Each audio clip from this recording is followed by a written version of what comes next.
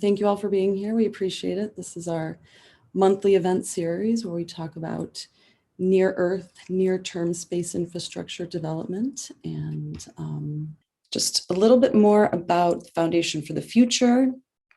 To put this, the why behind why we created this event into context before I kick it off to Tim here, who will elaborate, but we are a 501c3 education advocacy nonprofit and the only nonpartisan organization advocating for financial tools that will make it easier to get capital for space infrastructure. The Foundation's vision is space access for everyone, not just astronauts and billionaires, and not only those in the space industry, everybody young and old, really anyone intrigued by the idea of someday traveling to space or working or even living in space. And to make space accessible to everyone, we must accelerate the space infrastructure development. So we are driving that conversation with an actionable and sustainable solution to accelerating space access through the Space Corporation Act. It advocates for long-term financial tools, including loan guarantees from the federal government for space companies building essential space infrastructure. As part of the Space Corporation Act, F4F is also committed to treating workforce as infrastructure and developing a thriving space workforce for both professional and blue-collar jobs through a kindergarten to orbit workforce development program. We're excited to report that over 100 House representatives and senators are in early support of the Space Corporation Act, which is very promising, but we've still got a long way to go. So again, thank you all for joining us. Thank you to the many organizations and associations who have partnered with us. Thank you to our donors and members who support us. We cannot do this important work without you, so thank you. And now I would like to introduce my friend and colleague, Tim Chrisman. Tim is executive director and co-founder of Foundation for the Future, a former CIA and Army intelligence officer. Tim supported the National Space Council and the Joint Staff at the Pentagon. He holds a master's degree in intelligence studies and international relations in affairs, both from American University. That's 2 master's degrees. Mr. Chrisman is the author of the book Humanity in Space and of various articles about the expanse of our civilization in space. Tim's next challenge and mission is to make space accessible, survivable, and ultimately routine enough to be boring. Tim, please. Thanks, Lila. And it's not impressive that I have multiple masters. I was not good enough to get a PhD. And so I just went and got another master's because I couldn't focus for long enough. So those of you with doctorates, my hat is off to you. So we're here, and this event series is really geared around the idea that we in the sort of inside of the space community are bought in. We believe, we're ready, we're excited. We want this to succeed and move forward with all of the ambitious promise and potential that space offers. And what sits between us and that goal is this chasm. And it's, I'm going to skip ahead a little bit. It's talked about in a handful of different marketing theory books, but it is this point where we, the early adopters, are trying to bridge between the rest of the public. And so this event series is meant as part of that, to be an insider view of the space economy that's presented accessibly. Not only that, but every month we try to highlight a specific town that we left out. And we're taking ownership of that as we in the space community have left communities behind, and through on purpose or accidentally. And so we try to highlight those so that we can bring them along. We've done communities like Scranton, Pennsylvania, Akron, Ohio, Savannah, Georgia, and this month it's Charleston, West Virginia, because these are communities that were catalysts at different points in US history, in different industries, but that spurred innovation, growth, and development, and have the potential to do so again, whether it's because they already have the existing workforce with the basic skills needed, or because those communities resemble in many ways what a future space community would look like. That's what we're here to do, and as the presentation's titled, Cross That Chasm. So the main problem we're seeking to solve, I'm told any good pitch requires me to state the problem up front and not assume anybody already knows. We all know NASA explores and pushes the envelope, but who comes behind them? Who develops after the proverbial Lewis and Clark expedition? Right now, we expect NASA to expect them to run low Earth orbit hotels and lay pipe fittings and wiring for future settlements in the cislunar space. What NASA doesn't do, we expect Space Force to do. But ultimately, Space Force's mission is to defend the United States, to keep the space lanes free and clear. But then who is creating what they're protecting? Ultimately, that can't be their role because they're not going to be as good at it. We look to the private sector to do that creation, but they require, just like Jeff Bezos once said about Amazon, they require the roads and postal service to make themselves possible. Those basic building blocks of infrastructure that enable great companies, great economic drivers here on the ground, exist through a variety of financial and workforce development tools that don't exist in space. And maybe it's weird talking about money in space, especially to a number of you who have seen space money come and go.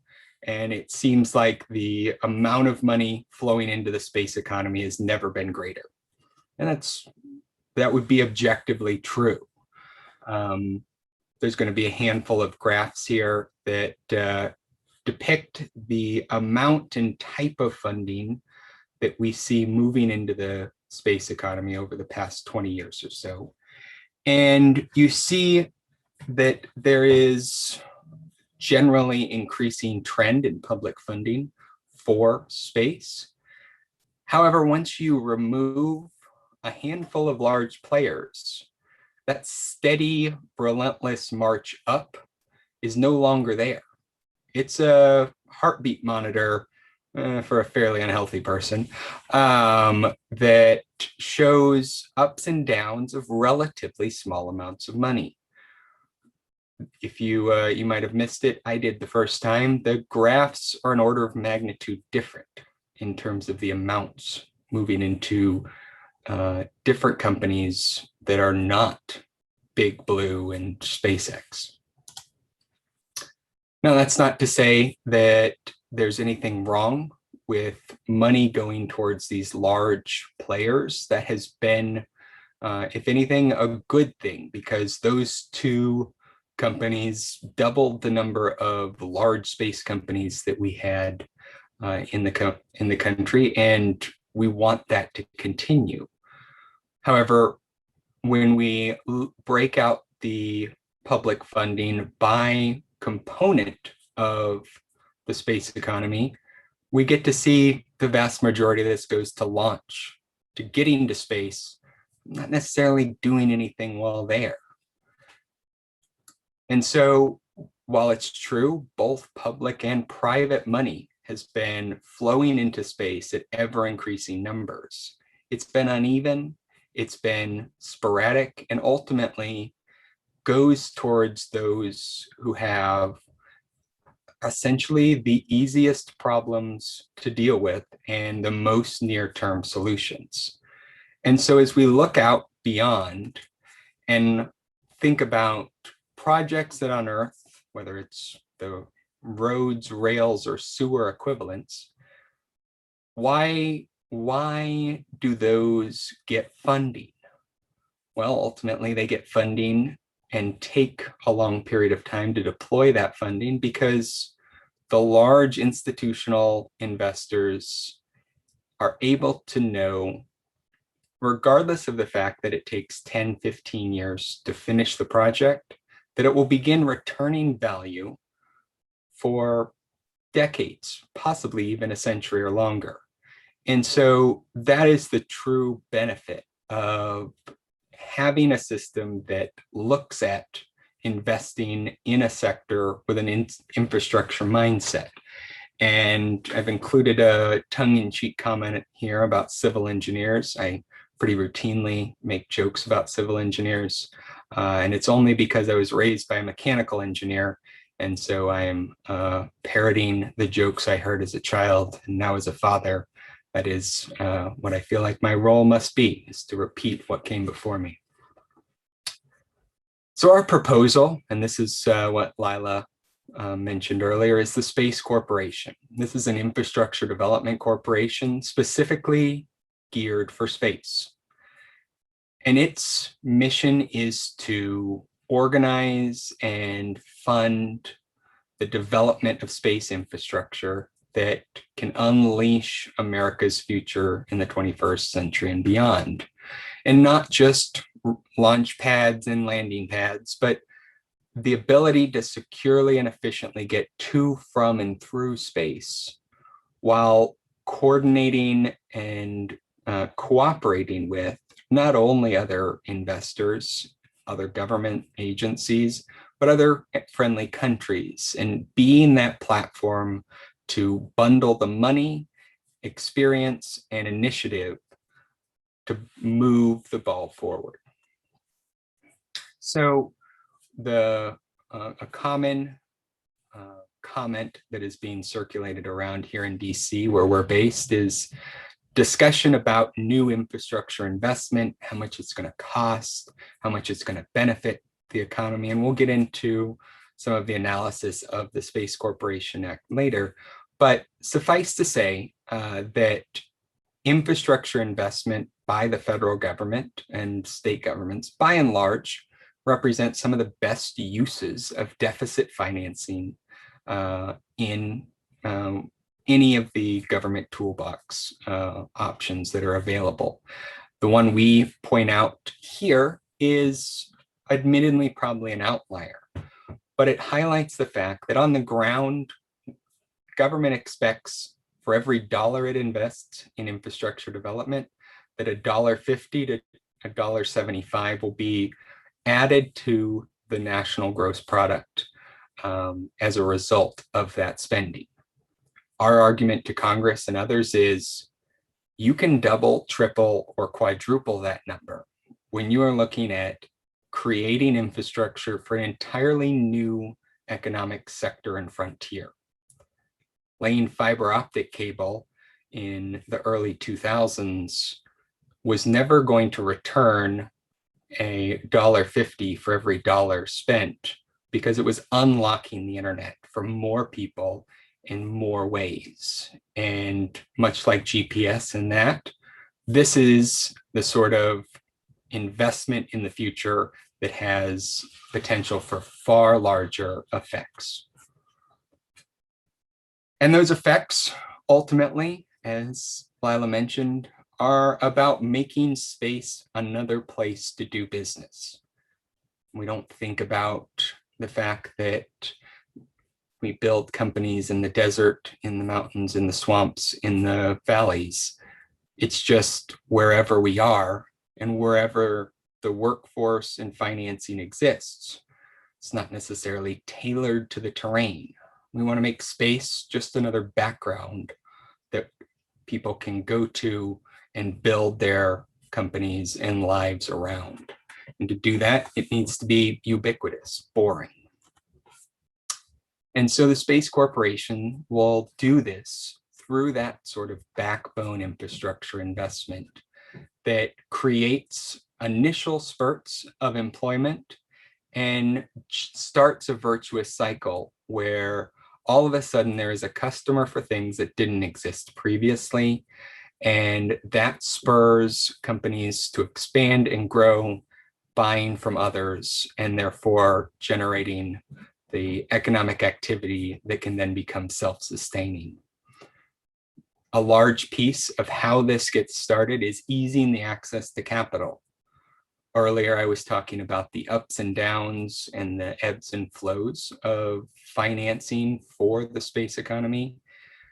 The Space Corporation, through a variety of tools that we'll get into here soon, looks to make that much easier, much more certain in a fashion similar to how ports, schools, roads are built here on the ground. Ultimately, though, it's about removing the uncertainty of what will be politically supported next and setting up conditions for the space economy to not be tied to government appropriations for its lifeline. That instead of worrying about DoD and NASA's budgets year on year and fighting over who gets what, removing that from the equation as a necessity. And so the Space Corporation would do this as a for-profit infrastructure development corporation, organized with the authority to issue loan guarantees backed by the full faith and credit of the US Treasury, bonds backed by the same, and to develop long-term infrastructure investment funds. It's designed this way so that the government need not put up initial appropriations to fund and capitalize this like it would an infrastructure bank. Instead, the government's contribution is the authority to issue those government-backed bonds and loan guarantees.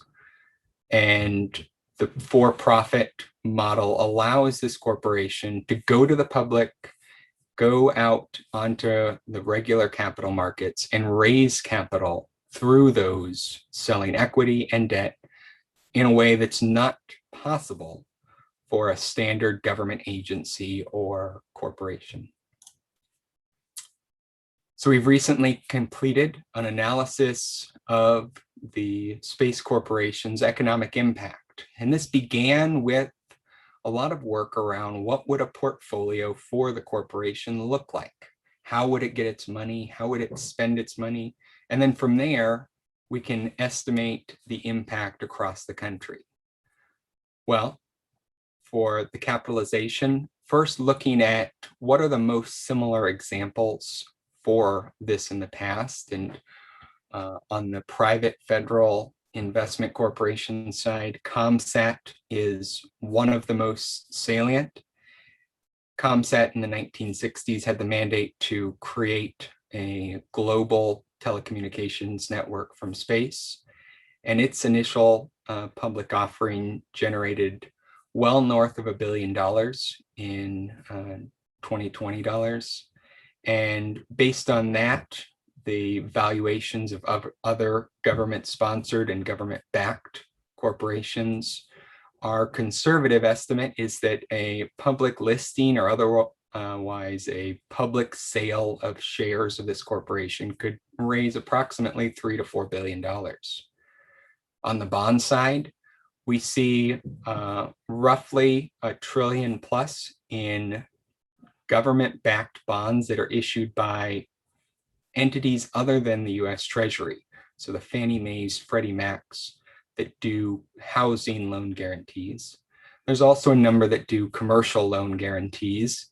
And because we wanted to keep this on the conservative side so as to not appear overly enthusiastic and optimistic, we modeled the bond issuance off of the Tennessee Valley Authority, which has roughly 20 to 25 billion in bonds outstanding at any given time that are roughly at Treasury market rates. This would likely be a far smaller estimate of what the Space Corporation could raise because the Tennessee Valley's mandate is a narrow region within the US to do power generation and area development rather than the larger mandate of space infrastructure development. All told, though, that's around 23, 24 billion. And this would be put into a portfolio of a combination of loan guarantees and investment funds. The Loan guarantees were chosen because the most successful examples of long-term bets on big ideas and big projects in this space have been in entities that take minority stakes in projects. Non-voting equity buys debt financing or these loan guarantees. So the InQtels for the more venture capital and the Department of Energy's loan guarantee program. This program itself is modeled more like Department of Energy with it is seeing about 10% return on investment for its program with about a 3% default rate. I'm not a commercial banker or investment banker, but I've been told that over a 20-year lifespan of a fund like that, when you're doing emerging tech and emerging bets like that, that is an absurdly good return for basically no upfront capital. And so this portfolio is modeled off that and is actually probably a little more conservative. The numbers there are based on the idea that for a loan guarantee, the guaranteeing organization doesn't put up the full amount of capital. Instead, it holds a reserve based on modeling about failure rate and the like. And the standard amount to withhold for government loan guarantees like this is between 10 and 15 to 1 in the ratio. So this portfolio skews slightly conservative in the aggregate, but it still nets the effect of turning 23 billion into well north of 200 billion in total investment potential. We also included some revolving long-term funds because there are likely projects that would directly benefit the DoD and NASA, like a strategic fuel and mineral reserve, that need the full funding of an organization like this, or a larger amount of funding by an organization. And so that results in a far smaller multiplier effect for the investment. Typically, I go into more detail about the types of investments. Suffice to say, it's about getting to, from, and through space and building the economic base for a space economy. I won't go into this further. If you want to know more, we can talk later. I'll hit on these top line numbers and then we'll end it there so I don't take any more of Jason's time. So the economic impact that we've modeled for the Space Corporation over its first decade would be about 2.6 million new jobs created, over 160 billion in new economic activity. And you might ask, well, I just mentioned a portfolio that was over 200 billion. We assessed that over those first 10 years that the amount of money deployed from the Space Corporation would be a little less than half. And so the ultimate return to the economy is around the $1.50 to $1.60 per dollar invested that is standard for multipliers. And because we're highlighting West Virginia, we actually did do this analysis state by state at the top line level. And West Virginia would see roughly 7,000 new jobs, about 240 million in new economic activity. And that is based on, again, the assumption that things continue as normal in West Virginia with its relation to the space economy, rather than being brought more fully into it, like we're attempting to do with this event here. So I will close it there, and yeah, thank you for your time. Thank you, Tim. Good morning, everyone. I'm Lee Steinke with Foundation for the Future. I'd like to start by thanking our sponsor for today's programming, Otter PR. As experts in their field, they know that sponsorships are a special kind of PR, and you can use a sponsorship that way for your company as well. We'll be hearing from Jay Feldman, head of Otter PR, later today. If you'd like to help cover the cost of this event, please make a donation at www.f4fspace or add a sponsorship to your registration for next month. The next three speakers are all experienced and seasoned in some ways, but relative newcomers in other ways. We'll hear three shorter presentations that reflect back on yesterday's programming and highlight where new energy is coming from in these fields. Jason Michaud will talk about how his company Stardust Technologies is applying their expertise in VR to space training and mental health. Brett Peterson will talk about his new company, Venture Ingredients, that is working on space food solutions. And Sunny Narayanan will review some of his extensive research as a student and PhD candidate, and we'll hear about where his work is headed now that he has completed his studies and is working with NASA in a postdoctoral program at Florida State University. Jason Michaud has been leading Northern Ontario in innovation and technologies for 10 years, creating a bridge between international government bodies and small businesses alike. Mr. Michaud's company, Stardust Technologies, aims to bring virtual reality to the forefront of aiding the space industry. Jason, thank you for joining us today. A pleasure. Thank you very much, Lee, and great presentation, Tim. Really happy to be here. This is new to me, but this is a great opportunity.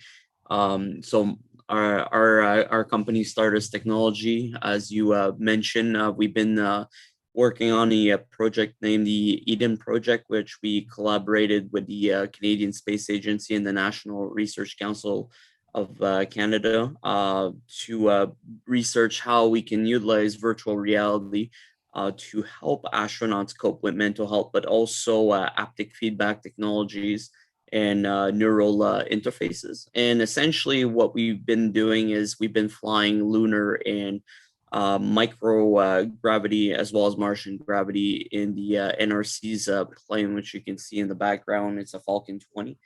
Which we've been doing in Ottawa. Obviously, COVID had an impact on that, but we're basically been creating this sandbox environment where we get the astronauts to wear virtual headsets in space and to be able to experience different things such as psychoanalysis analysis to help them cope with their current moment anxieties, or to also give them a perspective where they could potentially have their loved ones on Earth joining via another headset on Earth and to go in different environments like a forest or a desert so that they can relax together and feel a little bit less stress. And the other big components that we've been aiming towards this journey has been to potentially get astronauts to be able to hug their loved ones from space or to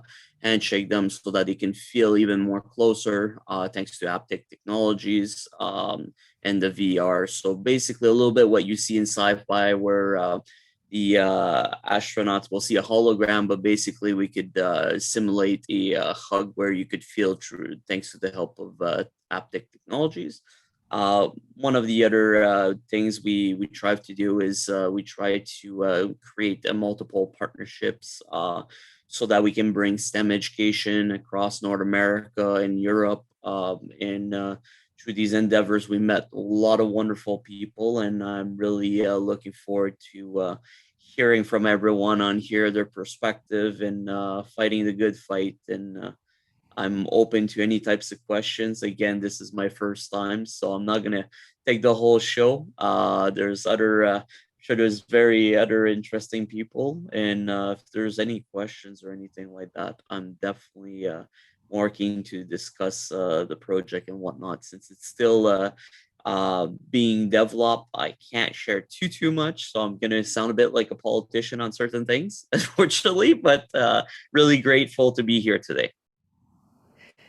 Thank you, Jason. Tell us just a little bit, describe what the plane flight does. So, walk us through that process. Yep. So basically, when we go into the interseas flight in Ottawa, as the when we go in a parabolic flight, the flight itself builds up kinetic energy before going to in a higher elevated angle, and basically drop the engine so that it slows real basically to an out like if you're going up on a roller coaster, and right at the top for a few seconds you feel like you're flightless and your heart is going to pop out of your chest. My first experience back in February, that's how I felt, and especially with COVID, with the mask and everything, I thought I was at the top of a roller coaster, I was just going to fall. But uh, I mean, once you get used to the first the first few times, you get over it. But basically, it's an amazing feeling because you're completely in free float. Obviously, we had some challenges because of COVID and whatnot. We had to stay seated and whatnot. It is quite a small cabin as well compared to the Nova Space and the Air Zero G, but nevertheless, it still allows us to have a more personal experience and more focus on our experience without having to have multiple experiences at the same time. Again, there was challenges, as Roxanne, you're asking, basically based on the fact that we were restricted in the amount of people we could get, but that's still a good thing since it's a relatively very small plane. The other big thing is you're hitting on the way back to rebuild that kinetic energy. You're building that by going into between 2G to almost 4G sometimes. Really depends. And because of COVID, we can lay down. So we're basically sitting and getting the full G's to our face, squishing us quite a bit. And if you experience any like symptoms and stuff like that, basically let's stop the plane and go from there. So you're doing your best not to have to use those barf bags. But one of the great things is we get to do it. We got to do it quite a few times, and I got used to it. And after the third flight, I mean, you just got to control how you're breathing when you're going through the hypergravity portion. But after that, you're goofing off. You want to goof off. You want to throw golf balls and stuff like that. And like anyone, I assume would. It's definitely it changes your perspective. And I really recommend it if you ever get a chance to go in microgravity, as we've seen with Richard Branson recently with their space flight. Yeah, I mean, And are you collecting any data to apply to your work when you're doing those flights? yes. So basically, we've been inviting a different person to be our third um, person coming into the flight every flight, just so we could get some different someone that's never experienced zero G, so that we can get their feedback on how the technology is helping them cope with it, because otherwise it would be very biased on our end. But basically, we're really we're like very limited again, and it's kind of biased in that sense, because we can't get as much people on the plane, but we're basically collecting basic data so that we can improve the overall experience. And it's a bit shorter compared to what the astronauts are doing in space, right? Constant zero G. We're just getting like 20-second at a time when we do a parabolic. The lunar and Martian is a little longer because of the angle of the plane. But I mean, it's we try to get as much data as we can, and then we basically evaluate it based on our data that we gather on Earth as well, because we got to test it in both different ways. But it's just to adjust it so that everything works up there. If this, so basically, I do find that the personally, from my perspective, it does feel better for myself if you have the headset working for the motion sickness, as I just noticed there was a question there. But basically, myself personally has been helping cope with the motion sickness. Again, I never used it in hypergravity. It really depends on the person. If you've never used VR before going up there and you're using it for the first time, you might be getting VR nausea as well. So Yeah. Stacking issues on top of each other. Jason, I'm getting a private comment about your T-shirt. You want to highlight what that's from, and then we'll move on to our next speaker. yeah. So the t-shirt, myself, I'm a space geek. So basically, when I saw that it was the 20th anniversary, not the 20th, the 60th anniversary of Yuri's Night, I had to make sure to get the most recent shirt of Yuri's Night. So I'm not sure if you see it right here. I had to come here and highlight it. So I'm a really strong proponent on STEM, like I said, and we are planning our own event where we're going to try to push the agenda that space is for everyone. It doesn't matter if you're someone that's working in electrical, whether an artist or a singer or anything like that. That's the whole goal of the future space generation, is to bring everyone to the table. And I'm really proud of the initiative that everyone's doing here. And I'm looking forward to helping as much as we can. Great. Well, you're in good company here, and we'll be talking more about art later today, as well as space money. So thank you for being with us, Jason. Merci beaucoup. All right, Brett Peterson is the leader of Venture Ingredients, a company that is creating food for the future on Earth and in space. Brett is a serial entrepreneur and was previously the North American product manager for a multinational ingredients company, so he may know a thing or two about what he's doing. He is the winner of the most recent New Space Business Plan competition. It's great to see you again, Brett. Welcome. Thanks, Lee. Thanks for having me back. Should I share screen or how should we? Sure. Go for Okay, it. awesome. Now, Lee, we have, looking at the time, we've got two different ways to do this. When we had talked originally, you'd kind of asked me to go back through the business plan competition presentation, which I've practiced, I've got back 8 minutes again, so I can do that still if you like, and then just give an update on what's happened since. If everybody here has already seen our presentation, I can just give the update. Which way would you say we should go? Yeah, why don't you do just walk us through the presentation and then the quick update and try to keep it in 10 minutes. Sure, no worries. Let me share the screen here and we'll off to the races.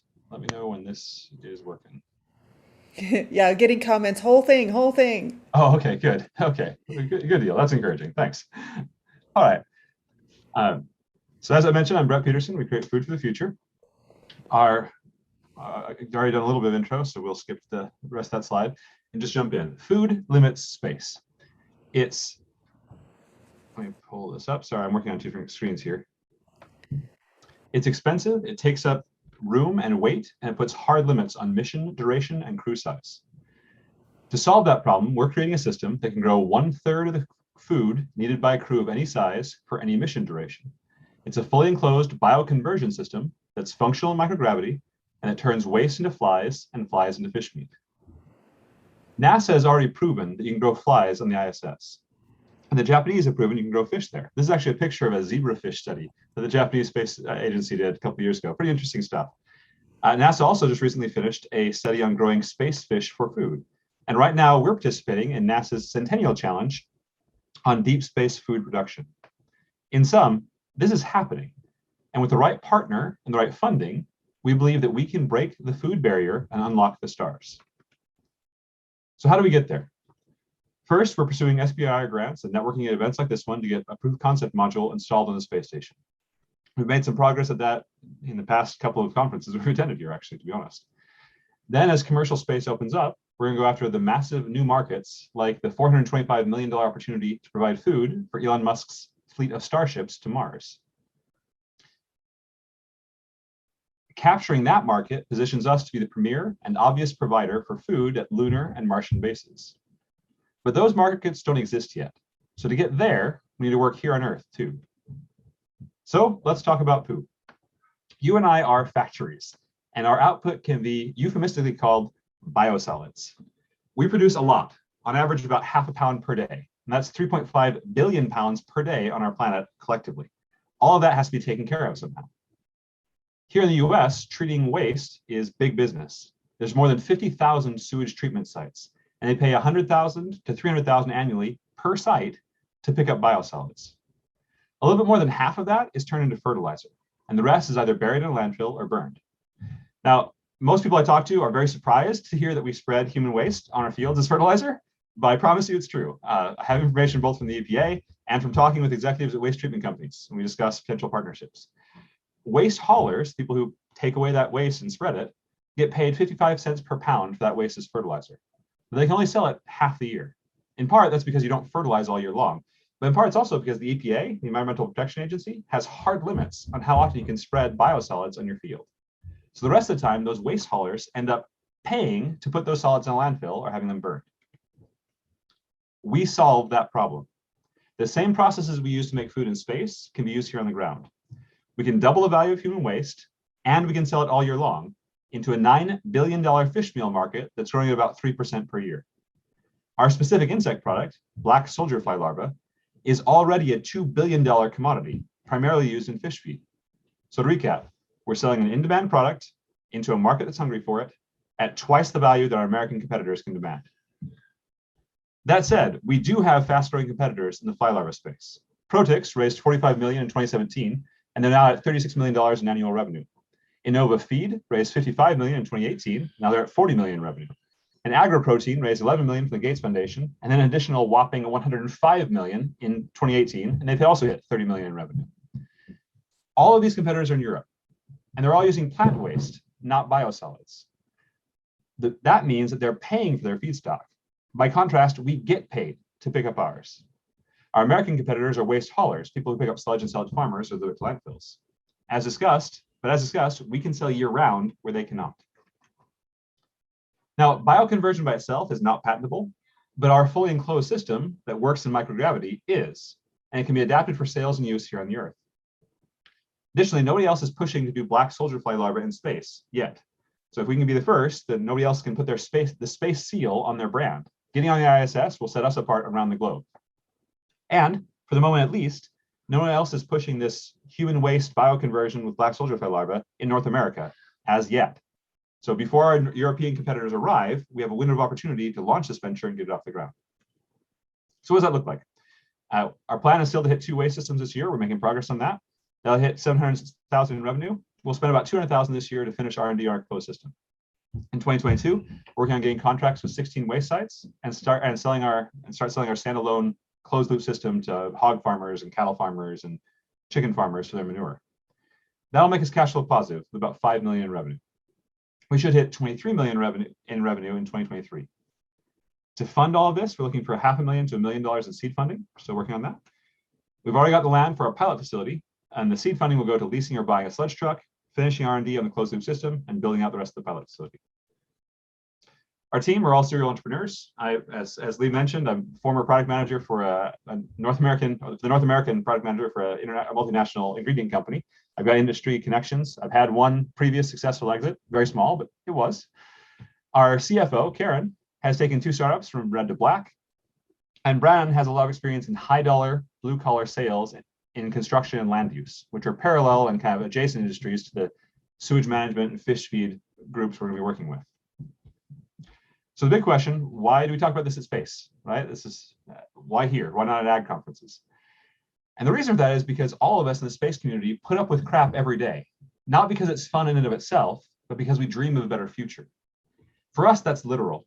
Don't get me wrong, bioconversion is fascinating on its own, and there's a ton of money in it. But it's worth doing because it can take us to the stars. Second, we're pitching at space here because we need this community's help. This community understands literal moonshots. It understands the importance of things that aren't sexy at first, like life support systems. I mean, Tim just gave us a great description of how there's huge advantages to be had with kind of slow burning things at the start, right? This community understands how to handle massive, capital-intensive infrastructure projects involving tens of thousands of people, like we want to grow into be. So for us to tackle the human waste challenges on this planet, which are tied to water stress and land use and 100 other vital parts of this blue marble, we need partners who can think and act at that scale, even while we're still stretching our wings. So yes, we will pitch to the Cargills, the Veolias of the world, and we'll participate in the next manure challenge. But the vision of humanity venturing out into the stars from a clean world with vibrant fisheries and sustainable agriculture is something we can share here in the space community in a way that doesn't make sense anywhere else.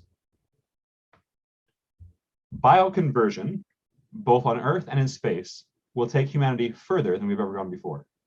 Thank you. So that was the original pitch, the New Space Business Plan competition. Now the epilogue. What's happened since? So since we had the New Space Business Plan competition, what was that, 2 months ago, Lee? I think it was in, yeah, it just seems like so much longer. But anyway, in that time, we prepared our submission for the NASA Deep Space Food Challenge. So we're submitting that at the end of this month. That should give, well, hopefully, will give us another little boost, another little injection of seed funding. We'll use that to keep moving forward. We've spoken with a series of investors who expressed early interest. We've begun and continued our customer discovery work. This week, actually, I was very excited. We had early stage conversations with international providers of 3D printed meat to continue to further expand production of food in space, and talked about setting up potential partnerships for passing NDAs back and forth, that type of thing. So we started the conversations with some potential partners around the world. We've also made progress building out our pilot and test facility. And as we've started that, we've made a breakthrough in our process. We think that by adding another step or two, we can get our bioconversion up above, well, closer to 100%. We think probably around 85% is what we're looking at, right? So using a couple of process improvements. That means we can provide more food with similar inputs, right? From the business model side, we figured out, as part of our customer discovery work, we think we found a way to turn those waste hauling competitors in North America into customers instead. And so if we can do that, that will lower the cost of our startup, like lower our initial funding requirements by about half. And we'll also make it so we have a lot fewer competitors to start with. It makes it a heck of a lot easier to grow when you're not fighting two industries at once, right? Yeah, and so I put this quote, I think this is from a leadership guru, but I think this captures how we're trying to go at things. We're certainly aiming high. We've started small. We haven't made $40 million a year yet. Hopefully we'll get there, but we've kept going, and we're going to keep going until we get there. So thanks. Great job, Brett. Thank you. It's nice to hear some creative ideas about just shaping the world around you as a new business. And tell us what role, we've got another New Space Business Plan coming up next month, and there's still an open slot for a competing team in that competition. So tell us what that competition has meant to you. Yeah, absolutely. So that competition, honestly, gave our team, we're a very terrestrial company, right? I mean, we work with ingredients and foodstuffs.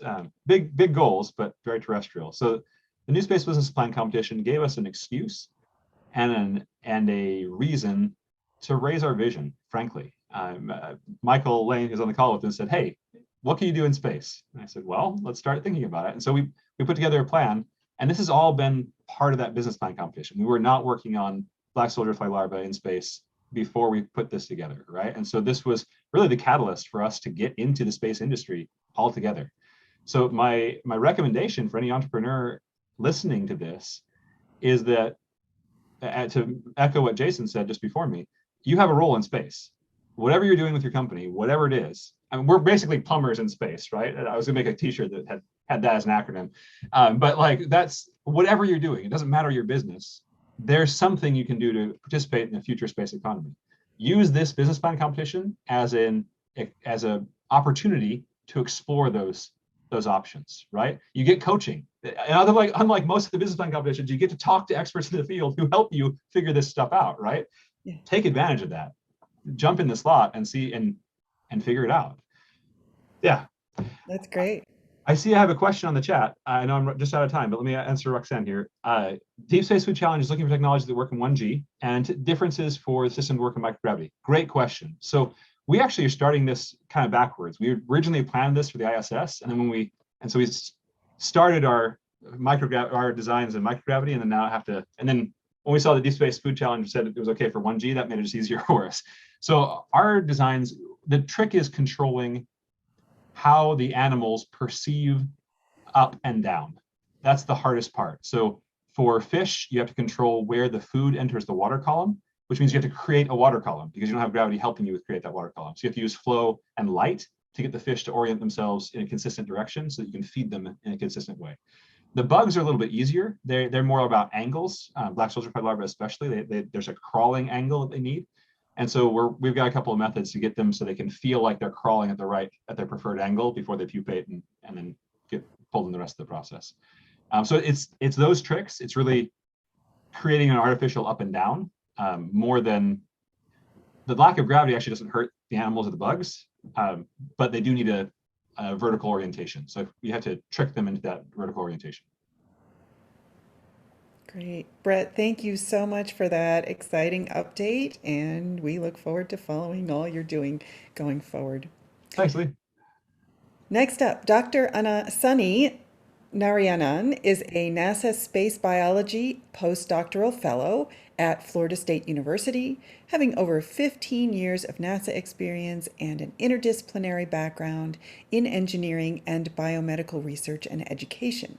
Dr. Narayanan holds a PhD from Texas A&M University in medical and space physiology and BS degrees from West Virginia University in mechanical engineering and biology. Sunny, thank you for being here today. Lee, my pleasure, and thank you for having me. I'm going to go ahead and share my screen.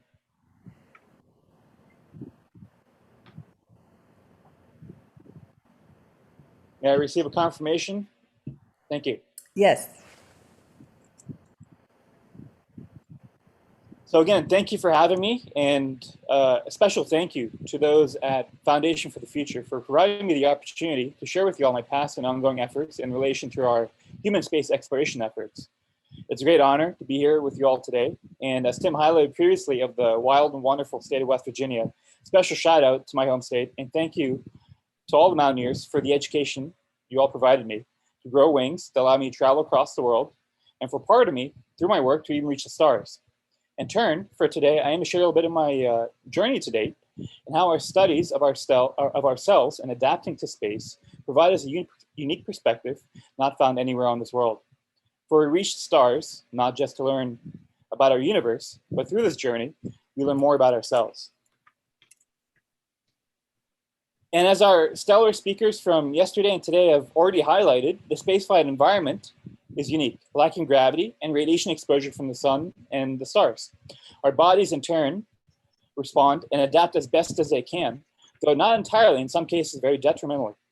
As this illustration describes, with regards to spaceflight adaptations, there are many, from bone and muscle changes, to alterations in kidney function, to cognitive brain changes, and immune impairment, among more. Furthermore, all organs rely on the heart to supply them with blood, with the cardiovascular system, including the heart, lungs, arteries, veins, and lymphatics, being one of the most affected organ systems to spaceflight exposure. Each branch of the cardiovascular system adapts differently, though our knowledge of this is still relatively limited, which is a concern as we now aim to return to the moon through our Artemis project, not just to visit, but to stay. Yet many questions of how we adapt remain unanswered in the context of astronaut health. For example, the lunar surface contains soil that is difficult to prevent from contaminating the inside of a lunar capsule or habitat in the future. Observations that we gathered from the Apollo missions.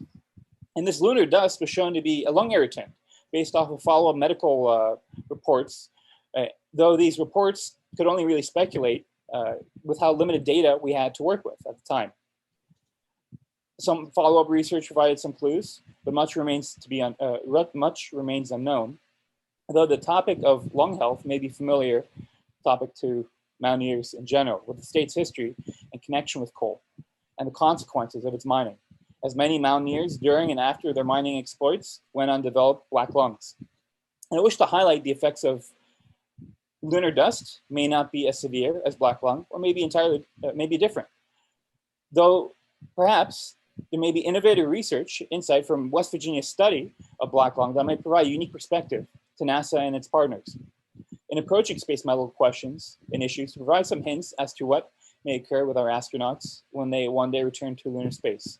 This is just one example, for there are many, and indeed, there still exist many unknowns in the field of space medicine.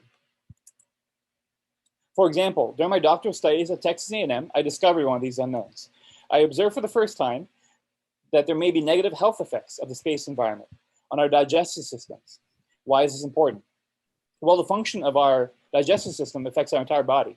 The digestive system not only breaks down when we eat and drink, but importantly, it absorbs everything we ingest to then provide these materials to sustain every organ's health and well-being.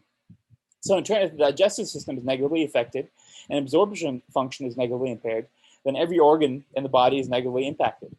And through a series of projects presented at NASA's biomedical research venues, such as Human Research Program Investigators Workshop and the ASGSR annual meeting, I studied this and showed how spaceflight factors may have negative effects on the digestive system, as well as effects on other organs such as bone.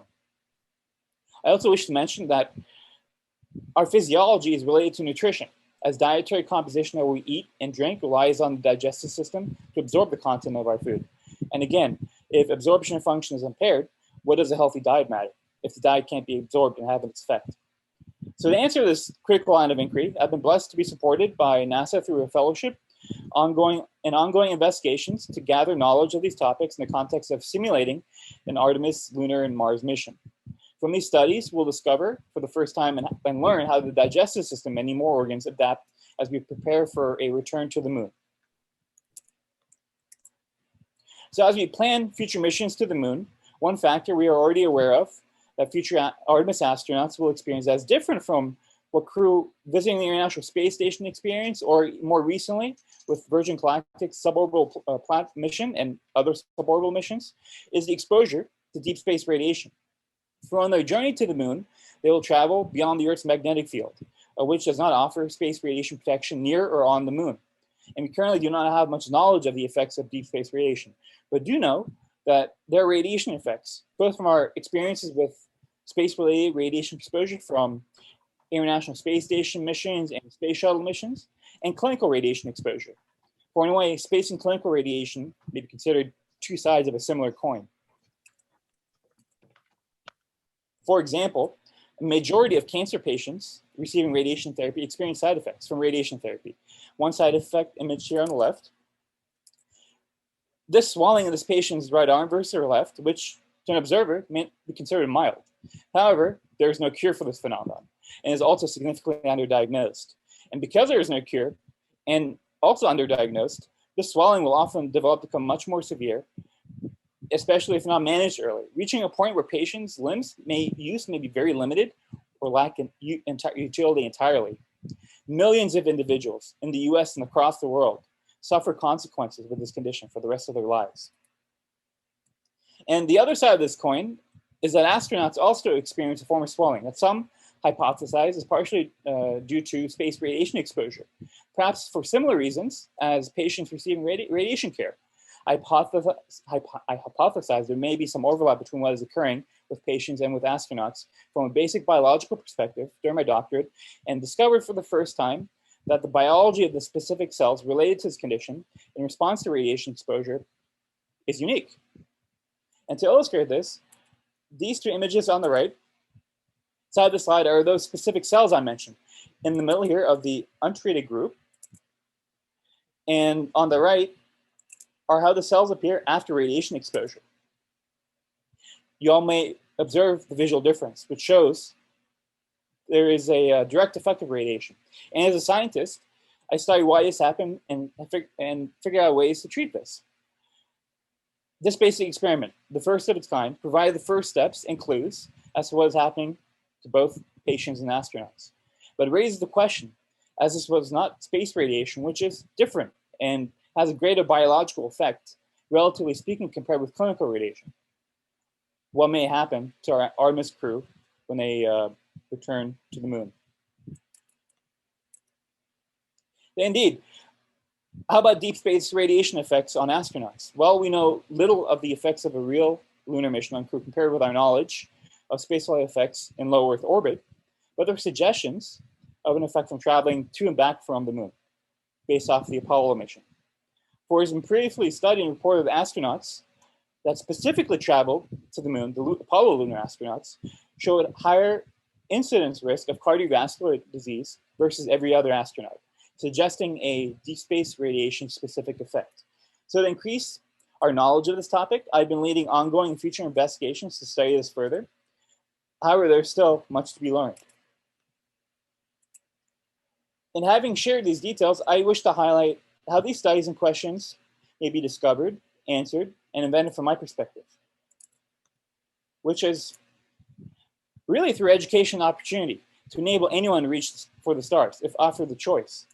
For myself, being a first-generation academic that grew up in West Virginia, hearing stories of Chuck Yeager, Homer Hickam, Katherine Johnson, John McBride, Judy Hayes, Emily Morey Holden, among many others, our human space exploration efforts are not just a source of inspiration, but also of innovation, providing a platform to discover, engineer, and invent, independently and perhaps dependently. For the spaceflight experience is unique, as all of the speakers have highlighted, with medical adaptations being subtle yet profound compared with terrestrial adaptations, as the effects of spaceflight influence the entire body and are interconnected in a way unlike most medical conditions, or so we think. And through the study of these adaptations, among others, we gain novel insight of our physiology to perhaps provide a unique perspective and approach to apply and study our terrestrial concerns. And given the number of discoveries and knowledge that we have gained, just from our relatively short experiences in low Earth orbit, just imagine about what we may learn about ourselves from the effects of deep space and lunar environment. And finally, as I've touched upon, just a few West Virginia connections to space, and the knowledge and insight, among other resources it could share of coal dust and others to serve and build bridges to connect and important sustain a presence on the moon, whatever heavenly object that may be. For West Virginia's roots may be in coal, but through education and opportunity, mountaineers like me, along with many others, could build a foundation of more bridges. So perhaps through our conversation today and the future, we may build more bridges so we may all reach for the stars, whichever ones they may be. In short, I will leave you all today with my most important slide, highlighting just a few individuals and programs that provided me the opportunity to build my own foundation for my journey and be blessed with the opportunity to meet with you all today and to share my small role as part of our human space exploration efforts. Thank you for having me. Thank you so much, Sunny. Great presentation. And the breadth of the work that you've done across multiple physical systems within the body is almost overwhelming, and it just makes you feel this energy that, oh, we get to solve this problem, then we get to solve that problem, and it's really exciting to see those specifics. And we have a question in the chat for you about some of the effects of microgravity. That would you recommend the rotating wheel model, and does that help with some of the issues that you described? Yes, thank you for the question with regards to a artificial gravity engineering system that certainly colleagues in the NASA community have had an ongoing development of artificial gravity systems that would certainly minimize the effects of microgravity or lunar gravity or Martian gravity. And that's certainly one countermeasure of many other potential options, exercise being another, and dietary interventions as well. So artificial gravity and perhaps others would be certainly one of many approaches to address the medical adaptations that occur in spaceflight. Great. And the applications, I loved your comparison of studying tuberculosis in West Virginia, from coal mining to lunar regolith issues that may crop up. Just really fascinating work. Thank you so much for being here today. Of course, thank you for having me. All right. And just before we run off to the next segment, I'm going to invite my colleague at Foundation for the Future and the Cultivated Group, Emily Mishler, to jump in for just a minute.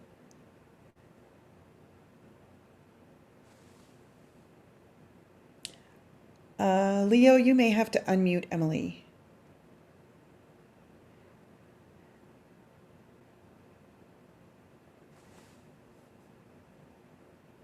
Awesome. Thanks so much, Leo and Lee. Well, it's a pleasure to be here and meet you all today. Lee, thank you so much for that quick introduction. As she mentioned, my name is Emily Mishler, and I'm the founder and CEO of a group of impact-driven consulting companies called the Cultivated Group. Our background is the intersection of corporate philanthropy and creative solutions for revolutionary ideas, and we're affiliated with the Foundation for the Future's philanthropic development arm. We've been so impressed with the incredible speakers we've had today at the Foundation for the Future's July 2021 Conversations for the Future, and are so grateful you're here with us. We're so inspired by the advancements our speakers, allies, and the Foundation for the Future is making in building the future of space exploration. This future, in space and beyond, is being built one relationship, conversation, and connection at a time. Each month, the Foundation for the Future hosts Conversations for the Future to ensure that our future in space is easily accessible, economically fruitful, and secure from threat. Our immediate steps must begin at the ground level now. Conversations for the Future is a nonpartisan forum to explore the needs, solutions, and innovations around space infrastructure near Earth in this decade. In order to continue this momentum in building and contributing to this caliber of event, conversation, and community, we need your help. Join us in contributing to Conversation for the Future through a one-time donation and helping us cover the cost of the event. So our ask? Help us in making space boring and accessible by donating to support Conversations for the Future, because the time is now and the world can't wait. If you have any questions, please don't hesitate to reach out to any affiliate of the Foundation for the Future. Our contact information and a link to donate may be available on the QR code right now. It also looks like it might be glitching, so please feel free to visit our website, f4f.space. For those of you on the live call, I'll be happy to stick around and field any questions. For those of you on the live stream, please reach out via the Foundation's website, f4f.space, with any questions, comments, or concerns. Thank you so much for your time this morning and attention. And now I'll turn it back over to Lee for our regularly scheduled programming. Thank you so much, Emily. Appreciate your time. And speaking of money, now it's time for Space Money! In this segment, we talk to investors, economists, CFOs, and analysts about the financial and economic aspects of space. This time, we get to talk with Eva-Jane Lark. Eva-Jane Lark is a vice president and wealth advisor with BMO Nesbitt Burns, one of Canada's largest full-service investment firms. For over 25 years, she has provided expert advice to her clients on a wide variety of investment and wealth management issues. Since reviving her childhood passion for seeing humanity live and thrive beyond Earth, Eva has researched the state of the space industry, presenting papers at space conferences starting with the investment financing of exploration. She has been an invited judge for the New Space Business Plan competitions and a keynote speaker, a moderator, panelist, and speaker discussing topics including financing for new space companies and markets, business case issues facing space-based solar power as a future energy source, and in situ resource utilization and space mining. For her insights as a keen observer of the emerging new space industries, she is also an active investor in publicly traded space companies and an angel investor in the private space industry. Thank you so much for being with us today, Eva.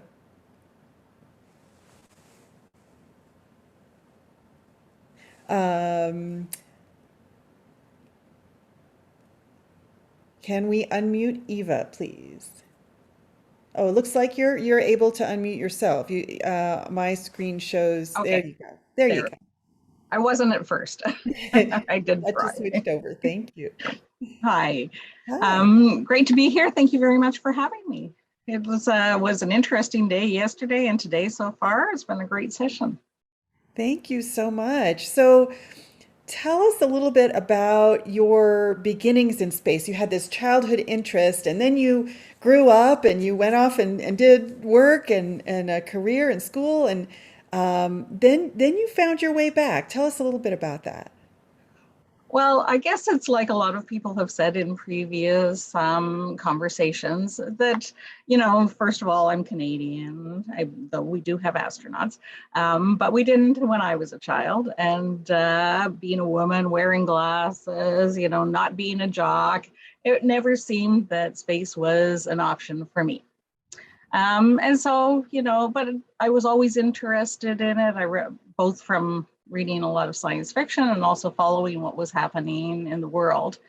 And then I went on a professional development program, which was interesting because one of the first questions they asked was actually brought out a lot of these, I'm going to say, repressed interests. Things that you always wanted to do but never thought you could, that type of thing. And so I started looking around, and that was around 2003. And it was really difficult to find conferences at that point in time that weren't focused on engineers or scientists or military or Star Trek. So it had quite the contrast. And then I found one that was for also in their, I guess, marketing material said entrepreneurs, enthusiasts, and educators. And I thought, well, 2 out of those 3 I would fit into, and it was in Hawaii. And so I figured, well, what could go wrong here? If I don't like it, I'll just stay on the beach. But I loved it. And I met a ton of people who I still am friends with today. And so I went to another one much larger the next year. I like small conferences better, I've decided.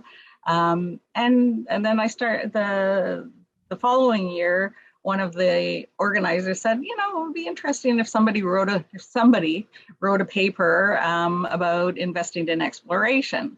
And then I realized he was actually asking me to write the paper, but I'd never seen the word abstract before, because in business we tend to use the term executive summary or something like that. So it was all new to me. But I wrote a paper on investing in exploration, some of its history, how voyages of exploration were financed, and then some of it was comparisons to other exploration heavy industries today. So mining, biotech, things like that. So and then one thing led to another, and I was invited to speak at a number of conferences and things like that, and I've just kept acting on it. Anytime an opportunity that sounds interesting arises, I will definitely participate if I can. So, but I think, and so I want to, encourage people. It's good to see younger people attending this, and also people just exploring it, because really there's so many places for people who don't have a scientific background or a space background to participate these days, whereas there might not have been in the past. And like a number of the, things that the billionaires have said recently in terms of the suborbital flights is, I kind of thought we'd be living on the moon by now. Yeah. And since we aren't, I think anything anyone can do is worthwhile to make that vision of the future possible. Agreed.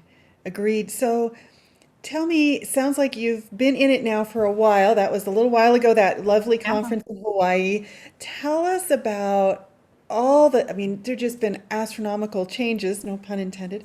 No pun intended. The early 2000s and today in this industry, and sort of what you see as that history. So things have changed. So there's things that have changed and things that haven't changed that much. And I would still describe space as an emerging industry, and it would probably be described that way. And for sure, in 2003, you had the big guys. You have the satellite industry, which is a space industry, but doesn't call itself that. And so that's a really interesting dynamic that happens in the space industry.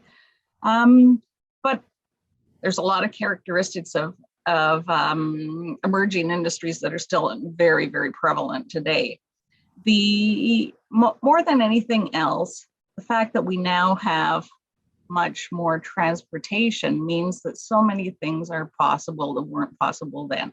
Because when I looked at in the early days, and I looked at business plan competitions, you'd go through and you'd say, okay, let's look at the assumptions. What are they assuming? And the first thing they were assuming is they would be able to have affordable launch. And they wouldn't, it just did not exist. And so SpaceX has made a heck of a difference in this. And they've also inspired their competitors, the sort of, traditional space, to be a lot more creative in terms of getting launched. So the whole accessibility is dramatically changed. And that enables so many other things. So I think that one of the things that I always look at is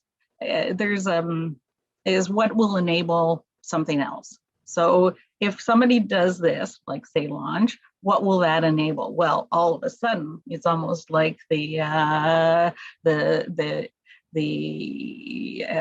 cislunar environment opens up to you, whereas it wasn't open before. Yeah, sort of like the early days of the internet.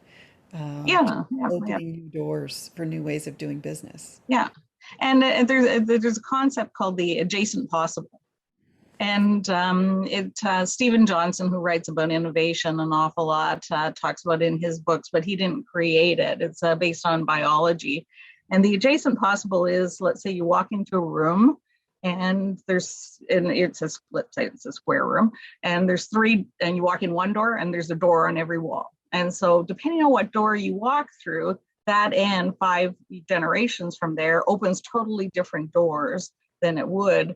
And so, but you can't get to what's in room 6 without going through 1, 2, 3, 4, and 5.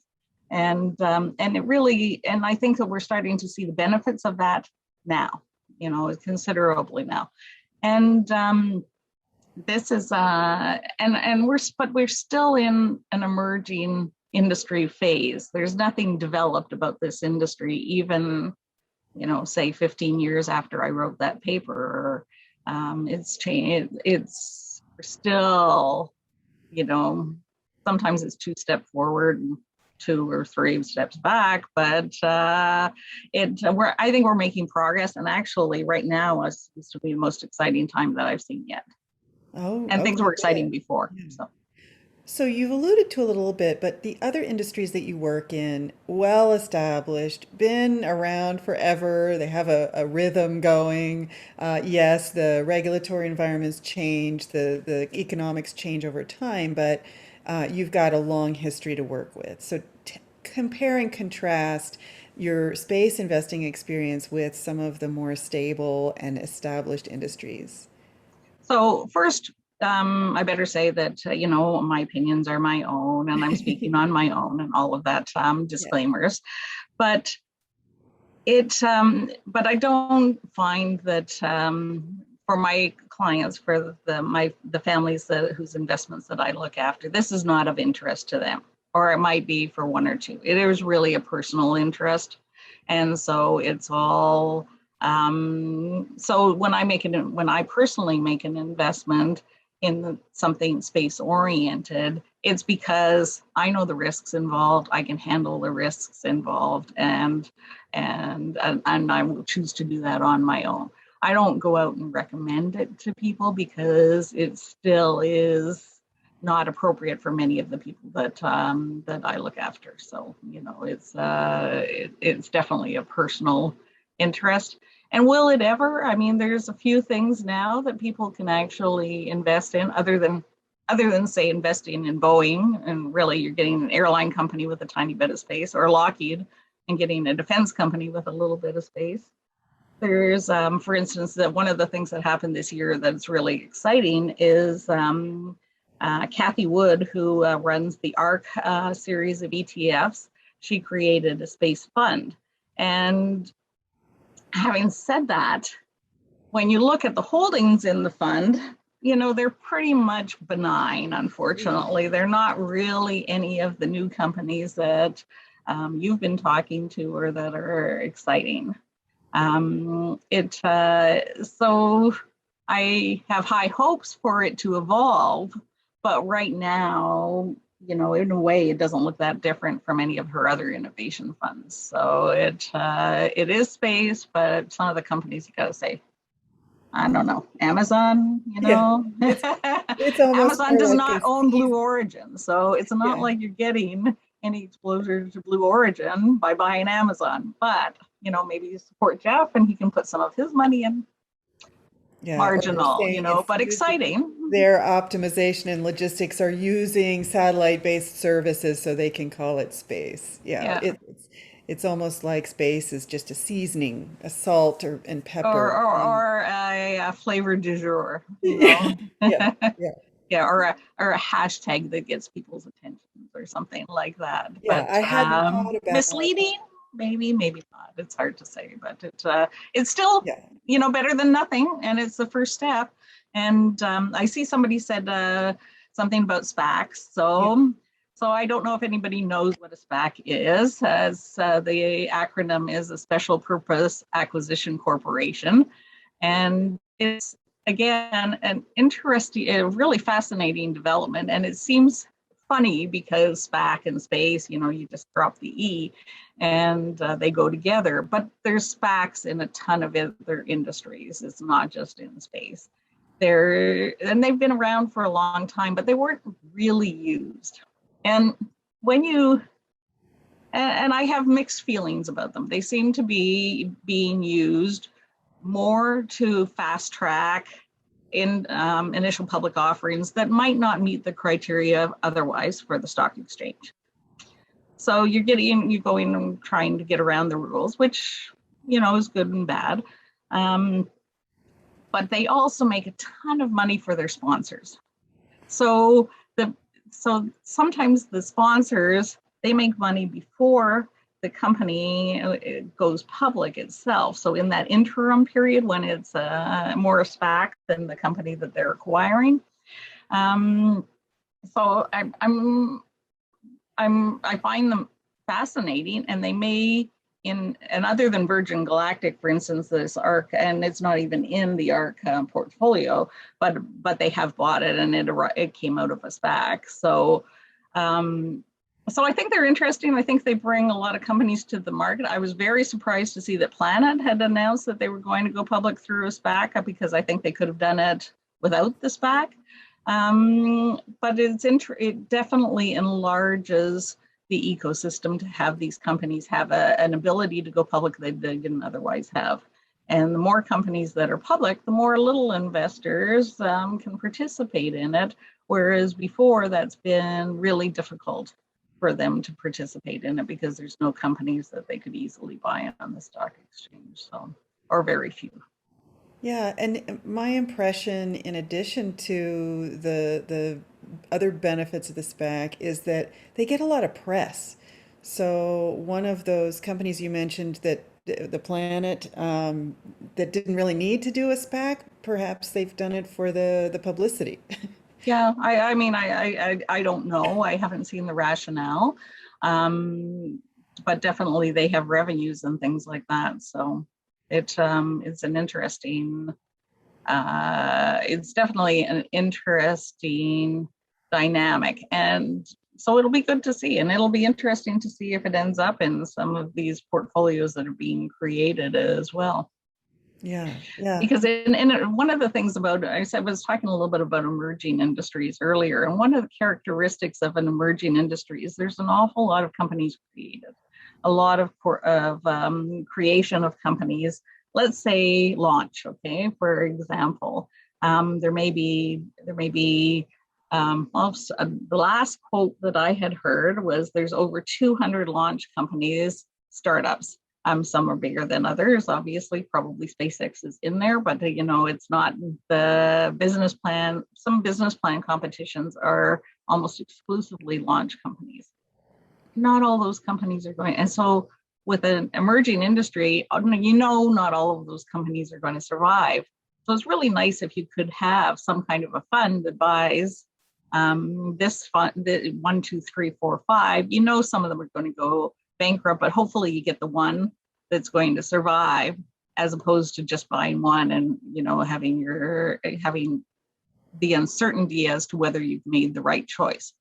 in addition to that, there's some VC funds that are specifically focused on space, and that's a really interesting development. And you've had people from them on the judges on the business plan competition, but it's really nice to see that they're starting to do that. And I've put some money into one of them because, again, it gives you some diversification without having to make a whole lot of individual purchases. So, and there's also starting to have interest in their funds from other VC funds who will just buy their fund as a piece to get exposure to the space industry. So that's a really fascinating development as well. Yeah, different layers of diversification opportunities as people dip their toes into the industry. Yeah. But with any emerging industry, there's usually a phase that they go through that a lot of the companies do go under. And so, you know, I don't know if we've been through that phase yet, but it is something to consider, and or they've been failing silently in the case of launches, for instance. Yeah. So talk about it. That sort of brings us back to business plan competitions. Talk about a couple of the things within this ecosystem that you look for in a company that you think might be among those that survive an iteration and are worthy of investment. So the things that I look for are a little bit personally biased because, you know, there's lots of satellite companies, let's say Planet, that are likely to be very successful. But to me, they don't add anything to our ability to live and thrive beyond Earth. So they're not of interest to me, even though they can make lots of money, because they don't really fit the enabling criteria. You know, you can't build on what they're doing. It's really good to be able to observe Earth and help farmers, and everything that satellite industry does is fantastic, but it's not really space enabling. So I have a little less interest in those. But one of the things that I always, first of all, as everybody has already said, I'm sure in other events, is the people are really important. And Brett, because I was at the event that he won the competition, you know, coachability is definitely a factor that all of the VCs and everybody else looks at when they look at people, and he was very coachable. But also the assumption. I find the one thing that a lot of the time people don't take into consideration is when someone professional is looking at your business plan, they're going through, and in their mind, they're looking for what assumptions you're making. And it's better to state them out front than it is to, sort of hide them. And there's enough people doing due diligence these days for space investors that, you know, your facts are going to be checked. In the early days when the Ansari X Prize was on, we had a company come to my head office, and I had just talked to them about something else, about my space interests. And so they called me up and said, Eva, they've got the space company, and, you know, can you look at what they're telling us? And they were suggesting that a Space Act agreement was like money, whereas a Space Act agreement with NASA is definitely not like money. It can involve money at times, but mostly it's just an exchange of information.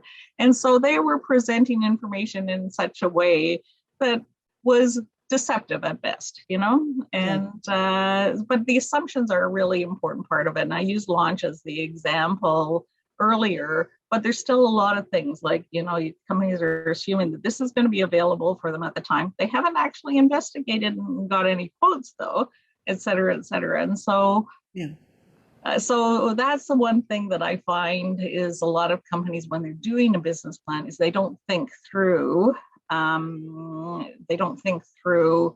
what assumptions are visible in the business plan, and they don't address them directly, because if they're addressed directly, then they are dismissed almost immediately.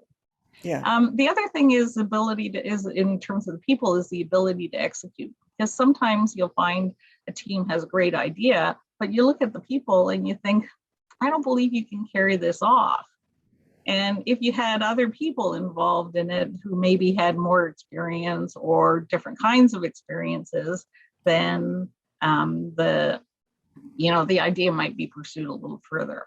Another little thing is, you know, most of the time people are constantly asking you to sign non-disclosure agreements. There's very little that I'm ever told.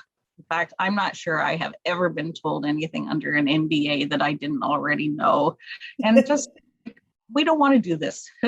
Don't ask for it. It's not that secret. And it's all about the execution, because really, you can have the same goals and the same objectives, but the ability of one person to do it and another team to do it are very different. That's very good advice. Just before we move on to our next speaker, just a very brief answer. You are a scuba diver, and that's a certain type of risk. Can you just compare space investing and scuba diving for our last comment? Okay, that's a different question. Well, first of all, with both, as long as you know what you're doing and you understand what risks are involved, it's actually, scuba diving is a very zen experience. In a way, it's a little like, I imagine space to be an EVA, to be in terms of, floating in space and being under the water. Both of them are kind of, I guess, zen. I don't know what to say, but more than anything else, as long as you know what you're doing and you know what risks are involved, no problem. It's pretty easy to do. Yeah. Thank you so much, Eva. Thanks, Lee. It's been a delight to have you on and just getting to know you a little bit. Thank you so much. Great conversation. Thank you. All right. Our next three speakers will talk about habitats.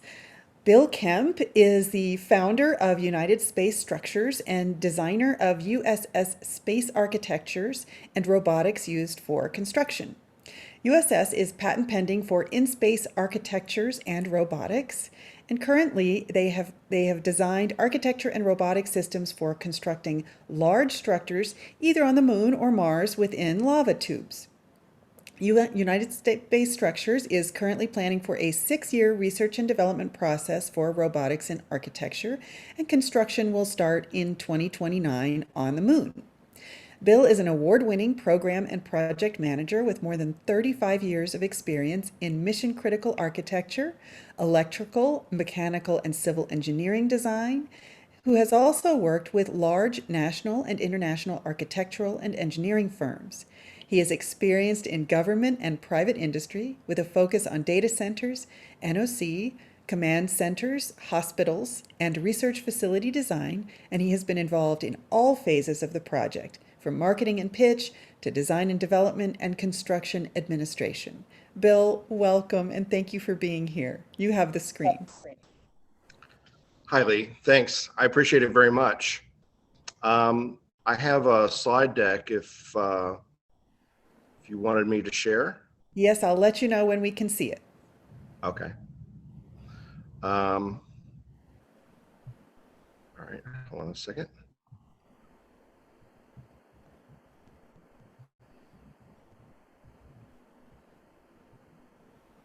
There we go. Let me get in present mode here. Well, good day, everyone. Thanks for attending the conference. I'm very excited to speak with you today. Yeah, United Space Structures is a design, construction, and real estate development company. We intend to build real estate on the moon and then on Mars. Eventually, who knows, maybe we'll go to Titan. But, we're going to start with the moon, and we're going to build large structures on the moon. Lee mentioned that we're going to be building within lava tubes, but as I will show you here in a moment, we have additional architectures for the surface also.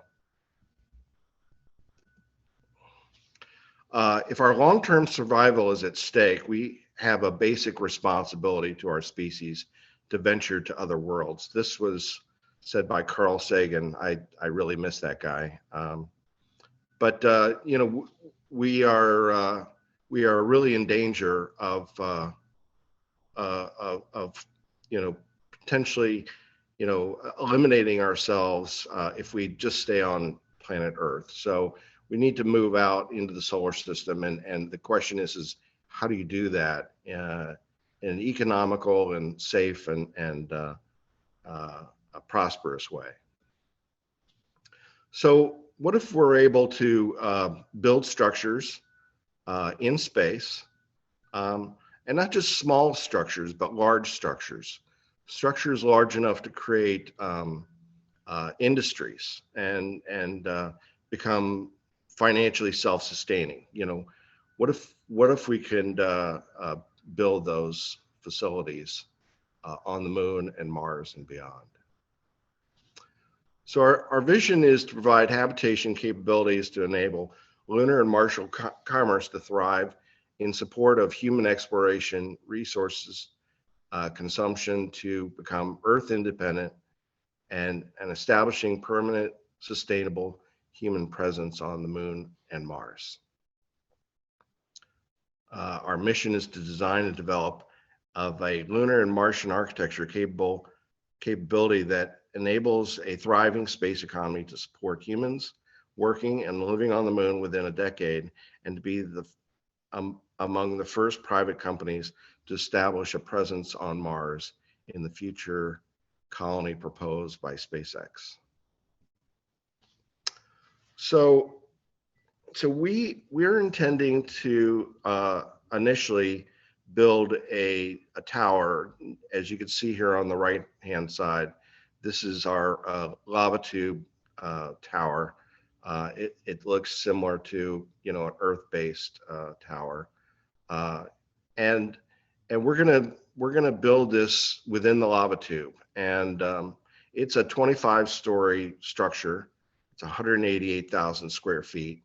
That's 17,000 square meters, and that's, you know, habitable space, pressurized space. So it's really rather large, and the whole idea is to build this thing large enough so that hundreds of people can occupy the structure at a time. And we feel that the scale of the project is really vital, because if you're going to create a lunar economy and you're going to make space pay for itself, financially independent, then you have to build it large enough to support industries on the moon. So, you know, we're going to have a variety of tenant types. Obviously, one of the first tenant types is going to be lunar miners. But then, you know, once you mine the material, then you have to process it. So we're going to have processing companies also within our facility. And then we're going to have manufacturers that take those processed materials and turn them into things that people need either on the moon or launched into orbit, the lunar orbit, so that you can start to build the infrastructure for the solar system.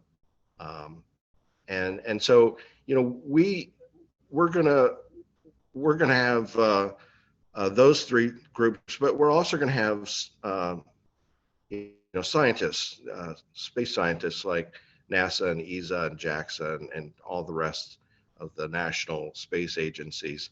They're gonna be able to have space within our facility to not only explore the surface of the moon, but also within the lava tubes of the moon, which there's currently 62 known lava tubes.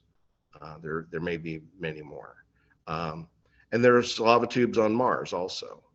So, you know, in addition to that, we're going to have space tourism.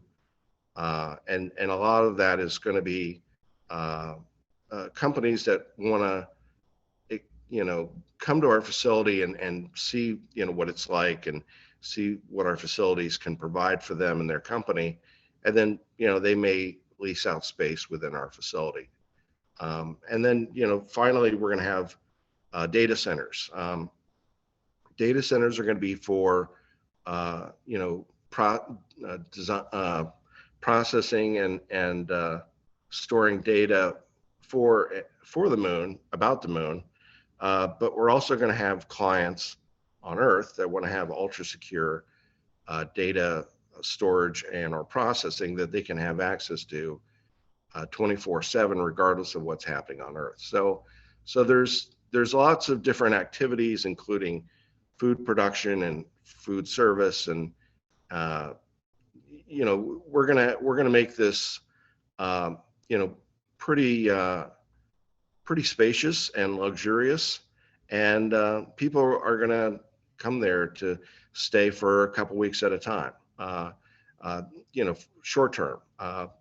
So, you know, we're looking to be a design, construction, and real estate development company that's going to own and operate these facilities, and then we're going to lease them out to a variety of tenants, either short-term or long-term. So, in addition to the lava tube and the structure on the surface here, that's a rover port. That's how you get on and off the moon. And then below the rover port there, you see within the lava tube, you see the towers. And so that's where, you know, people are actually going to be staying, is within the towers. And then there's sky bridges that'll connect the, you know, future towers together so that you can move from tower to tower without going out on the surface. Now, on the left-hand side here, you see two other kind of architectures. Those are our surface architectures. So we are geographically agnostic. We can build wherever you know, clients want to build. If they want to mine the lunar regolith, you know, at the South Pole or North Pole, where there's permanent shadowed craters where ice is, then we can build it there. Or if they want to go on the equator or the backside of the moon, or, you know, wherever the clients want to have a facility, we can build that facility. So the value proposition, space architecture and settlement is at a tipping point. We're at a paradigm shift. I know it's an overused phrase, but, you know, we're truly at a different stage in which, you know, we're no longer building structures here on Earth and shipping them into space and bolting them together, much like the ISS. We're to the point where we can actually gather lunar resources or Mars resources and convert that into building materials that we can then build large structures large enough to create industry. So, you know, what we've designed is our robotic systems and a construction process that allows us to do this, we think, fairly simply. And the elegance of the system is in its simplicity. So we can teleoperate these from Earth, and so you're not going to have people out on the surface with picks and shovels and building things. You're going to be using the robotics to build the superstructure, and then once the superstructure is built and sealed, we're going to be able to then add atmosphere and heat it and condition it and add lights, and then the rest of the interior of the structure can be built out in a shirt sleeve, you know, environment for humans. So the idea is to create a robust, simple, scalable, and safe facilities. This is a bold and aggressive idea. It's large scale facilities. You know, most of the facilities that you're going to see everywhere else on the planet, you know, they're wonderful ideas, don't get me wrong, but they're only going to house a few people at a time.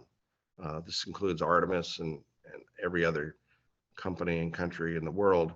They're thinking small, and we need to think much bigger. So, you know, we're looking for collaboration and partnership opportunities. You know, we're going to be the construction company, the design company, and the one that's going to operate these facilities. But, you know, we're going to need other people to provide other capabilities. We're working with two of the leading space robotics companies that'll be building our robotics. we're working with two universities that'll be doing our structural work. And so, we're going to look for a lot of opportunities to partner with companies because, we're not going to do it all. We're going to need things like power, and, everyone thinks, well, just use solar power. Well, that's great. But the problem is solar power only works 2 weeks out of a month because of the way the moon doesn't spin. It's tidally locked. It means that you have two weeks of daylight and 2 weeks of night. So solar power works sometimes, but not always. So we're going to need, nuclear power. So we're going to need to partner with companies that can provide things like that or other engineering systems. So the surface architecture is scalable both in height and diameter. So we can make it in as many stories as you want, as large a diameter as you need to satisfy the client's needs to do whatever they're going to be doing. So it's all customer driven requirements. The surface architecture, the advantage to the lava tube is that you're going to have 30 to 50 meters of regolith overhead. So you don't have to worry about the most dangerous thing about space, which is radiation. So we don't have to build the lava tube architecture to withstand that radiation or the temperature swings. But on the surface, it's a whole different matter. You have a temperature delta swing of 500 degrees, and so that is pretty intense. And then you have constant radiation either from the sun or from cosmic radiation. So day or night, whether the sun is shining or not, you're always being bombarded. So we're going to, for the surface architectures, we're going to have a double wall construction and then fill the cavity with a material that will not only protect it from radiation, but also from the temperature swings. So this is our cylindrical tower facility. And here's some cross sections and some details about the facility. The idea is to provide, an atmosphere that's either same as on Earth or a little higher in elevation here on Earth, so that people can breathe. Funny, people want to breathe. But yeah, we can make these facilities whatever scale that the client needs, and the roof can either be transparent, which is okay for short periods of time, especially if you have solar shades to protect them from radiation, or it could be a solid dome. So we can go with a variety of different tops. This shows you a little bit more about the center core. This is going to have a stairway. It's also going to have an elevator in the middle of the stairway, and then you're also going to run your utilities through this so that it'll feed all of the different levels. Now you'll notice that there's some levels that are the floor is a little different in color. Those are bulkheads, much like a submarine where you have bulkheads every so often to protect in case there's a rupture. If there's a rupture on one of these floors, people will be able to go into the center core, which is always going to be safe and pressurized independently. And then they can move to another floor where the rupture did not happen. Now, of course, we're gonna design this thing so it doesn't rupture at all ever, but you have to plan for what if scenarios. This is just another look at the center core, how it's laid out. We're gonna have hatches, at every floor to seal up the center core. This is our conical tower. Again, this is another surface architecture. Again, it's scalable both in diameter and height. So, you can have either translucent or transparent cap, or you can have a solid, material for the cap. So the idea is to make these facilities so that it satisfies all the client's requirements. So whether it's 3 stories or 8 stories, we can design it to build, whatever the client needs.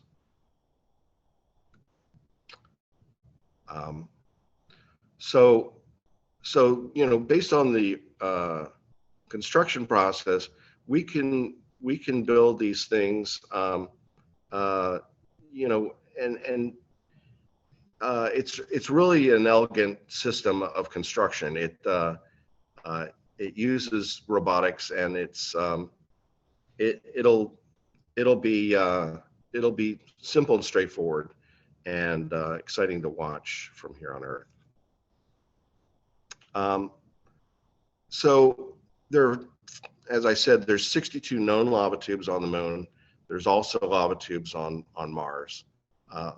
Many of these are tens of kilometers long. So, this tower facility, it's only 100 feet in diameter by 300 feet tall.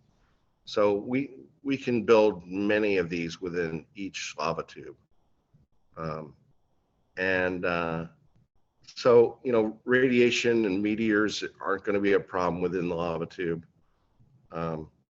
These are patent pending architectures and robotics that we've designed.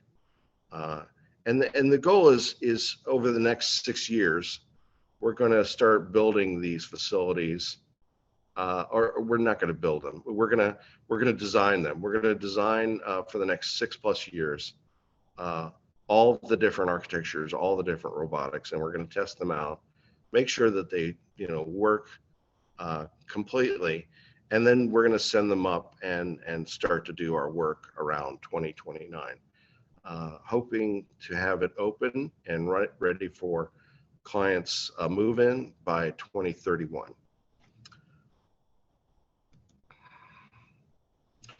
So we've identified 3 sites on the moon that have lava tubes, and our goal is to do a survey mission, hopefully by 2023, late 2023, to go to these sites. And we're gonna use robotic systems, or what are commonly referred to as penetrators, that are launched down to the surface from lunar orbit, and they'll be able to look below the surface and be able to see the lava tube cross section. And that's important for us as designers, because we need to understand how wide and how tall the lava tube is, so that we can design to that scale. So whether it's larger or smaller than what we're assuming, we can adjust our design. But we need to be able to go to the site. The first time we go there is going to be robotic. Then eventually, once we pick one of these 3 sites, then we'll actually send people there and do more in-depth analysis of the structural integrity of the lava tube and so forth, so that we can design towards that. So again, this is another picture of the lava tube and its size, its orientation. And this is a notional master plan. So the, I don't know if you could see my cursor, but the lava tubes are going to be down here near the radiator field and the solar array field. And then we're going to have some additional storage, and we're going to have our nuclear fission power plant over here, and then we'll have mining operations to the left here, and storage tanks of materials and processing of those materials. So that's our notional master plan of the overall site. And this is the rover port, shows you, the airlocks and the logistics modules, how to get on and off, whether you're, stepping out in person or whether you're boarding a vehicle to then a rover that would then go further away. This is how you're going to be able to ingress and egress from the surface.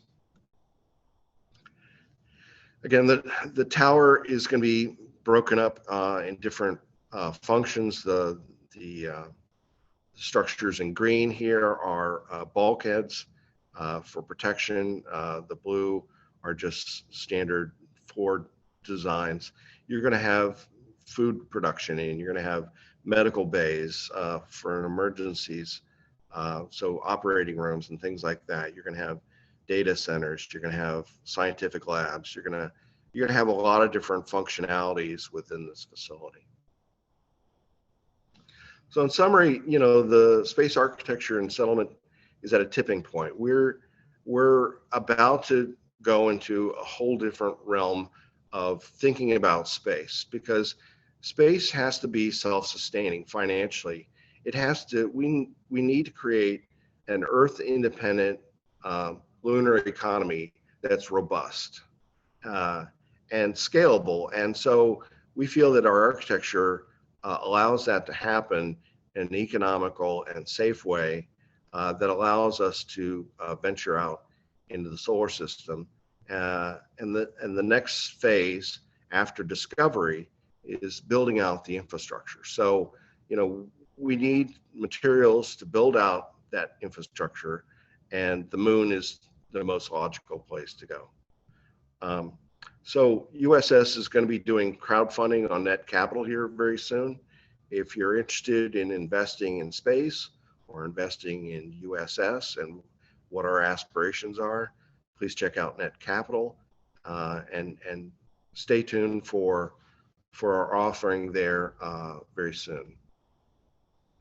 And these are some of the tentative partnerships and collaborations that we're going to be working with. This is just a partial list. It's always expanding, and that's it. Thank you so much for sharing your exciting plans. And the key comment I got is, how can we move faster? Well, it's a funny thing. Nobody likes to work for free. So That is funny, isn't it? Yeah, I've been working for 2 years, and my partners have been working for 2 years, and we've been working for free. But we believe in this. We know it's possible. Chris Kennedy, who was also on the first page, I mentioned, he's a co-founder. Chris was working for NASA for 30 years. He's now retired, but he's a space architect, and I came up with this idea of this construction process, and I sent it to him, and he immediately got it. So he's very excited. So it all revolves around having enough money, which is a resource that makes things happen, to be able to get to do the hard work, the 6+ years of research and development in developing the robotics and the construction process and the architecture and the engineering systems. And then, we'll build it. Now, if we can go faster, we will, certainly. But, we're going to do it safely. And, because that's really the primary goal for an architect, whether it's on Earth or in space, is to build safe facilities. So, we're going to build the safest facility we can and not cut any corners. Because we want this facility to last potentially for hundreds of years. Yeah, in our prior conversation, you talked about N+1 redundancy, and I liked seeing that built in, despite the Titanic, you have your segments in case anything goes wrong. I think that just highlights the attention to detail that you've put in as an architect, as well as someone with space dreams. Yeah, N+1 redundancy is a hard requirement for mission critical facilities, and this is a mission critical facility, simply because you're 3 days at best away from Earth, and so I'm also a scuba diver, and so you've got to ask yourself, how far away do you want to be from your next breath of air? So you need to be able to have air and water and food, and you got to have all those different things, and you got to have N+1 redundancy, and you need power, reliable power, baseline power. So yeah, there's a lot of redundancy that goes into these systems. And then we were also asked, are you in touch with the University of Houston, who has some similar faculty expertise that might be good partnership? Yeah, well, actually, Chris Kennedy is a teacher there. So, yeah, you can say they're in-house already. But no, we're going to be partnering with many different companies and universities. Great. In a recent article in Ad Astra, there was a discussion about structures in lava tubes and the pros and cons. And one of the concerns was the thickness and brittleness of the surface covering of the lava tubes, given that we've seen some collapsed structures on the various satellite passes. Talk about sort of, is there a plan B in case that surface structure can't be placed directly on top of the subsurface structure? Right. So if you look at pictures from NASA of these lava tube, what they call skylights, these are areas that collapsed about 1 billion years ago. When the lava was flowing beneath the surface, and there were weak spots. And so, they've been weak for a very, very long time, but we don't want to build in a weak area like the skylights. We're gonna go to a pristine area where there's a lava tube below, and we're gonna drill down and build our center core, and then from the inside, the lava tube on the surface, we're gonna on the floor of the surface, we're gonna start building up towards the apex of the lava tube. And so our structure will actually help to underpin structurally the lava tube to make it more stable. But we'll do a lot of analysis on the lava tube before we actually pick the site to make sure that it's a good fit. Great. Well, Bill, it's wonderful to hear your plans and the updates since the last time you and I spoke. I really appreciate your time. Okay. Well, thanks, Lee. I appreciate the opportunity. Great to see you again. Yep. All right. Shirley Dyke. Dr. Shirley Dyke holds a joint appointment in mechanical engineering and civil engineering at Purdue University. She is the director of the NASA-funded Resilient Extraterrestrial Habitat Institute, or RETHI, and the director of Purdue's Intelligent Infrastructure Systems Lab at Bowen Lab. Dyke is also the editor-in-chief of the journal Engineering Structures. Her research focuses on the development and implementation of intelligent structures, and her innovations encompass structural control technologies, structural health monitoring, real-time hybrid simulation, and machine learning and computer vision for structural damage assessment. She was awarded the Presidential Early Career Award for Scientists and Engineers from NSF in 1998 and the International Association on Structural Safety and Reliability Junior Research Award, as well as the Anne Christ Young Investigator Award. Shirley, it's so great to see you. Thank you for joining us. Thank you very much. Can you hear me okay? Yes, and your slides are already up. I will mute myself to get the feedback. Sounds good. I wish I had turned off my messaging tool, but it may go off periodically. So thank you very much for the invitation. What I would like to talk about today is what we call the RETH Institute, the Resilient Extraterrestrial Habitats Institute. And this is a project funded by NASA. We have a $15 million institute over 5 years, and we're just about 2 years, a little less than 2 years into the project.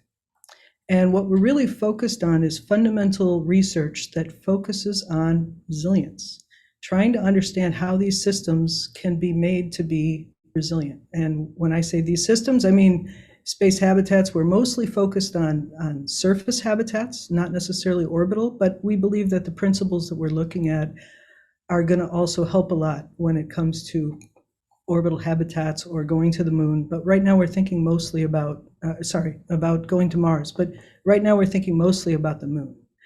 And just to give you an idea, we had a small group of faculty here at Purdue who started by studying lava tubes. We were trying to understand the stability characteristics under moonquakes of the lava tubes. And we also started dealing with the concept of resilience. And then this NASA solicitation came along and we said, hey, let's write a proposal. So we expanded the team. We started thinking about these highly interconnected space habitats and all the things that really can go wrong and how to keep them safe. And so this concept that I'm going to show you is what we've come up with and what we're working on right now. So we do have a lot of experience with extreme conditions, but only on Earth, right? We know a lot about how to build things even at Antarctica, underwater, building something like a biosphere that is completely isolated from the world around it. And we know how to deal, for the most part, with earthquakes, tsunamis, hurricanes, and floods. They still wreak havoc on our cities. And what we need to do is to take all of that knowledge and look at what happens in space, because this environment is more hostile than anywhere on Earth. It's much more extreme by at least an order of magnitude, maybe a couple. And yet our systems that are going to live there have complicated interactions. And so when one thing happens, it's cascading. It cascades right through the habitat in many cases, and we have to stop that from happening. So we were just talking about redundancy. NASA deals with safety in some very systematic and very typical ways. And we're trying to kind of bring some alternate ways of dealing with this, with safety, into the picture, okay? So our vision is to enable the design and realization of smart and resilient space habitats. And when I say smart, what I mean is that these are able to have some built-in intelligence that allows them to react, that allows them to make certain decisions with humans in some cases, and maybe without humans in some cases. These are habitats that may also be crewed and uncrewed. There might be times when there is no human present, which is the gateway concept that NASA has been talking about, right? And what we really want to do is try to use these concepts in our research to propel space exploration forward. We want to collaborate with other people. We want to collaborate with NASA centers and industry, and we're doing that to a certain extent within the project. And as we've mentioned, as the previous speaker actually spoke about quite a bit, there are a lot of natural hazards in this very hostile environment, and we know what many of these are. And there may be things that we haven't found out yet, but there's the internal hazards, that's the things that can happen inside of the habitat, and then there's the external hazards that can also create difficulties and unsafe conditions for the habitat. We're really trying to deal with both of them and try to balance both of them, and that brings in this concept of decision making that I mentioned.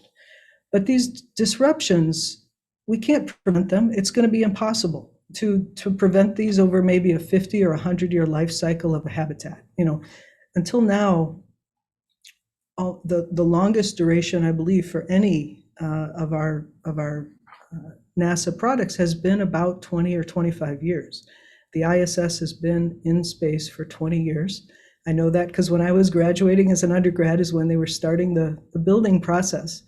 And there have been disruptions frequently, right? And we don't hear about all of these, but they happen, and they get dealt with in some very systematic ways, but also sometimes a little bit of luck, right? But we want to figure out how to systematically deal with these disruptions that occur and how to use the capabilities of the habitat even when we do not know a disruption might occur. So we want to deal with the unanticipated hazards. And that's where, on the left-hand side, I'm defining smart habs. Smart habs that have the ability to use sensing and anticipation and decision-making, but they also have the ability to learn, okay? And so we're looking at this from a very fundamental research perspective, trying to understand what are the capabilities for dealing with these complex systems now. So smart habs are going to have sensors of several types, fault detection capabilities, diagnosis capabilities, situational awareness to understand the state of the habitat, the ability to have some intelligence and some decision-making capabilities. It's going to be a long time before that becomes like HAL in 2001 Space Odyssey, but we can do certain things now, and we need to know the limitations of what we can do and what we can't do, most importantly. And robotic maintenance and repair. Again, this is something where full autonomy is going to be very difficult, but we can gradually make significant steps in that direction. And we're looking at how valuable this is, especially in an uncrewed habitat. We view these tools as our toolkit for resilience. And we're trying to learn how to use this toolkit in the most effective way that we can with our research. So if you think about a smart hab, and this is a notional real habitat that we've kind of designed for purposes of illustration for the project. We're not designing a habitat, just to make that clear. We're not trying to design a habitat, but we put together this concept so that we could have something to kind of convey our story and understand this better. A habitat on the surface is going to have some sort of protection from radiation. Regolith is one option, and so we're using regolith in our concepts to protect the habitat. The living spaces are obviously going to be very tight because they take a lot of resources. The sleeping quarters may even be down at the bottom, unlike in in a earthbound habitat where we have to have an exit. Here, there's nowhere to exit to, so we want to protect people from radiation. And we're also going to have to maintain the structural integrity as well as the integrity of all of the subsystems. So for example, sensors are going to be used to detect when there's structural damage. And so all of the systems, if I try to kind of focus on the main systems, the main subsystems, we have a life support system with active thermal control. We have power generation systems, maybe a couple of different types. We have robots that need to perform basic maintenance, but they also are going to take care of the whole habitat when there's a dormant period. Life support systems, and then one of the main focuses of our research is this command and control, and how does it actually take care of this entire habitat from the perspective of keeping it in a safe zone. For example, environmental control and life support is highly interconnected with the structure. So when there is a moonquake, there's going to be vibration. Here on Earth, when there's an earthquake, we have piping systems that burst into flames. We have to think about all of these types of concerns. So this is just one example, but there's a lot of interconnectedness, and that is what makes this into a complex system. So a complex system is a system with emergent behavior that's unpredictable when you look at the individual subsystems. But when you want your whole system, when you look at the whole system together, that you see these behaviors that are not necessarily expected. So what we've started with to study these complex systems is a database of our hazardous states. Okay, so this is a traditional technique that NASA has been using. We went through and we started with our original 19 disruptions, and just with our simple habitat system, with the systems I described a few minutes ago in my diagram, we got to 186 interconnected hazardous states. Okay, and so safety is a high priority. We are continually adding to this database because we only included this. In the first year, we basically came up with all of these hazardous states, and we're working toward trying to understand how to protect the habitat during each of these from a resilience perspective rather than from a traditional fault detection or fault management perspective. Okay, so we define safety as a control problem. What does that mean? What that means is that we're trying to figure out which of our tools in our toolkit for resilience we should pull out for a given problem. So when something happens, how urgent is it? What's the priority of this particular issue that has come up, and which tool do we pull out of our toolkit? And even more importantly, when we don't know the source of the problem and we only see the symptoms, which tool is going to be the one that's most effective? So we're looking at this from a very fundamental level, trying to understand how to make this control effectiveness. How can each of our tools in our toolkit be measured in terms of its effectiveness for dealing with faults? So we start off in our process is to the right. We define some scenarios, some faults, and some safety controls, and we build our test environments. That's simulation, but it's also cyber-physical testing. We learn about control effectiveness and trade studies. We perform trade studies and how to do this, and then we cycle through this loop again. Okay, so that's kind of our process. But the overall idea is that, as this is a simple diagram showing that there's unsafe regions, unsafe states for our habitat, and there's safe regions. And we want to keep the habitat in a safe state. And whether we have passive controls, which could mean the bulkheads that were used in the previous example, structural, maybe making it a thicker member, adding regolith or something like that, whatever it is that's a passive control, we're trying to keep it. But when the passive controls no longer work and we have to apply active controls, we have to make decisions, we actually apply control theory in terms of pulling in the right decisions so that we keep our entire habitat in a safe state. So really, this problem of resilient and sustainable habitats is a question of how do we select, manage, and use the limited resources. And that could be the resources locally, on site, in situ resources, but it could also be what we take with us. In fact, that's what for the most part, that's what we're limiting ourselves to right now. And we have three thrusts. The first question is, what is the architecture? What are the tools? What did we bring with us? The second one is, what is the decision and the response that is most appropriate? And the third thrust, the robotics thrust, is how do we make actions? How do we realize actions when they need to be taken? So with those three research thrusts, we're trying to achieve the goals that are here in this box. A comprehensive resilience framework is our overarching objective that will allow us to develop these smart habs with autonomous capabilities and decision-making capabilities. We have three different simulation frameworks that we use for purposes of testing out our ideas. The first is an MCVT, which is called the Modular Coupled Virtual Testbed. And that's a simulation environment, plug and play. So one day we could plug in a structure made of steel, or steel's not a good example, titanium. And another time we could plug in a structure made of regolith, and another time we could plug in a structure made of composites. Consider different models for different systems and how they interact with all of the other systems. The second one is the control-oriented dynamic computational model. And what we really do there is predictive modeling, simple coarse models to predict the states of our system. And the last is a cyber-physical testbed that we're actually building here at Purdue in the laboratory. And what we're trying to do there is essentially validate the concepts that we're developing.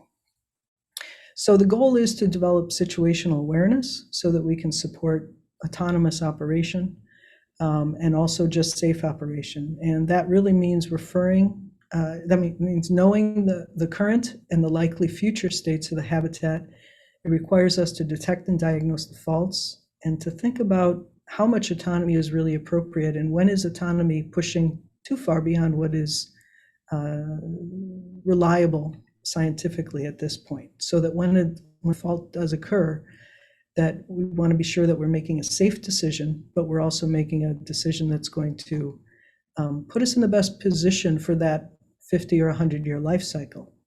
We're focused a lot also on robotic repair and maintenance. And one of the things that we really focused on in this last year is how do you make the environment possible to suit the robots? Not just make it so that robots can control their environment, but how can the environment itself be redesigned or adjusted so that it's easier for robots to do what they're trying to do?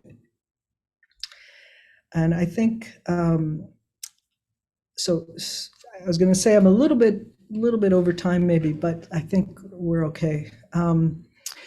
So this is our process. We start with this notional real habitat concept, the one that I showed earlier with all of the different subsystems. And we use that as a model on which we build simulation models. We use a MATLAB simulation environment that are coupled. Okay, so we're building this large coupled models, and then we try to assess the resilience of our architecture. And we're developing those control effectiveness metrics, different ways of measuring resilience and understanding how safe is our habitat, how resilient is our habitat to these disruptions. And then we can modify our architecture. So the concept here is iterative, and we're basically running through different candidate designs in a sense to understand the pros and cons of the different designs. We're not trying to design a habitat again, we're just trying to understand what makes it successful and resilient and what makes it more challenging for the system to be resilient. So we've been thinking in terms of a couple of scenarios. Our first scenario is what we call the thermal management scenario, and it involves a meteorite strike that is actually penetrating the protective layer, the habitat and the structure, and causing some sort of breach. Whether the size of the breach is variable in our simulations, but the question is, what do we do about it? And can we look at all the different ways in which damage can propagate? And dust deposition is also going to be related to this, because it's going to, the meteorite strike is going to produce ejecta that's going to land on the solar panels and things like that. And how does the habitat, a smart habitat, deal with this long term? How does it deal with the decisions that need to be made? And so again, we're using the notional real habitat with these simulation environments. The MCVT is our core simulation. That's probably what we spent about 70 or 80% of our time on. It includes all of these subsystems on the left. Exterior environment is things like the external hazards. Interior environment is the space that the crew is actually living in. And we have all standard subsystems, just the core subsystems at this time. But we've produced this in such a way that it is damageable. The models are damageable, meaning they have faults. It's repairable, so that we can actually put it back, hopefully, to the condition it originally was in. And it has those embedded sensors. All of those are built into our simulation environment. And we're trying to answer these types of research questions. Can we capture these emergent behaviors, these unanticipated situations? Can we develop principles of resilience? How do we deal with a dormant state as opposed to a crewed state? How can we make use of the robots to augment our awareness, to augment our sensing capabilities, and gather information and help the crew? Okay. And how could we partition the system in a way to do cyber-physical testing, which I'll explain in a moment. Okay. So let me describe very briefly in my last few slides these two other environments. The MCVT is really where we've spent the bulk of our time, but the CDCM and the cyber-physical testbed are really both taking off from that. So the CDCM and the cyber-physical testbed I'll show in the next couple of slides. So the CDCM, I gave it the name Control-Oriented Dynamic Computational Model. It's a lot of words, but what it really means is that it's a coarse habitat system that captures transitions. It captures it in a probabilistic sense. And what we're really trying to do is use this for two things. One is to perform trade studies so that we can understand the pros and the cons of different design concepts or different choices that we make in the architecture, okay? The other use for the CDCM is that decision-making aspect. We're really using the same tool for both of those things because it's this coarse model concept.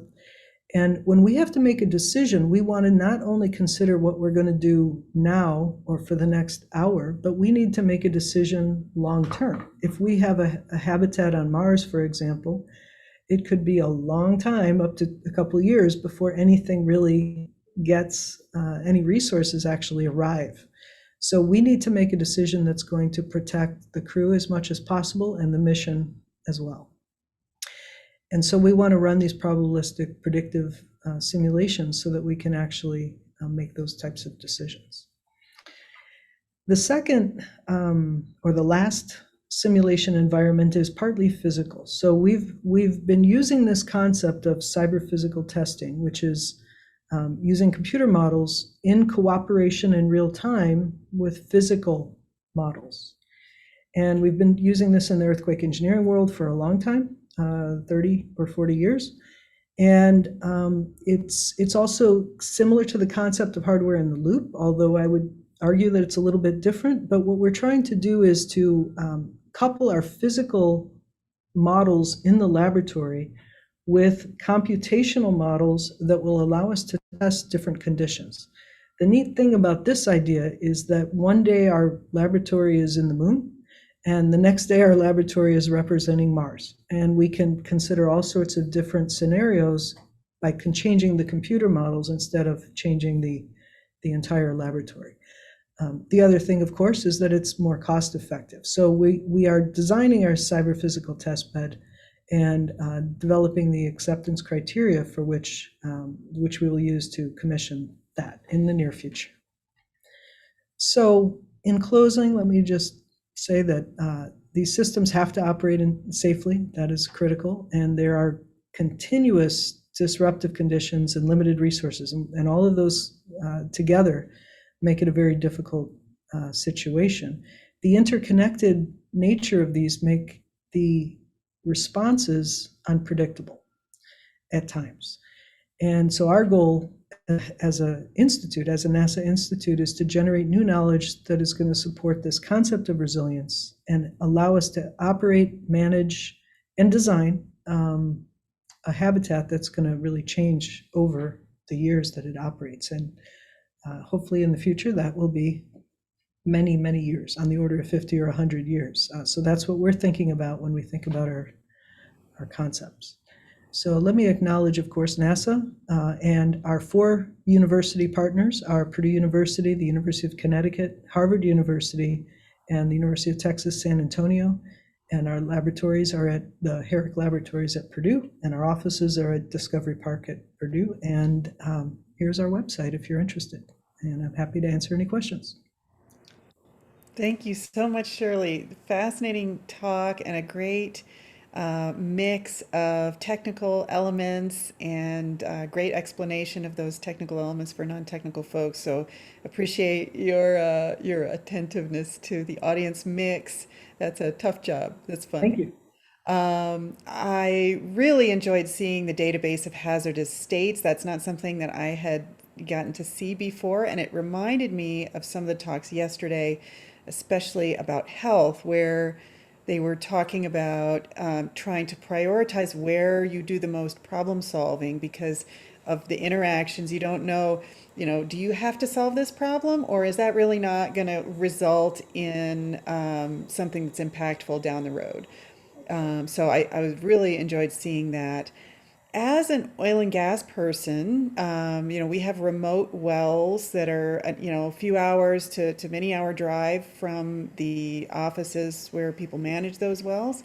And so there are some automated response tools that can behave on their own, but there's also typically a remote operations office where people are watching various parameters on computers and can instruct the location to do things as well. Is that realistic on the moon? Are the travel times of information currently ready for that kind of response as well?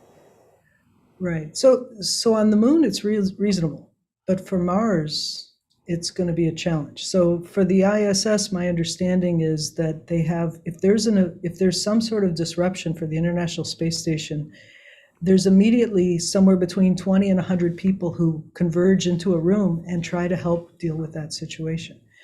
And so the manpower involved in dealing with these disruptions is significant, and it will be significant in these systems. If we can figure out a way to alleviate some of that, that's what we're trying to do. It'll make a big change in how we can remotely deal with things. So remote management is always an option for the moon. It's going to be much more difficult for Mars.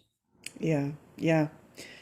Also, you talked a little bit about Biosphere 2. Are you aware that that is being rebuilt and refurbished by Kai Statz, who is the COO of Cislunar Industries? They just did their first pressure test of the sealed environment. Is that a possible opportunity for your cyber physical test bed?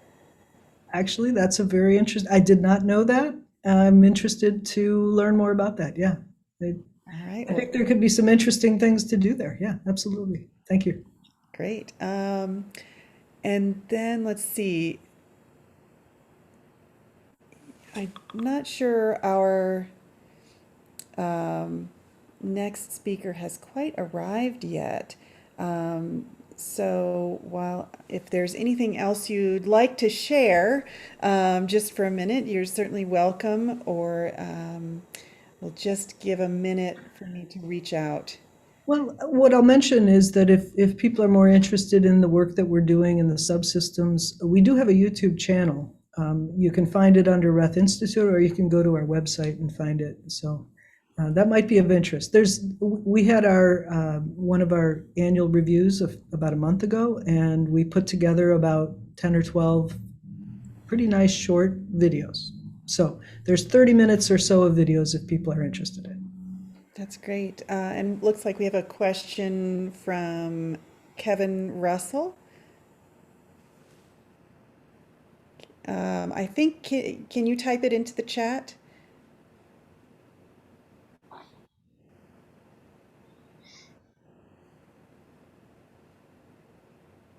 Oh, that's great.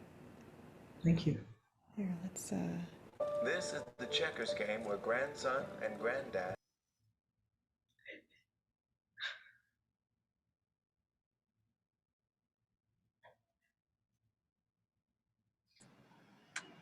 Hello, can you hear me? Yes. Yes. Hello, thank you for unmuting me. Hi, Shirley, that was great. I have a question. As I just spent the last 5 years repairing and updating software for vast IoT networks for oil and gas, utility, and health and medical, aerospace, et cetera, et cetera. So, you know, the 50 billion sensors of IoT that we're moving to, I became very familiar with the problems all organizations who use them face. So when you have those sensors out of those nodes doing that remote sensing, what is the thinking currently, if any, about the challenges that when those devices, specifically when they're firmware and or the central routing authority that's controlling the network changes something, have you thought about those challenges, or has anyone brought it to your attention? Because I could tell you vast amounts of stories of whole counties' water being shut off because the OEM customer came in during the weekend, changed the firmware, it cut a port off, and all of a sudden, voila, the county manager calls me and goes, I'm down. And then we dig into the problem. We find out that engineering back in the manufacturer changed a port configuration in a marketing meeting, but didn't tell engineering. And boom, these people's entire SCADA system is offline and they have no clean water or sewer. I can't remember the exact problem, but there were so many problems like that that I ran into, and I was just amazed. So, you know, it's a good question. My cable goes out periodically, and I suspect that that's the reason for a couple of days at a time. But I mean, we're not directly focused on that, although it is within the realm of the things that we're considering, these unanticipated disruptions. I think we're not trying to figure out how to prevent it yet. What we're focused on is how do you respond? And so when something unexpected happens, a system turns off unexpectedly or some unexpected behavior occurs, we're trying to figure out how do we respond? How do we make sure that we have some safe state, of course, is an option, or how do we make a decision that's going to allow us to deal with that symptom until we can figure out what has happened? But with a team of about 20 professors and 30 graduate students, I don't think that we can deal with everything. So it's a little beyond our scope to deal with the firmware issue. Most of us are not computer scientists. On the other hand, we're trying to deal with the symptoms and how to respond. I would love to learn more about it, though. So if you want to reach out, we'd love to talk with you about that. Shirley, would you like to share one of the videos that you talked about? And I don't know if you may have another meeting to run to, but if you'd like to try to share one of the videos that you've created on YouTube, you're certainly welcome at this time. Sure. Let me.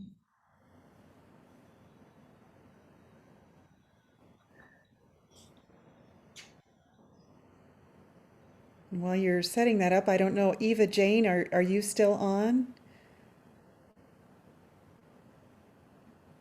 Hi, Leo, can you unmute Eva-Jane while Shirley's queuing up a video? I'd like to ask. There we go. Thank you. Hey, have you started as an investor? Have you started to see some activity and some businesses cropping up on investing in habitats, and where is that sort of in the life cycle at this point, both for as to a small extent. There's an organization out of Toronto called the Creative Destruction Lab, and they had Hello, a everyone. team that My was. name is Herta Montoya. That was my video starting. Sorry, go ahead.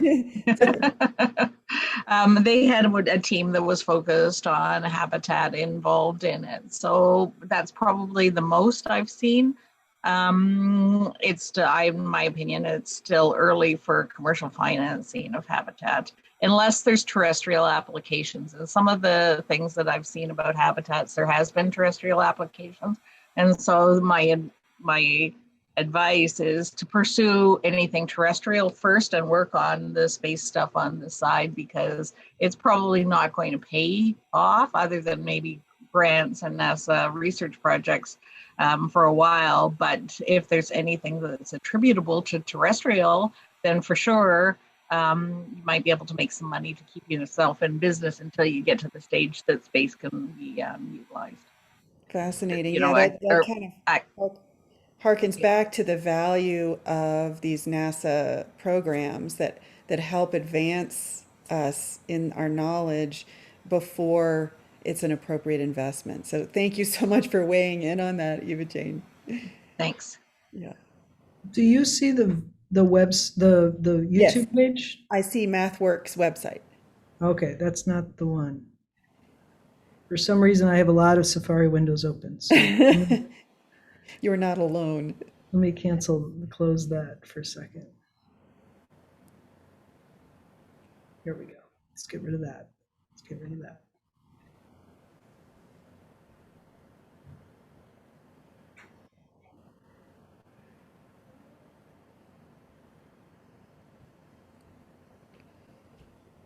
And Bill Kemp, while Shirley's getting her video queued up, you and Chris may also have a video that you'd be welcome to show in a few minutes, if you'd like.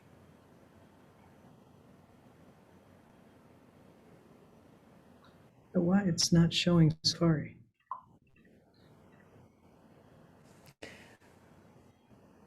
There's a link here.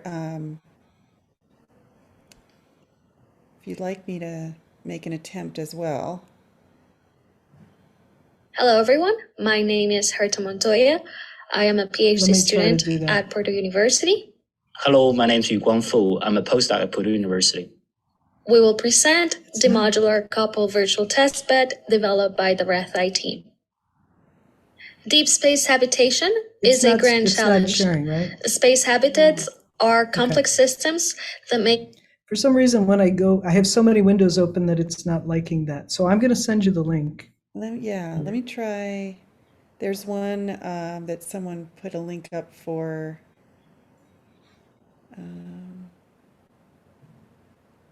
So I just dropped it.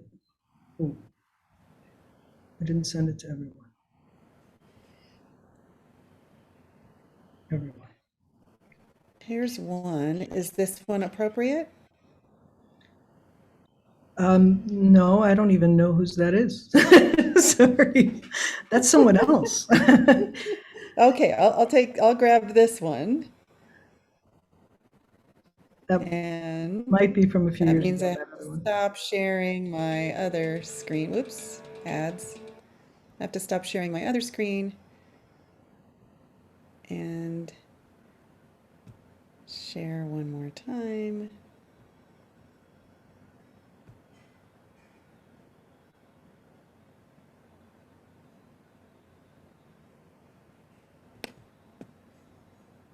Can you see that?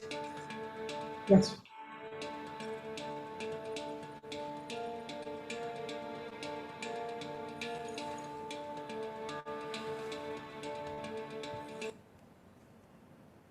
Hello everyone, my name is Herta Montoya.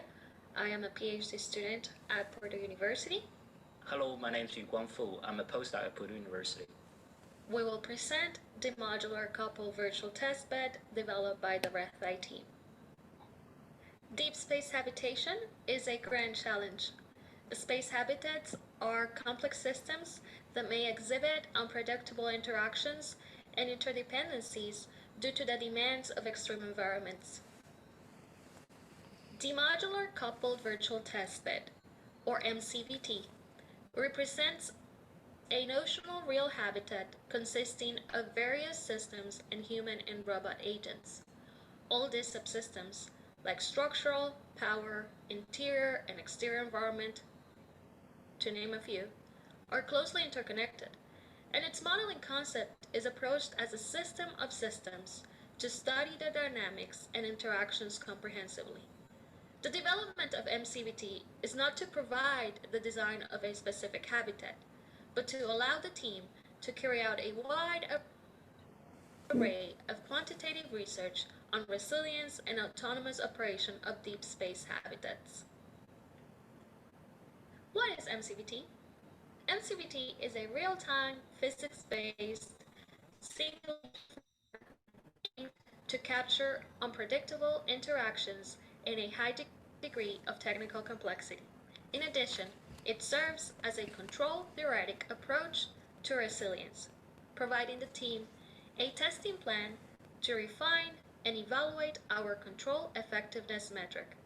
It also enables our team to identify the health management requirements for an autonomous smart habitat, and it provides the platform to develop our cyber-physical testbed and reflective framework for performance management. The real-time simulation environment of MCVT is written in MATLAB and built upon its Simulink platform to model and simulate the integrated habitat as a system of systems. The 6 system blocks on the right-hand side represent the 6 physics-based models of the current MCVT: structural, power, ECLIS, interior environment, health management and agent, and the exterior environment. By generically decomposing each MCVT subsystem, it was possible to identify and categorize the main interface elements and interactions. The MCVT subsystem interactions are the following: cyber and physical interdependencies, all rigorously handled within the coordination block on the left-hand side. Disturbances from the exterior environment, and interventions from the command and control and agent system. We adopted a network representation technique known as the design structure matrix to enhance and facilitate the modeling and integration of the MCVT subsystems. The primary purpose of the design structure matrix is to identify data flow, interface conditions, and operational modes. An off-diagonal X mark indicates the presence of an interaction, while an unmarked cell signifies the absence of it. 2 design structure matrices, one crude and one dormant, were developed for MCVT. Matrices are part of a simple platform with interaction specifications. This platform graphically specifies an interaction and directly links the user to a page that provides interaction specifications, such as the type of interaction, size of the signal, sampling rate, signal units, and any helpful additional notes. The design structure matrix was a critical tool to identify operational dependencies and facilitate integration among subsystem models. Built upon the design structure matrix, we also established an implementation table to clarify model requirements, track development progress, and facilitate integration by isolating potential errors. A total number of 8 critical items are listed to check, were organized in 4 phases, such as standard formats, sample time consistency, plan execution, and code compilation. Each subsystem has different dynamic behavior and different computation costs. Therefore, they have different optimal simulation rates. We have developed multi-rate simulation to meet their requirements and minimize computation time. It is realized by carefully handling rate transition between base rate and specific subsystem rate. In the end, it can save up to 90% of computation time without compromising high-fidelity simulation.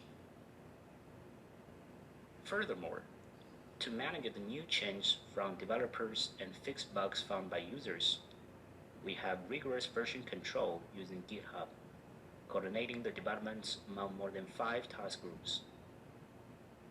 So far, we have built 3 versions for end users, and each one is made by going through a systematic flowchart involving interactions with model developers, model integrators, and subsystem leaders. Finally, to host and simulate the MCVT in real time, we also build digital infrastructure with real-time systems and high-throughput communication network. Extensive testing has been carried out to evaluate their both sequential and parallel execution.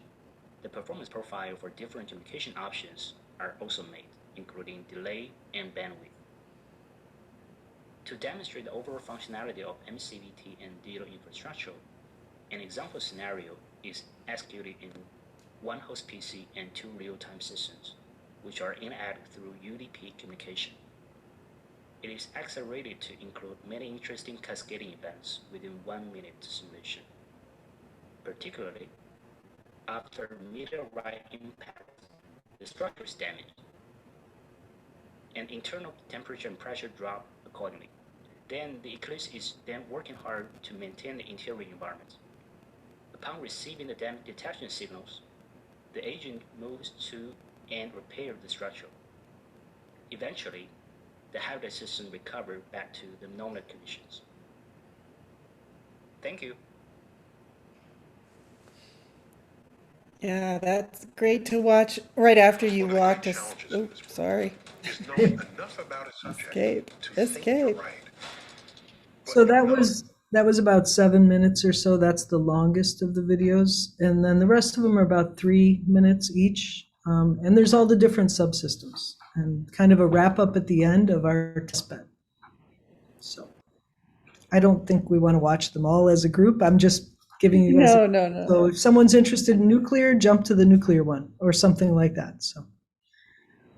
All right, great. Well, our next speaker is willing to start a little bit early. So thank you very much, Shirley. Really excited to see your work and appreciate you staying on a little long to share some more details, and look forward to following along with your progress.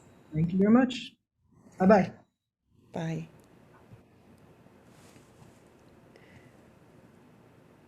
All right. Thank you. And as we head into some really interesting discussions over the next 2 hours, including a word from our sponsor for today, I want to remind you that Foundation for the Future is a nonprofit that depends on your support to cover the cost of this event. If you've enjoyed our programming, please consider sponsoring our next event or making a donation at www.f4f.space. We are grateful for the generosity of our sponsors, donors, and members.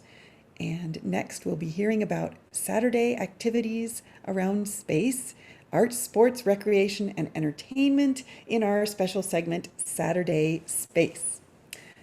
Dana Tysoon Burgess is the first ever choreographer in residence for the Smithsonian.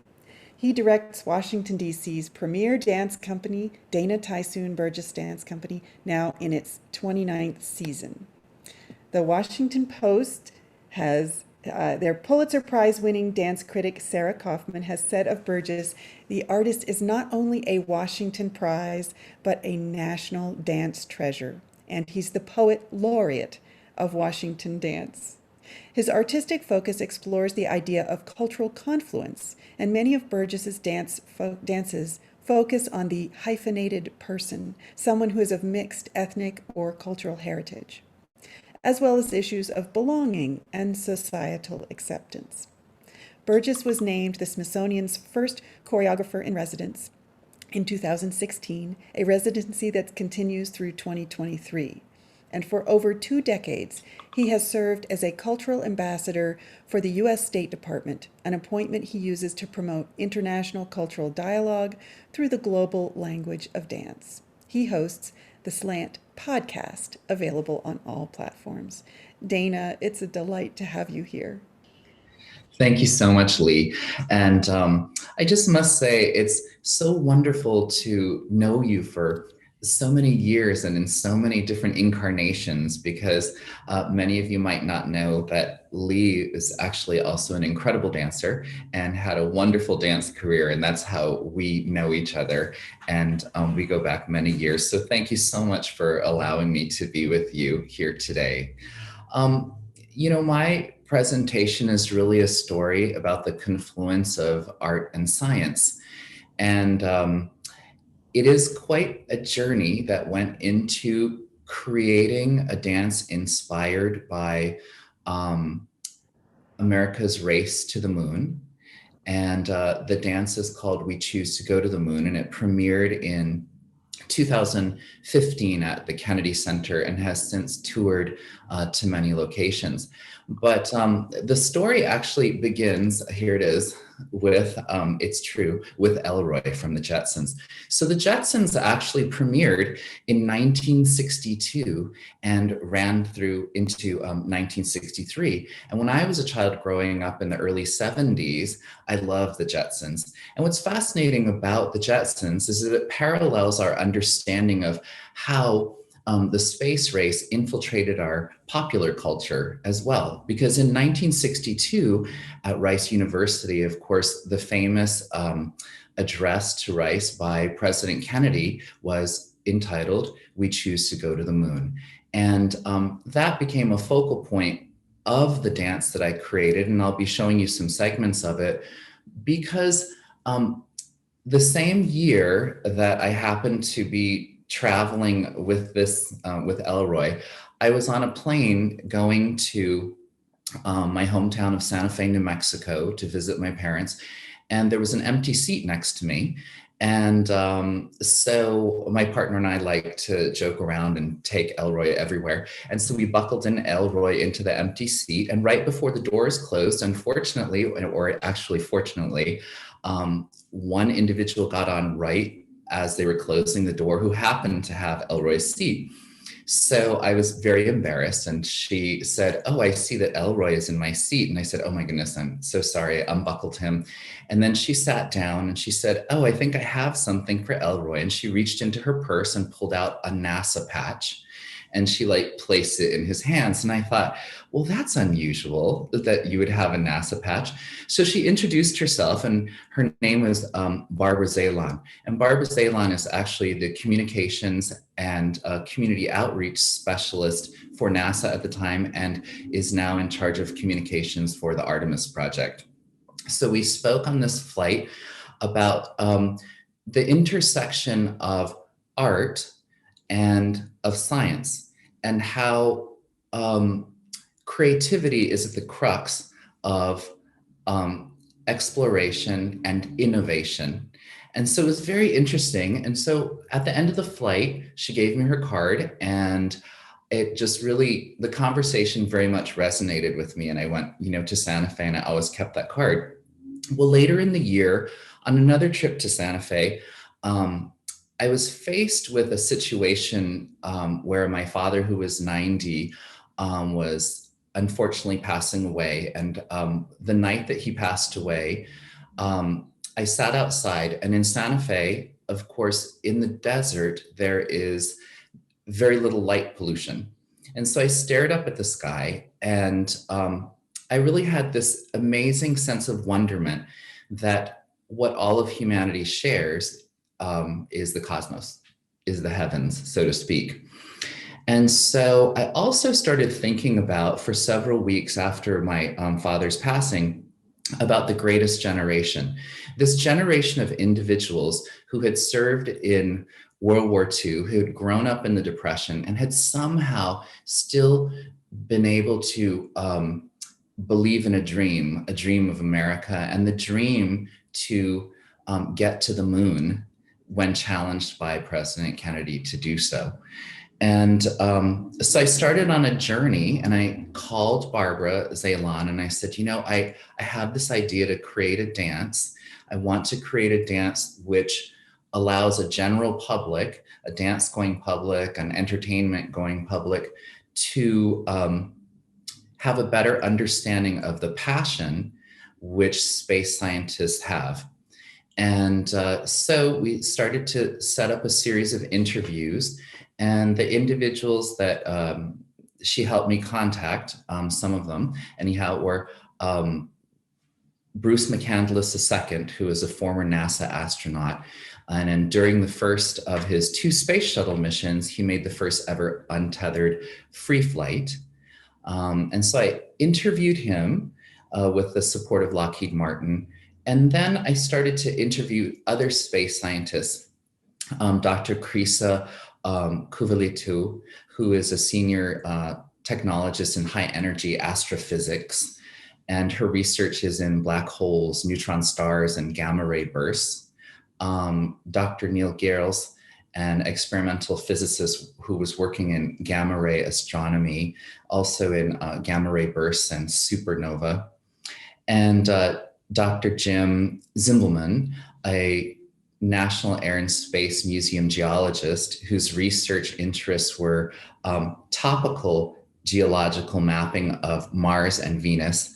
And then I reached out to a Native American Comanche and Santa Clara Pueblo medicine woman, because I was interested in understanding what was the relationship to the stars of the Native Americans, which I grew up with. And so she is Santa Fe based. She's a medicine woman whose father actually was an electrician for the Apollo missions. And her childhood best friend was Tamara Jernigan, who went on to be an astronaut. So these interviews became the basis of creating a sound score that then I created choreography to. So I just wanted to show you a few segments of the dance and sort of talk you through it. So this initial segment is the beginning of the dance. There's a Kennedy figure, and it is set to "We Choose to Go to the Moon," his iconic speech.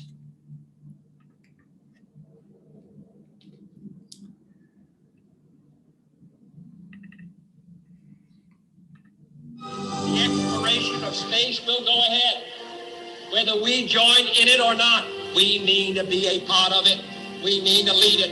For the eyes of the world now look into space, to the moon, and to the planets beyond.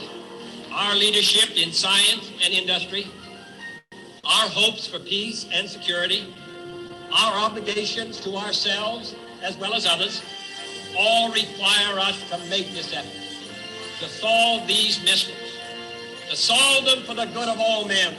There is no strife, no prejudice, no national conflict in outer space as yet. Its hazards are hostile to us all.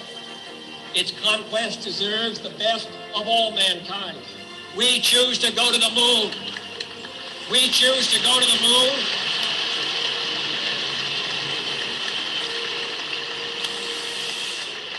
We choose to go to the moon in this decade and do the other things, not because they are easy, but because they are hard.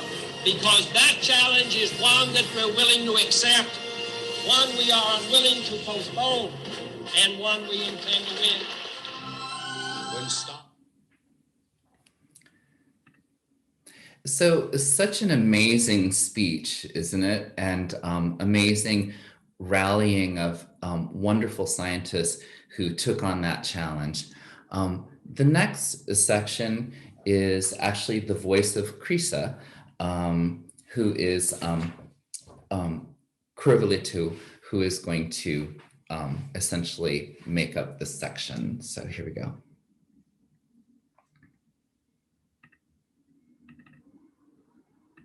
The exploration of... Oops. I'm going to try that one more time.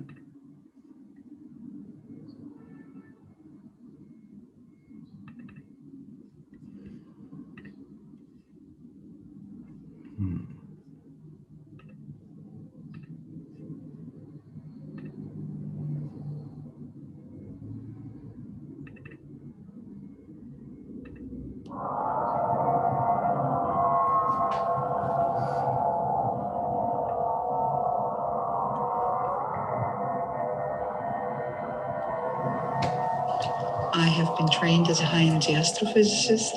In other words, I work in photons with very high energies, and these fall within the spectral range of gamma rays and X-rays. We are archaeologists of space. What we actually see has happened thousands, millions, billions of years ago.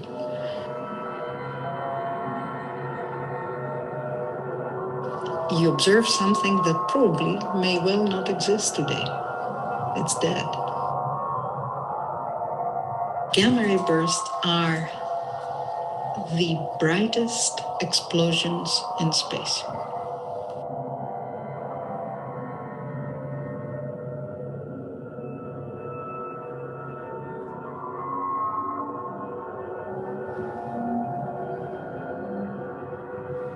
You can have a gamma ray burst that lasts 10 milliseconds, 10 times 1,000 of a second, up to thousands of seconds, minutes.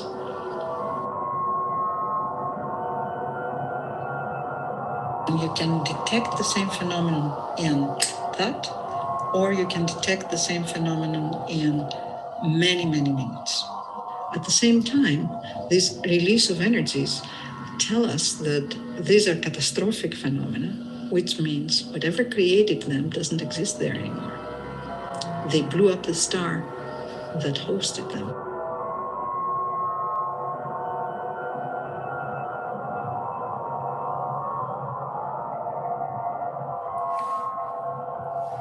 But at the same time, they're heralds of life, because when stars die, they release elements in the universe, and as Carl Sagan said, we are stardust, and that stardust makes us humans later.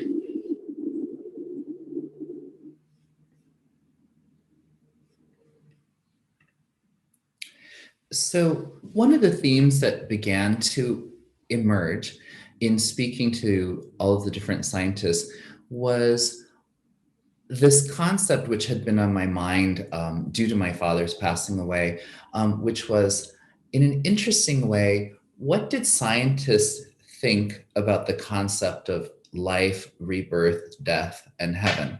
And so those interesting themes started showing up in all of the interviews. And I think you noticed one of those themes in the last segment as well. The next segment is of Mary Mota speaking about the belief system in the pueblos of the stars.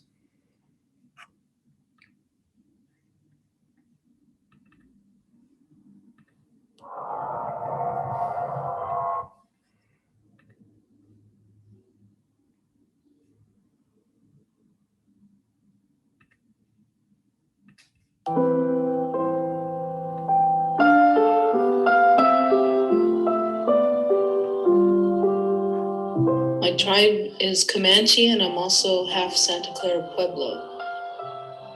At the age of 7, my father took us to Los Angeles during the Relocation Act, and he worked for NASA, and he worked on the Apollo capsules. He was an electrical engineer, and as a small child, you're walking around these scientists who are in white shirts, black ties, and you have no idea who these are, but they're talking about moon dust and the Mars stones, and you don't even realize how important these men are until you get older. The Comanche tribes consider themselves star people. The Pueblos are guided, of course, by star beings. There's a blue star being, a yellow star being, and a white star being, and a red star being. And the place where the Comanches go and finish their time here on this earth is a place that is a blue star. And the blue star, again, is the place where our original life being came from. It's called Sirius.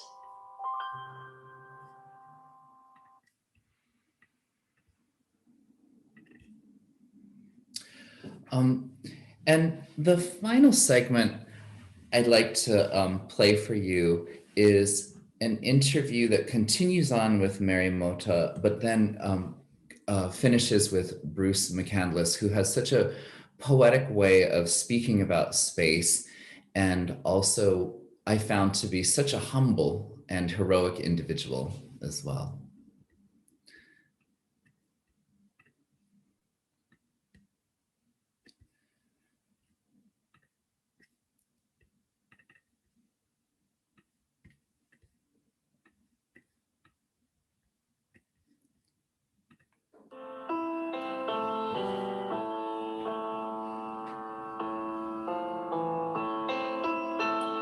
We would often talk as children about what we were going to be like when we were growing up, and we'd lay on the grass, and she would talk about going into, that she was going to be an astronaut and be the first woman into space.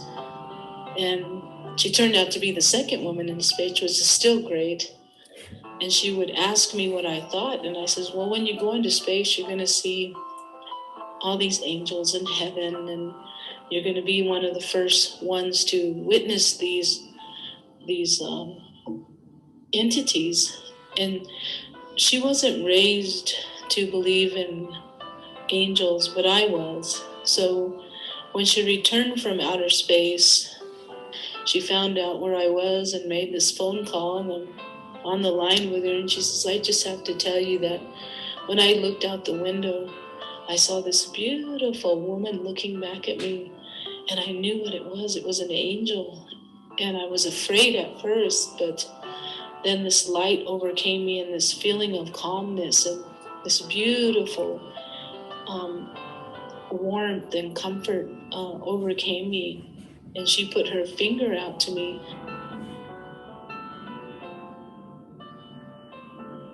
I joined NASA's program in the spring of '66. They don't believe in a physical location for heaven. That is, you can't go to an altitude of such and such and turn right and thrust for 10 minutes and there you are.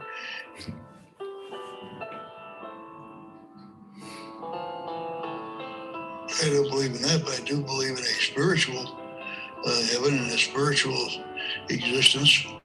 And space flight does tend to make you more deeply and more intimately experience or feel the existence of a divine being and his influence and his presence in one's life. And I also appreciated the beauty of the Earth as seen from space, and I mentioned the fact that with a pair of binoculars or something, you can really get quite a bit of detail. It's a feeling that if I can obscure the entire Earth by holding up a thumb at arm's length, and that I can blot out the Earth with my thumb, there's nothing else around that's habitable. I here I am, 232,000 miles away from the Earth. You feel very vulnerable. You feel very, very dependent. And you also develop this sense of global, meaning the Earth, isolation.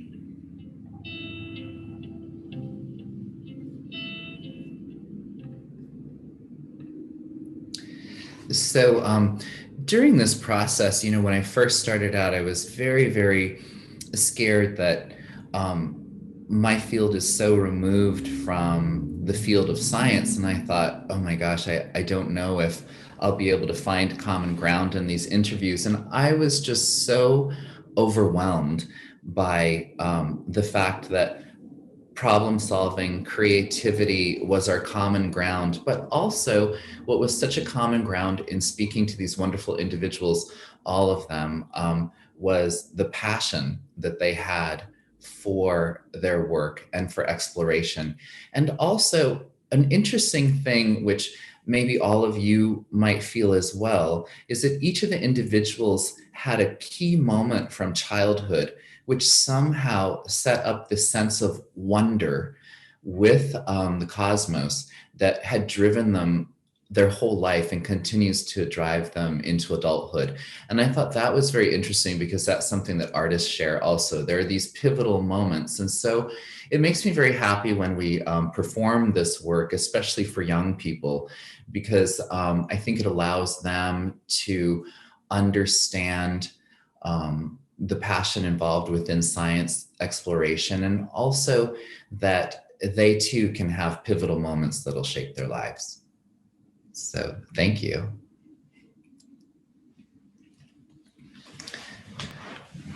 Thank you so much, Dana, for sharing Sure. those videos and your thoughts behind them. The artistic process is an exploration.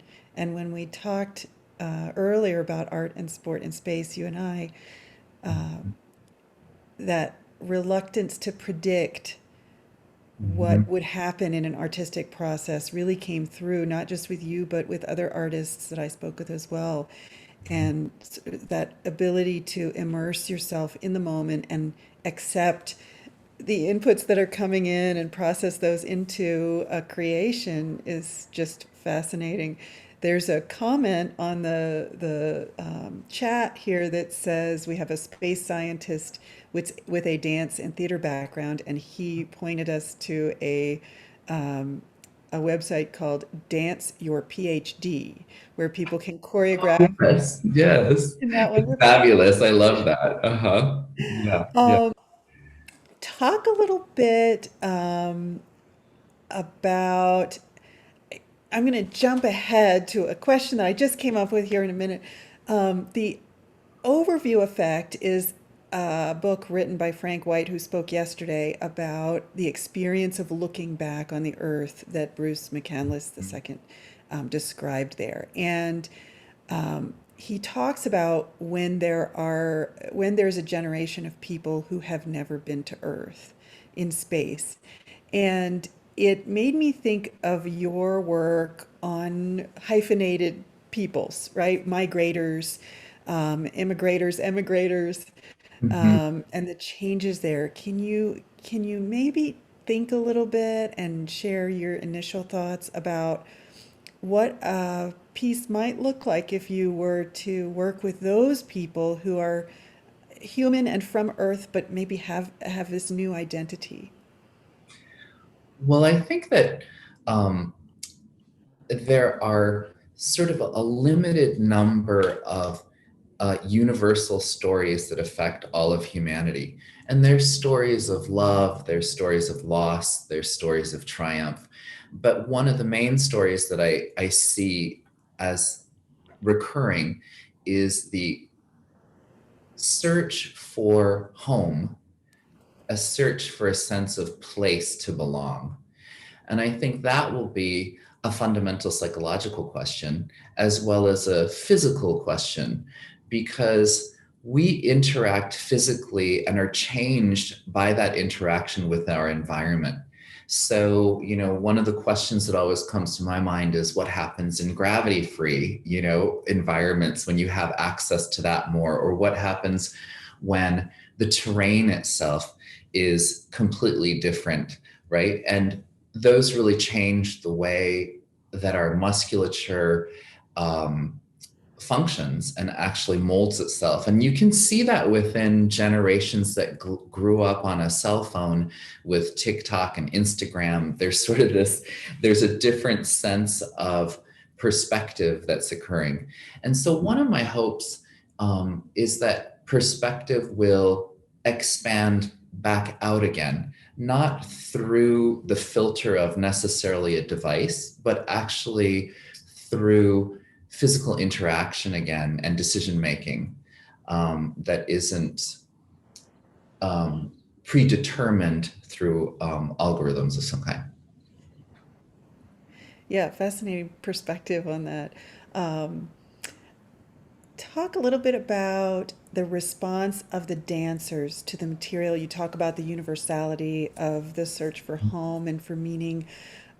Were they particularly inspired in this case? Did they respond differently at all to this than from some of your other pieces?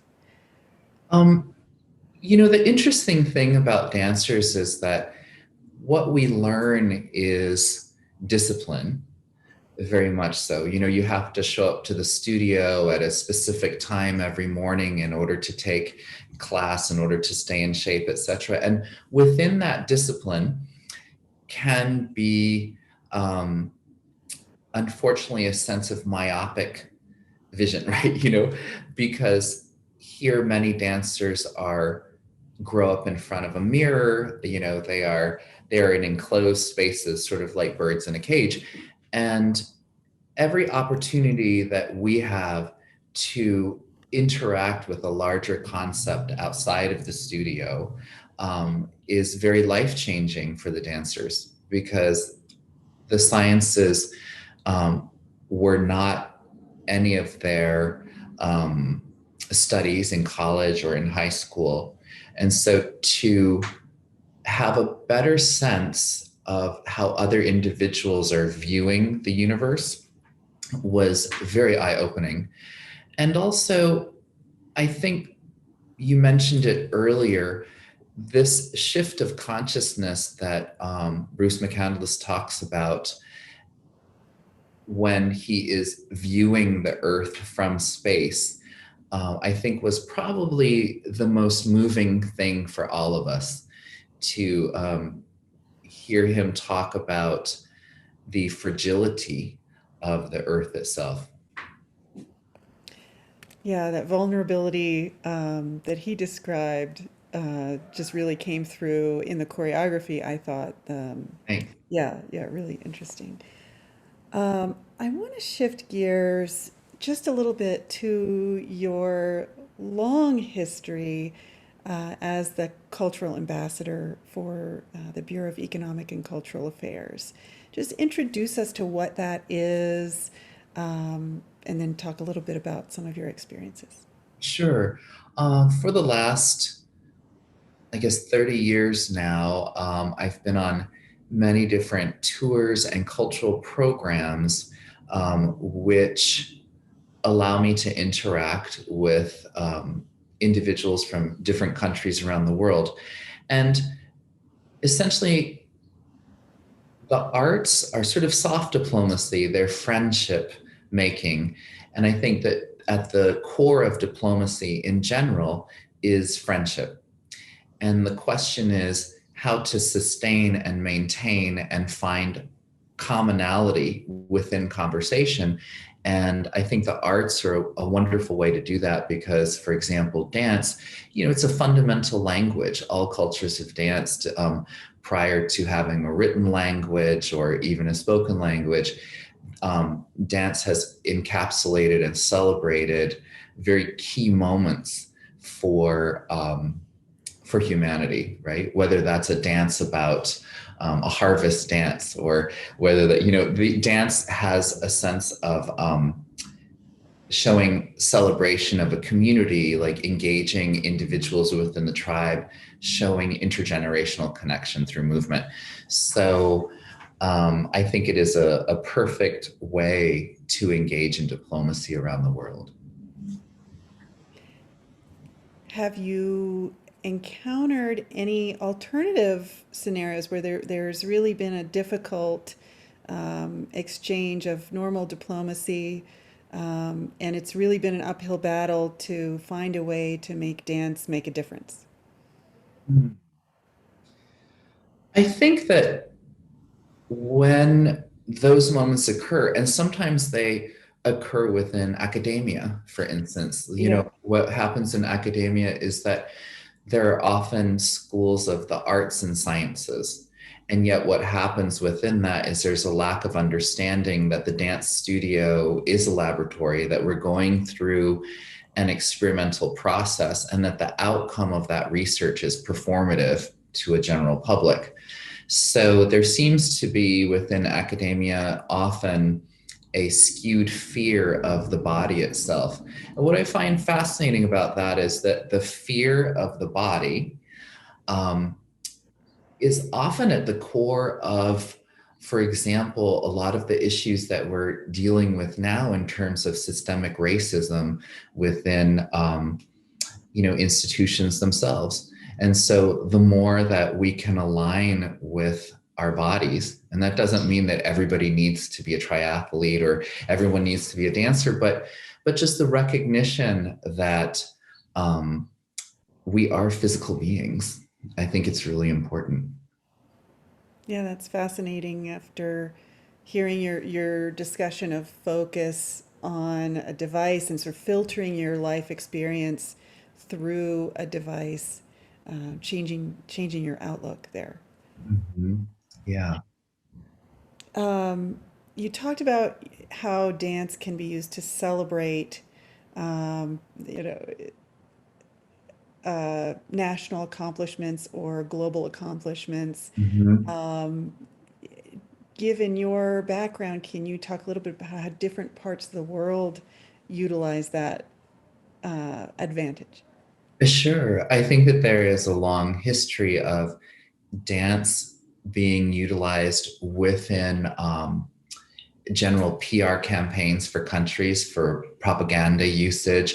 You know, we can see that within the Olympics, for instance, where you see these large sort of symphonic choreographies, right, which become sort of cavalcades of a country's power, of a country's enlightenment, right, to embrace the arts. So dance is highly important in that way. And I think that that's another thing that space exploration and scientists and dance share, is that at different moments in time, countries honor those two things, or they don't honor those two things. They don't honor the arts and they don't honor the sciences. And so when I see the sciences move forward, I also feel the arts moving forward at the same time. There seems to be something that moves them in tandem together at moments when society and sociopolitical structures are engaged and forward thinking. Yeah, that's fascinating that you've observed that. You know, I watch markets and industries, and sometimes I see things falling in step, like what you've described, but I hadn't noticed or conceived of it in that pairing. It's fascinating. Even though you had a childhood interest in space, your experience with Barbara getting on the plane and with Elroy, how much did you learn about just the process of going to space, and in an adult's shoes, stepping back into that learning process? What was that like for you? It was very humbling, and I very much enjoyed this process because I was able to meet different scientists in different locations, and that was fascinating as well, because some scientists I met at the Air and Space Museum, for instance, and others at Goddard. and to see where astronauts trained, how they trained, what the new projects were that were in development. That was amazing as well. And the fact that everything came down to this very generous planning process. And when I say this, it's that all of the scientists thinking about, well, what would life be on Mars, or how do we bring attention back to the moon, for instance, and revisit the moon. These are all projects that people were talking about in a very selfless way, and also in a way that was decades sometimes down the line, where I was thinking this individual knows that they're not going to be necessarily alive to celebrate the fruition of a lifetime of work. And yet they feel very much that their work is important because it's part of a continuum. And that for me was fascinating. Yeah, I think both dance and science have a history of standing on the accomplishments of the people who came before. Definitely. And yeah, and those who are particularly well educated about that background can make more headway. And so the people that you spoke with, as well as you on the art side, were able to move things forward by leveraging what came before, and that will help those who come after. And I have noticed that in space people, as I get to know the industry and the community, there's this sort of civilization-based momentum that they feel, that we feel, and it's something that scientists certainly deal with. And you don't know that you're going to live to see the fruit of your accomplishments come to pass, but you still work at it every Right, day. it's just so generous, isn't it? Yes. Yeah. Go back just a little bit. You made a comment about the dance studio being a laboratory. Talk about some failed experiments in the laboratory. What didn't go right? What didn't work? So for those who aren't as familiar with the studio as we are. Well, I think what's changed in my lifespan as a choreographer is that as a young choreographer, I was much more control centric in what I thought I was going to bring to the studio, in terms of I'm going to bring exacting choreography, that I'm going to know every single movement on every single count of the music, and I'm just going to teach it to these dancers, and then I'm going to walk out the door. But as I have gotten more experience and more mature as a choreographer, what I find is the best thing to do is to experiment in the studio, meaning that there are certain improvisational structures that I'll give the dancers to work with one another, to work a duet out. I'll show them movement and then do it very, very quickly, and then ask them to respond to it, for instance. So I'm getting this sort of response, and then I'll often break them up into almost a control group and an experimental and another group, so one's doing an original phrase, one is experimenting off the original phrase. So the dance studio really becomes a laboratory of movement experimentation, and my job then becomes to create enough experimental structures that then I can curate innovative and interesting work that'll bring about the right movement message. So, and I think that parallels scientists, right? That you can't go into a study expecting a certain result and being too blocked or rigid. It's like there's always this leap of faith that we have to jump into the abyss and say, let's see what's on the other side of this. And that's the creative venturing. Yeah, and I think that's a key to what people misunderstand about science as well, is that you're taking that same leap of faith. You're approaching with humility, that you don't know what the result of your experiment is going to be. You don't know that your hypothesis is correct, and you undertake that with the humility that you described. Really, really a lovely connection there. I got a private chat here that says that space people are cathedral builders. Oh, And I love that. that's also an allusion to the book, The Overview Effect, where, you know, he compares space projects to large public works, but inspirational projects like cathedrals in the past, where you may not, you'll add your brick and then, move on with your life and pass away, and your children's children will finish the flying buttresses for all to enjoy. The So really, beautiful really. image. Let me see. So you thought of, because of your background, you thought of bringing in these other viewpoints into your choreography. So the medicine woman's perspective, the child among adult scientists' perspective, just really fascinating mix. What made you decide to incorporate those, and what surprised you about that input that you received? Well, I didn't know that Mary Mota, the medicine woman, I did not know her best childhood friend was an astronaut.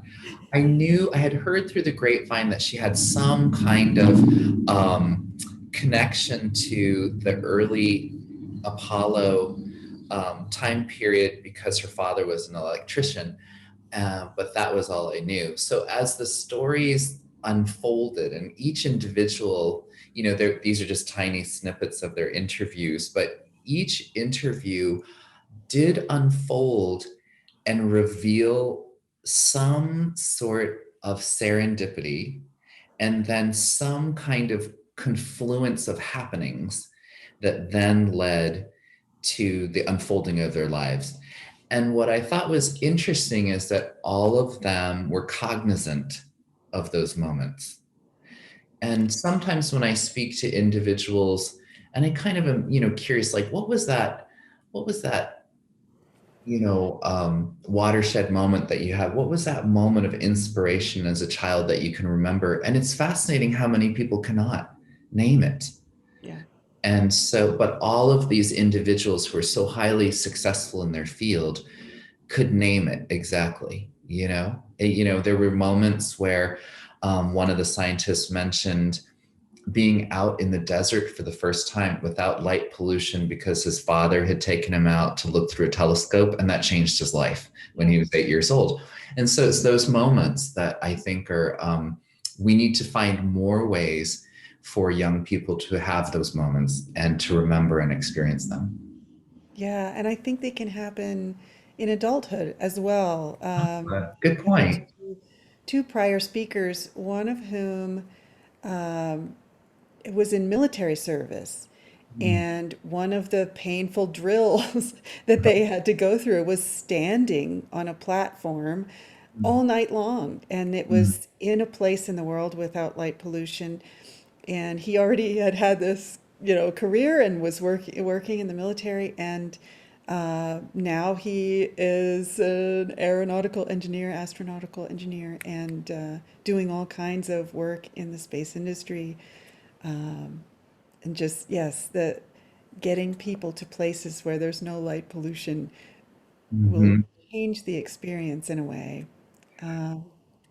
Completely, yeah. And I think also that in our daily lives, because the world has sped up technologically in such a fashion, the question I often ask people is, are there moments in your life that you set aside in order to take time to almost resonate on nothing? And what I mean by that is, in those moments, I think come clarity through the subconscious of problem solving. And it's like, unless we build those in and we cherish and honor those things, I think it's difficult to have those leaps of faith. That's a great point. I think there's a lot of literature in the news through the pandemic about changing perspectives, people moving. I mean, the real estate market is just going crazy because I think people are seeking that in this disruption to their lives. They're finding an avenue where there's actually a silver lining, and it takes the shape of what you just described. When you talk about people's experience and the perspective of the phone and the device and looking at the sky, talk about whether the cultural exchanges you're involved with have gotten more difficult or are really the same over time as a result. That's really interesting because I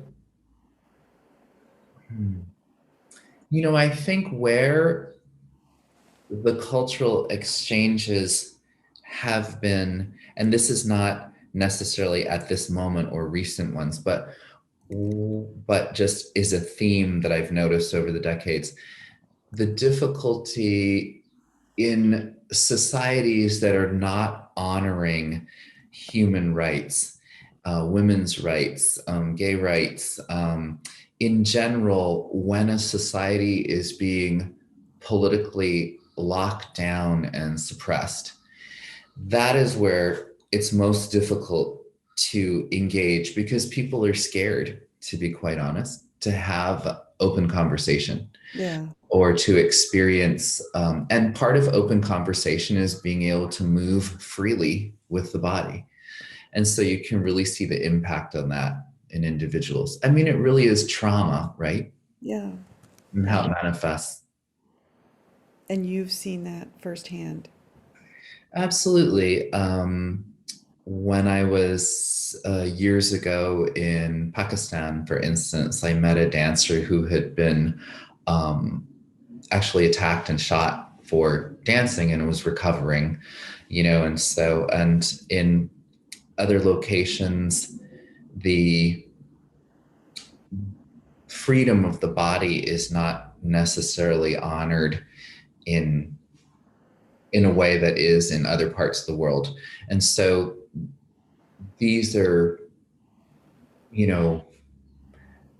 major awakening moments for me where I realize how much freedom we have in the United States, how we need to really use that freedom for experimentation as much as possible and not take it for granted.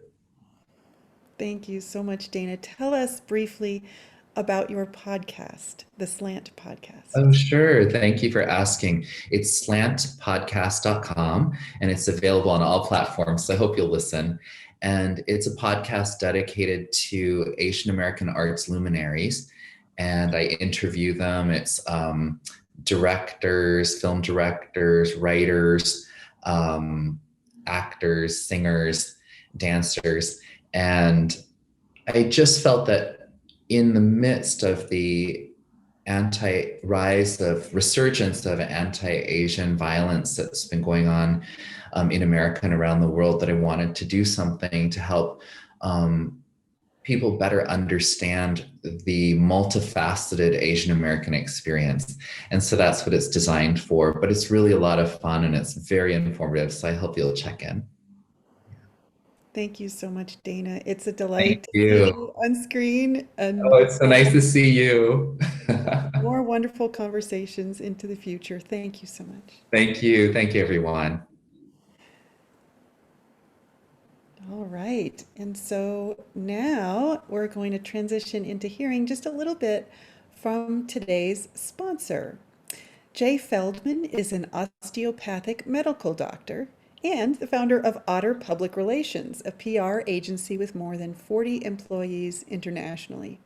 Jay has more than 300,000 followers on social media and is the host of top business podcast Mentors Collective.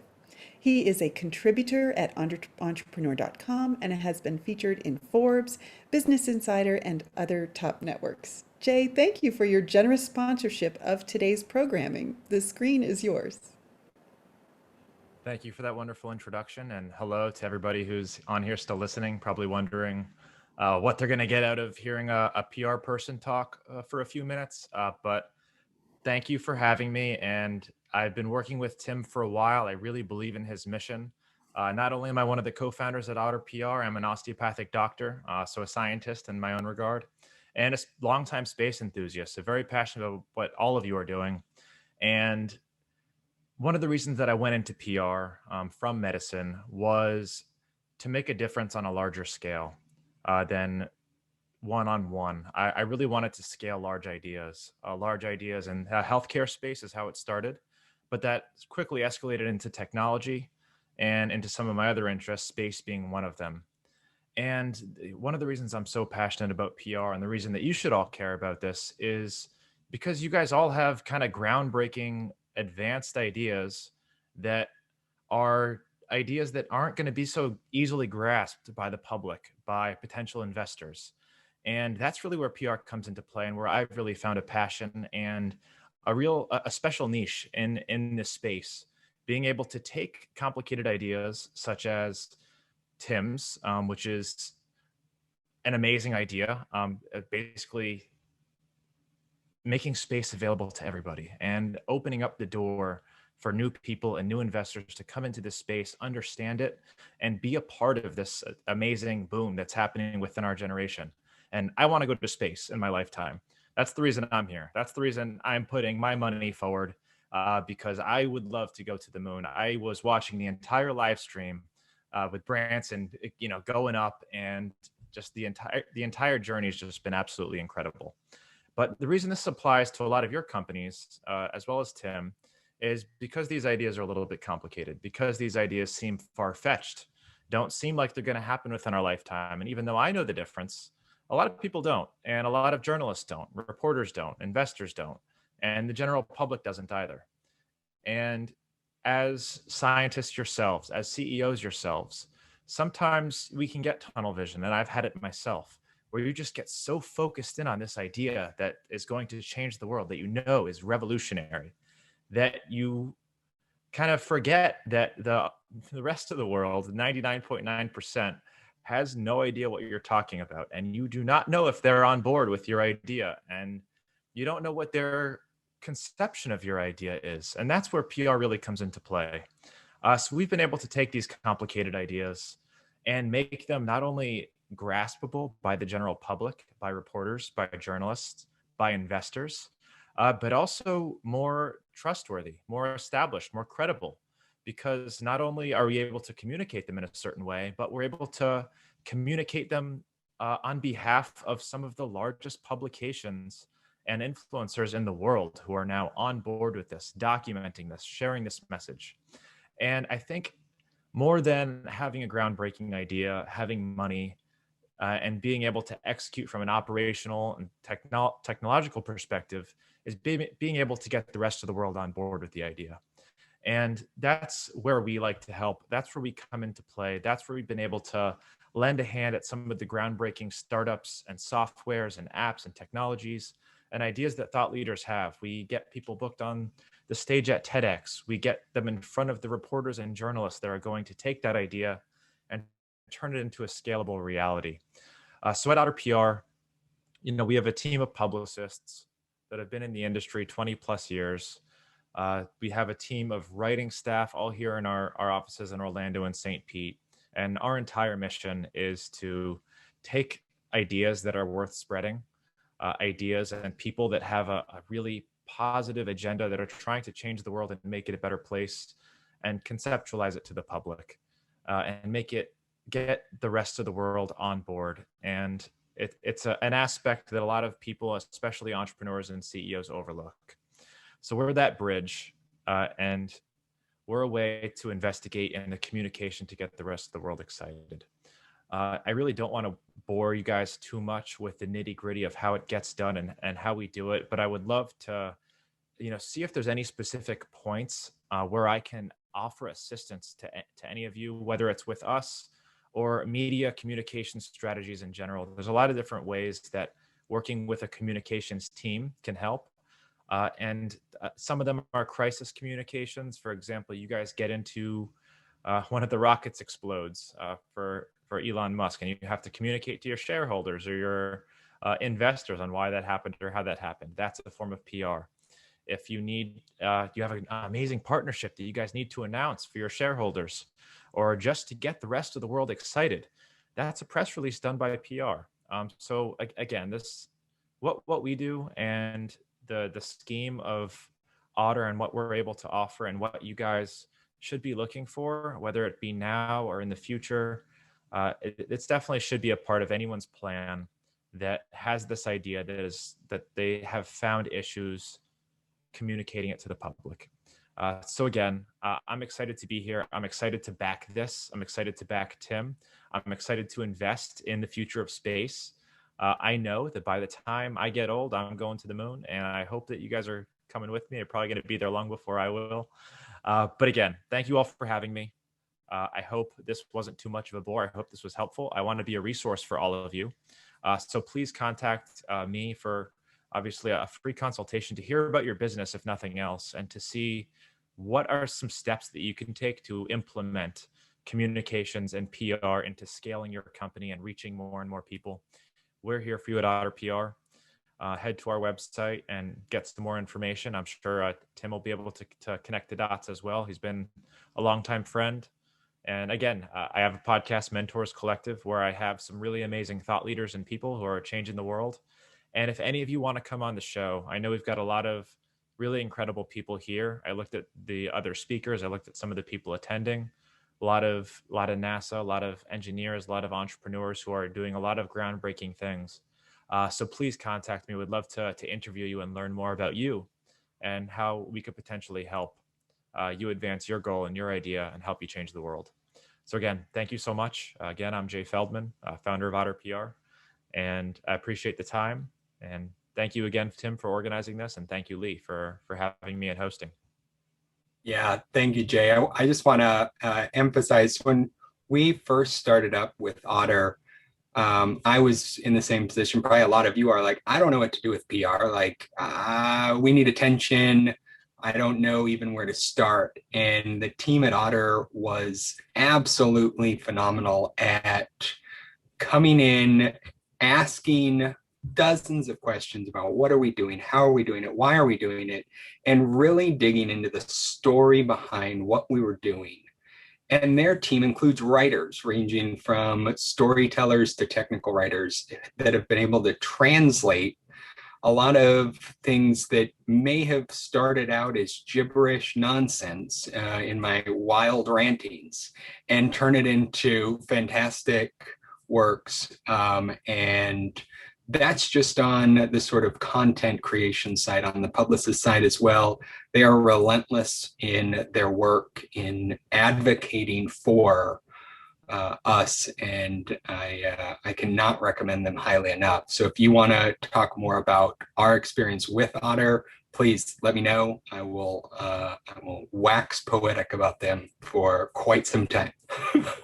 Thank you, Tim. I did want to end on a final note. Especially in this kind of sector and where I kind of evaluate whether someone's a good fit for PR is whether the story is relevant right now. And piggybacking on the media frenzy that's been going on behind the three big space billionaires, they're looking for new experts. They're looking for new people to talk to that are leading this new industry, leading this new entire category, other than the three billionaires and their companies. And the fact that this is so rampant in the media is an amazing opportunity for everybody to come in and talk about what they're doing, to lend commentary on the companies that are already leading the charge in the media. So we call it an evergreen content. Right now is a better time than ever to be out in front and be having your name in the pool for people who are experts in this topic to actually come on and share your own ideas. So never a better time. Obviously, it's very exciting for all of us to watch what they've been doing and how they've been advancing space. but you can absolutely get in there, get your name into that conversation, and become relevant on the backs of these billionaires. So again, thank you so much, Tim, and thank you everybody for hearing me out again. Thank you, Jay. We had a request for your website to be posted in the chat, and Tim has handled that, so everyone can check out your site.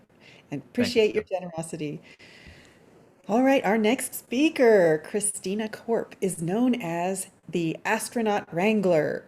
She is the former manager of Buzz Aldrin, and she currently works with Apollo 16 astronaut Charlie Duke and astronaut Nicole Stott.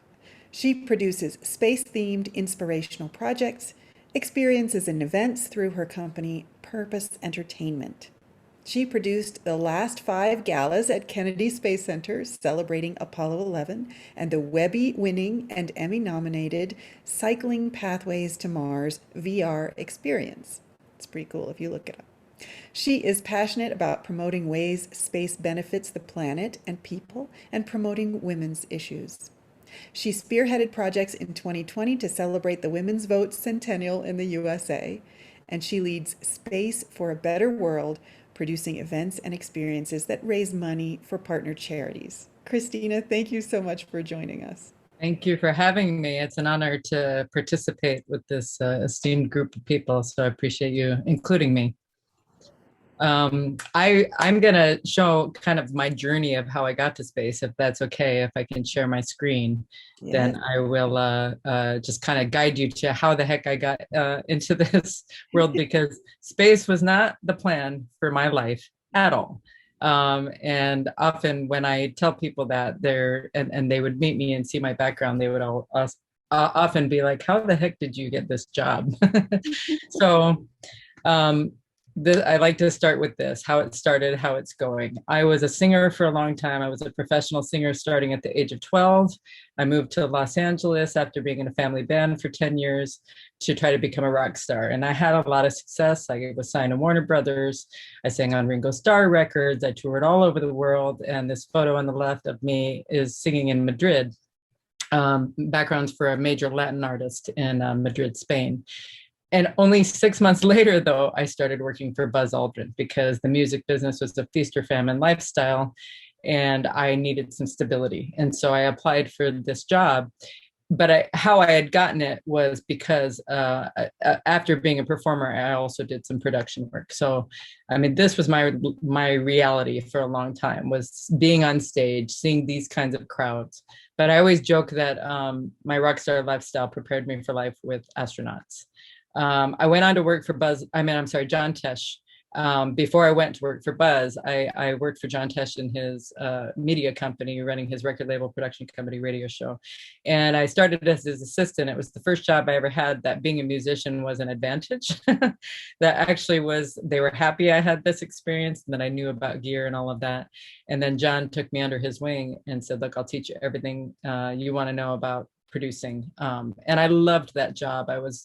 I worked every day running the company from Monday to Friday, and then I sang every weekend. We were touring pretty much every weekend. That's me in the middle there, and that's a PBS concert special that I produced at Red Rocks in Denver.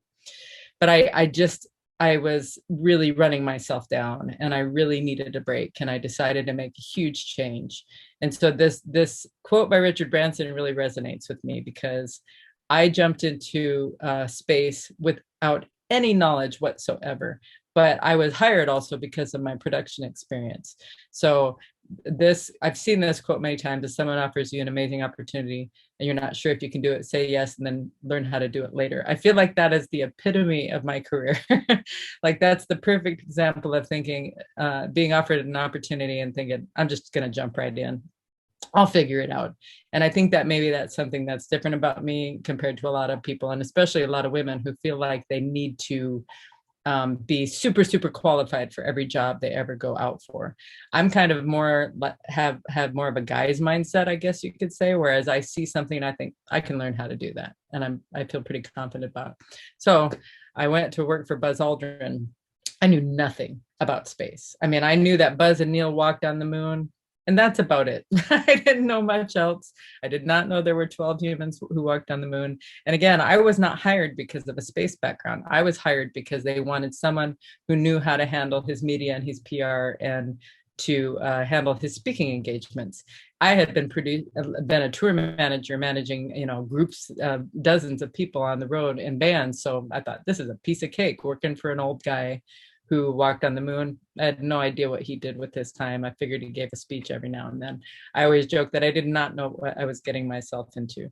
Very early on, Buzz and I bonded because he liked that I could fix gadgets, like the fact that he had more than one phone, and if he got lost, I could figure out how to fix it. And I really attribute that to my production and media background, troubleshooting, that sort of thing. And along the way, I got to be a part of some really significant events. This is the 40th anniversary of Apollo 11, which was on July 20th, which is next week. And I had only worked for Buzz for about 1.5 years in at this point. And the reason this, besides the fact that I'm with President Obama, the Apollo 11 crew is in there. You can see Charlie Bolden there in the background. For me, this would not have happened if I had not asked to go. I was not invited by the family to go.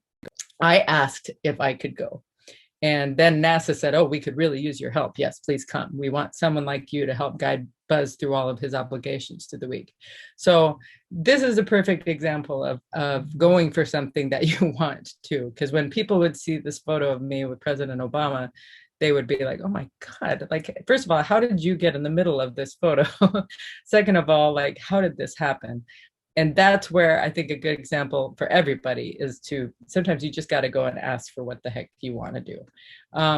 In the meantime, I really made a big impact on Buzz's career with my media experience. He was always complaining about how he wanted to get more support for what he was doing. And I said, you need to get more people like me to care about what you're doing. You have to quit talking to just the space people, because you already have those people on board. You don't really need to convince them. You need to convince somebody like me. So he started doing things like Dancing with the Stars. And then we did a making of video with Snoop Dogg for to promote his book just before the 40th anniversary. And it was so unexpected, but it also got people's attention. It got to the point where we would go places and people would say, there's the guy from Dancing with the Stars. What I also then brought to the table was my media background and sensibility of how to promote what he cared about most, which was missions to Mars. So we did a couple of books with National Geographic, Mission to Mars, and the kids' book, Welcome to Mars. I co-produced 2 different virtual reality experiences, Destination Mars, which was with NASA and Microsoft, but then Cycling Pathways to Mars was the one, which actually I'm not showing here, is the one that I'm really proud of, because that one was really my way of trying to get Buzz's vision about missions to Mars into the mainstream public. And I've had a lot of people come to me and say that Cycling Pathways to Mars VR experience, which is free, by the way, on the Time Life VR app on Oculus and HTC Vive. Several people have told me now that they decided to go into the space world because of that app. And to me, that's really, really successful use of that. Again, I got welcomed into this world of being with the Apollo astronauts. And for a long time, I have to admit, I didn't really take it that seriously. It was just my reality. It was my job. And you see me here with Buzz and Neil Armstrong. That was the day that they got the Congressional Gold Medal with John Glenn. And, getting to know Michael Collins really well, we became very good friends. And this for a long time, I didn't really think that hard about it. But then I arranged the first meeting ever with Buzz and Stephen Hawking. And the day that happened was such a whirlwind. We did so many things, but we went to visit Stephen in his office. And later that night at the BBC, there was a Harvard professor that was there who asked what we had done that day. And I explained, we did this charity event in the morning. Then we went to Stephen Hawking's office so Buzz could meet Stephen Hawking for the first time. And he was like, what? And he goes, you're a piece of history, or you're part of history. You need to start taking this seriously. And I was like, I'm nobody. And he was like, no. You just explained that you introduced Buzz Aldrin to Stephen Hawking. Do you understand what I would give? You need to really take this experience that you're getting seriously. So I began to pay a lot more attention after that. Not that I wasn't, but I think it really hit me after that, how significant some of these events were. The other part that really made a huge impact on me was I was the fly on the wall of his life in a way, and the other Apollo astronauts that I got to hang out with, in a way that was just, again, their reality, but that I began to realize I was the keeper of the memories. I was there every day when people would come up and say, I've got to tell you where I was or what I was doing when you walked on the moon. And the thing I did appreciate too was that Buzz and the other guys, they understood what they represented, especially Apollo 11. You know, they said everywhere they went, in every country, when they went on the Goodwill tour after they came back from the moon, they saw signs that said, we did it, meaning three, not just three guys, that they represented all of humanity. And that, seeing those reactions of people from all walks of life, from all backgrounds, really touched my heart, really made an impact on me. And I thought, wow, you know, these moon landings united the world in a way that this generation cannot understand. And so I thought, what can I do with this perspective? And then I met these ladies, and they made a huge impact on me too. They had hired Buzz to come and give a speech. And when they had him in the green room, they said, now we can tell you our moon landing memory. And so basically they said, we were young girls in Turkey. We lived in a village with no running water, no electricity. Our mother couldn't read or write. Our father only had a 5th grade education. And he was very committed to them getting an education and trying to go to college. That was a big goal for them. That would really make it stand out for girls. And so their father was very fascinated by the Apollo mission. So the week of the first moon landing, he went and bought a grand big radio. And the night that Apollo 11 landed on the moon, they said everyone from the surrounding villages came to their house to listen to the moon landing. And they said, when we heard that you succeeded, we felt like we did it. And we were hugging and crying and cheering. And we were so proud of what humans had done. And then they said, once everyone calmed down, they all went outside and people sat on the ground and were looking at the moon. And I said, what were you thinking? And they said, we realized we could aim higher for our dreams, aim higher than we were going to aim before. And so the older sister on the left, Sermon, she went on to get her PhD in quantum physics. And the one on the right went on to get her MBA and has a successful company. That really drew attention to me, like how it's not as common for people to comment on how women were affected by the moon landings or how space inspires them. Then I met Joanne Morgan, who's the first female engineer at Kennedy Space Center. She was the only woman in mission control, in launch control when Apollo 11 lifted off. And even she told me so many stories about how she is so passionate about getting more women into space, but is a bit frustrated about how difficult it is and how there aren't enough role models to look up to. So I, you know, through all of this, I've had all these things percolating in my brain about how can I do something with all of this knowledge and this background and this perspective that I have. In the meantime, because of my media experience, I produced the last 5 galas at Kennedy Space Center. And for the 50th anniversary of Apollo 11, I really went big. We, of course, had our gala in the Saturn V Center at Kennedy Space Center under the Saturn V rocket. But I also did a partial takeover of Times Square screens to show the moon landing footage in real time of when it happened, as well as London Piccadilly. I took over that screen for the hour of the moon landing, and then convinced Duran Duran to come and play in the Rocket Garden at Kennedy Space Center, and then Intel did a drone light performance. And by the way, Duran Duran played for free, and the drone light performance was for free, because everybody, you know, talked about how the moon landing made an impact on them, you know. So this is what convinced them, and this is where again I realized, wow, there's a huge disconnect here somewhere, and if we can somehow bring these worlds together, it's so powerful what we could try to do. I was asked in 2020, just a year and a half ago, just before the pandemic, to come to the World Economic Forum to speak on some panels about women in leadership, space inspiration, space education. And while I was there, you can see my hair is purple and blue. That was very strategic, so people would remember who I was.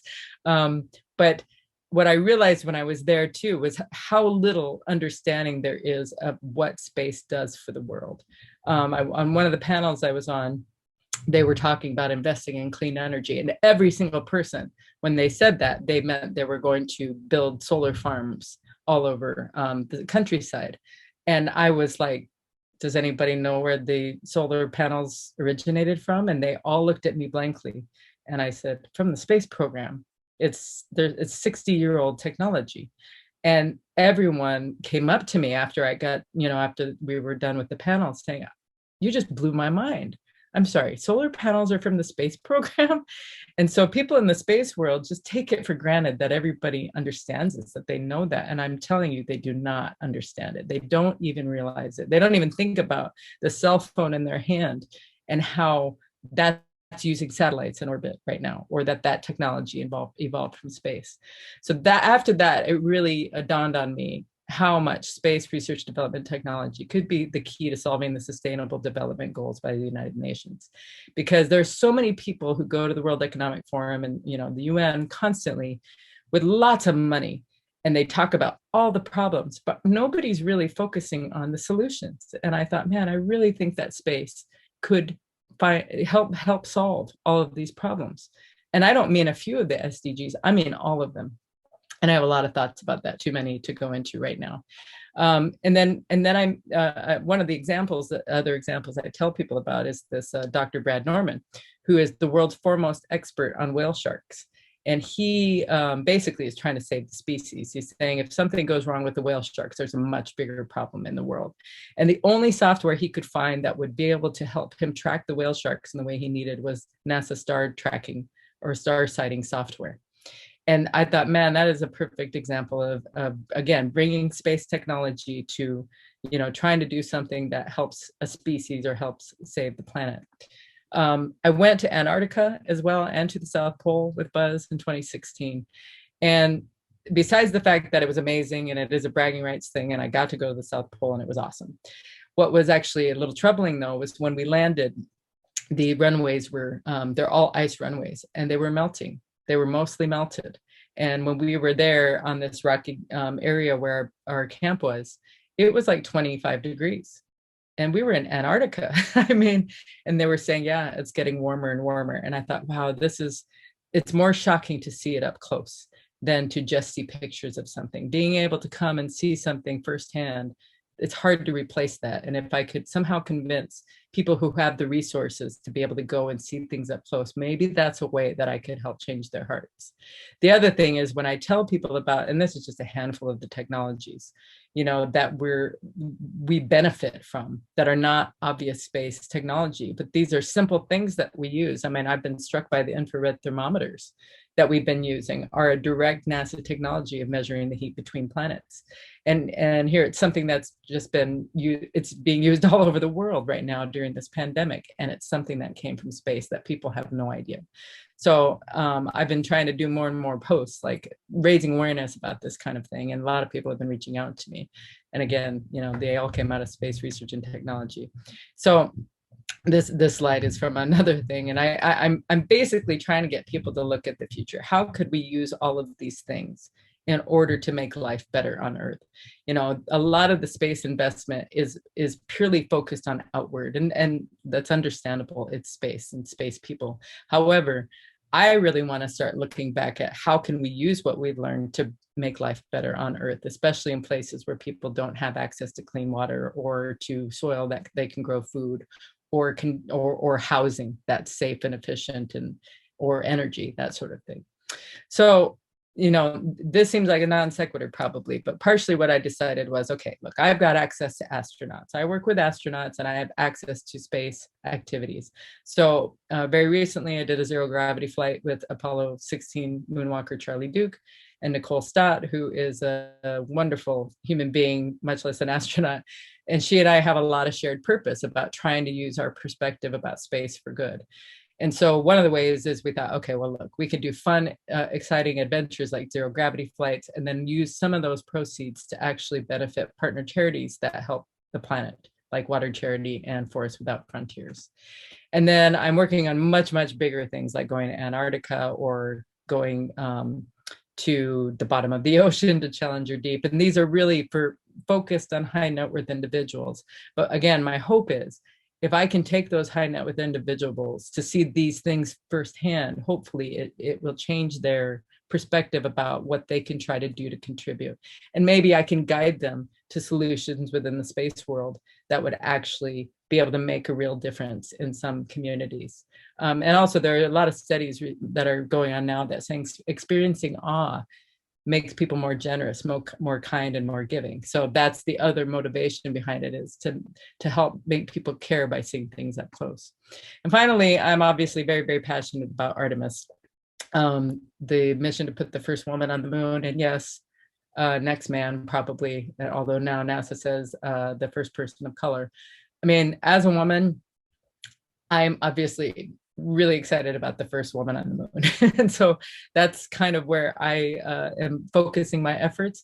And one way I'm trying to inspire women and girls is by doing big space themed things that get attention.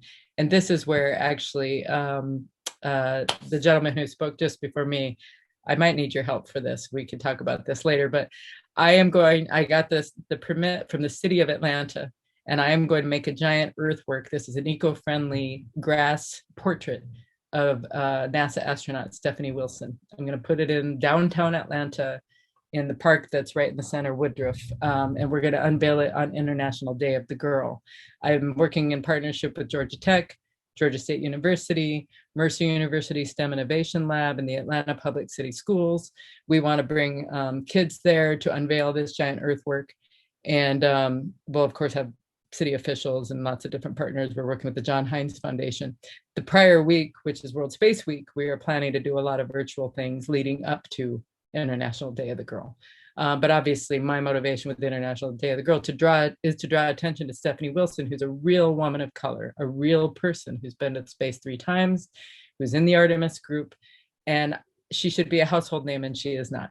You know, I meet a lot of people who say, are there any Black astronauts? And it's just, you know, and usually these are Black people asking me that. And I think, okay, if somehow I can raise awareness about her, who is still aiming higher for her dreams in the Artemis group, maybe that will inspire some people to realize, wow, I can be a part of this space industry. So that's the basics of Space for a Better World, is trying to raise awareness about the way that space could solve some problems on Earth, and then hopefully inspire people, you know, to want to get into space by using entertainment methods. So I might have gone a little quicker than you wanted me to, Lee, but I figure we can do a Q&A if you want. Yeah, no, it's all very exciting, and you're a great storyteller. May I ask you to circle back to some of those stories. But the first thought is the difference in exposure now that the space program has been going on for so long. You know, I think the original astronauts in the Apollo program were probably bigger stars than Olympians. Yeah. But nowadays, you know, if you're in the Olympics, you have a much better chance of spreading a message, representing a culture, representing underrepresented group than astronauts these days. Can you talk a little bit about that? Well, yeah, and I mean, I think by design, the astronauts back then were put up there to be role models. I think that they were put up there to be who people were paying attention to in a way that doesn't really happen anymore. I mean, it definitely was the beginning of the space race. So that, you know, it was a brand new thing. And I have to say that the other day with Virgin Galactic and Richard Branson going, the excitement I felt that day all throughout social media and through people that I knew was the closest in most recent times, I think, that people have been excited about space. And I think the reason is because it's about humans going to space. Now, obviously, we've got a lot of astronauts who go to the International Space Station, but there's just going to the moon, it's a whole other level, you know, and that was the thing, is the people, you know, the astronauts who went to the moon, that was something extraordinary that had never been done. And I think the reason the Richard Branson flight, even though it was so fast, that's the one thing that a lot of people are like, wow, that was so fast. It was so expensive. Like, was it really worth the money, you know? But I'm like, yeah, but you're paying for the view. You're paying for that perspective, almost more than the flight. It's much more about what you witness when you get up there. But I think that also everyone was rooting for him and his crew to be successful, and to see humans in that spacecraft is really, really exciting. the problem with what's been going on for years and years and years with the International Space Station is, first of all, the shuttle program ended, and even that became blasé. You know, they went up all the time. Even my father said, "Oh, they go up all the time. You know, what are they doing that's different? There's nothing new." So I think that when we actually send humans to the moon, it'll go to that next level. However, all of that being said, I do think that NASA even has become a bit complacent, you know, about, oh, we have this many followers on social media. And I'm often thinking, yeah, but there are 7 billion people in the world. And so the way that you have to get their attention, in my opinion, is you have to start really putting the astronauts on a pedestal. And I don't mean like they're elite humans or anything, but you have got to like talk about them in a way that's different. That's why I think with Artemis, focusing on the first woman on the moon, that is a big deal, you know, especially for women and girls. And I was talking to a guy a couple of days ago, and he's like, for guys too, it's exciting, you know, to see the first woman on the moon. So I wish that they would really focus on that more, because when I tell teachers, when I tell people who are not in the space world, they're like, I'm sorry, what? And when I say, yeah, they're going to send the first woman to the moon, they'll go, what, like in 15 years? And I'm like, well, they're aiming for 2024. They may not make it, but within the next decade for sure. And they're just blown away. They know nothing about it. And that's why what I'm trying to do in Atlanta with this big earthwork of Stephanie Wilson is to draw attention in a way that gets the mainstream world to pay attention. Because even in Atlanta, when I tell them about it, everybody, they're so excited. And they're like, wow, this is what we need to see. We need to be able to see someone who looks like us. And that's why, you know, Stephanie Wilson, no offense, but if I was just doing another white guy astronaut, would not be the same as showcasing a real woman of color who is a real astronaut and still active. So I really wanted to have Stephanie there, but she's going to be in quarantine because she's on the backup crew for crew 3.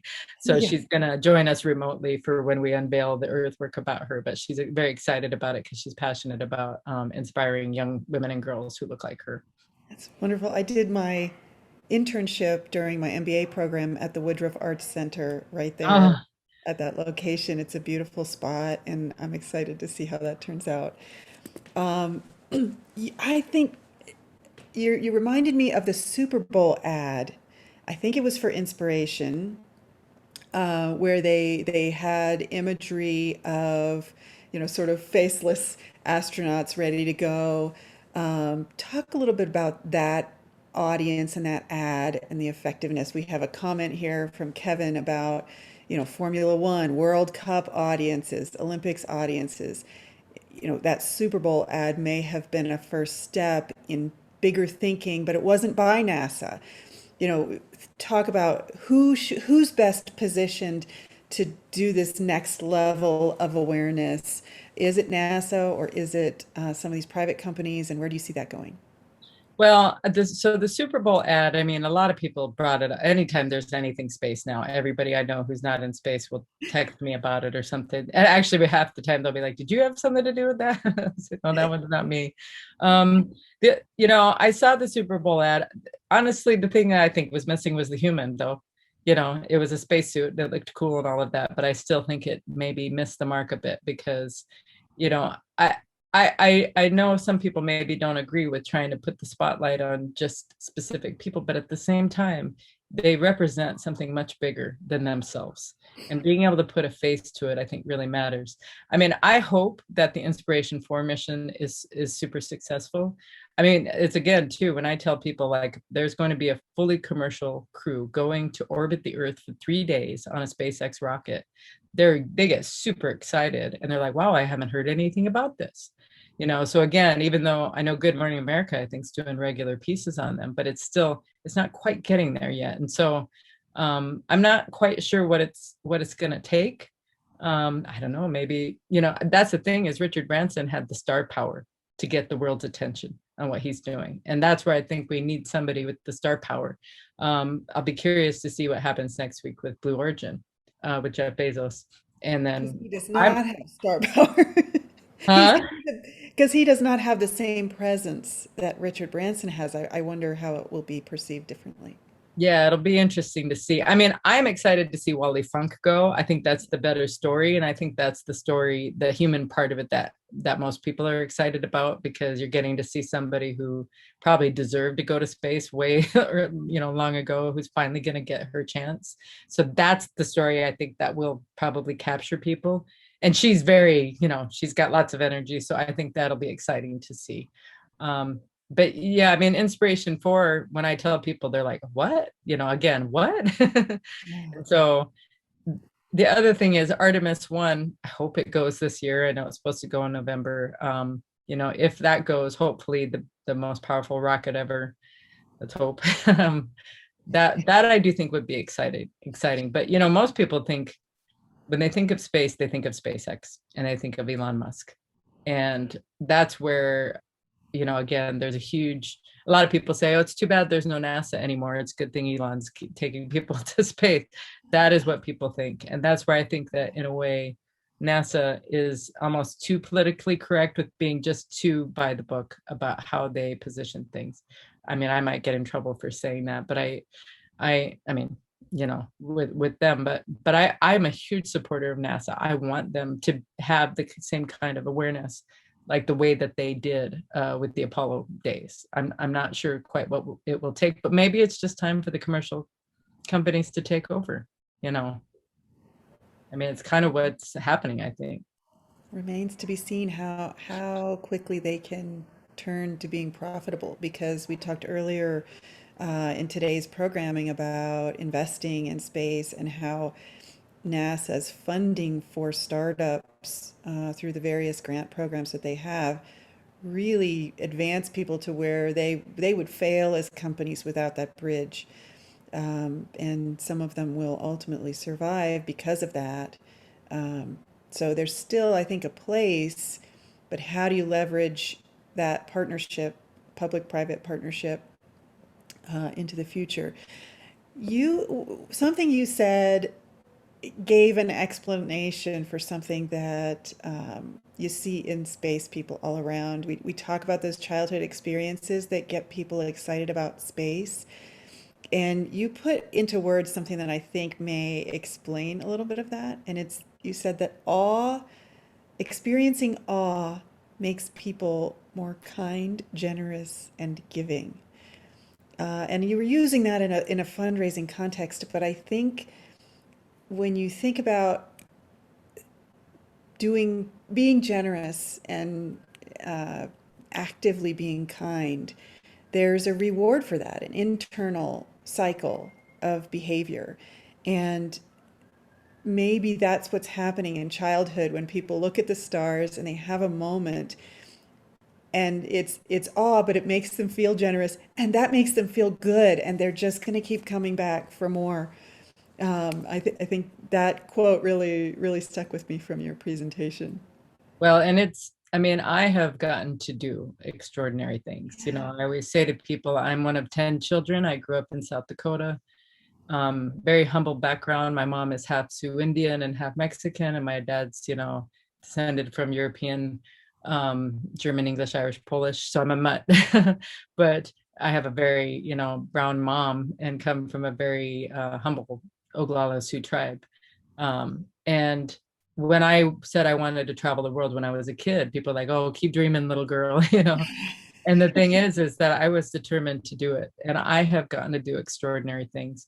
And I think it really changes you when you get to see the world too. And that's the part that space people, I think, shared this wonder of this bigger picture. And one of the things that I admire most is the camaraderie between the astronauts of all backgrounds.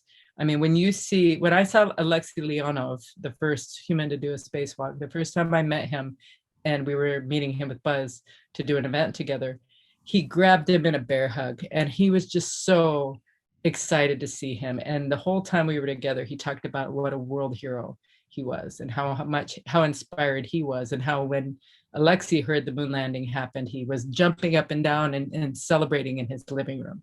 And so that's something I think that the space people share, is this idea of being, the world and space and all of that.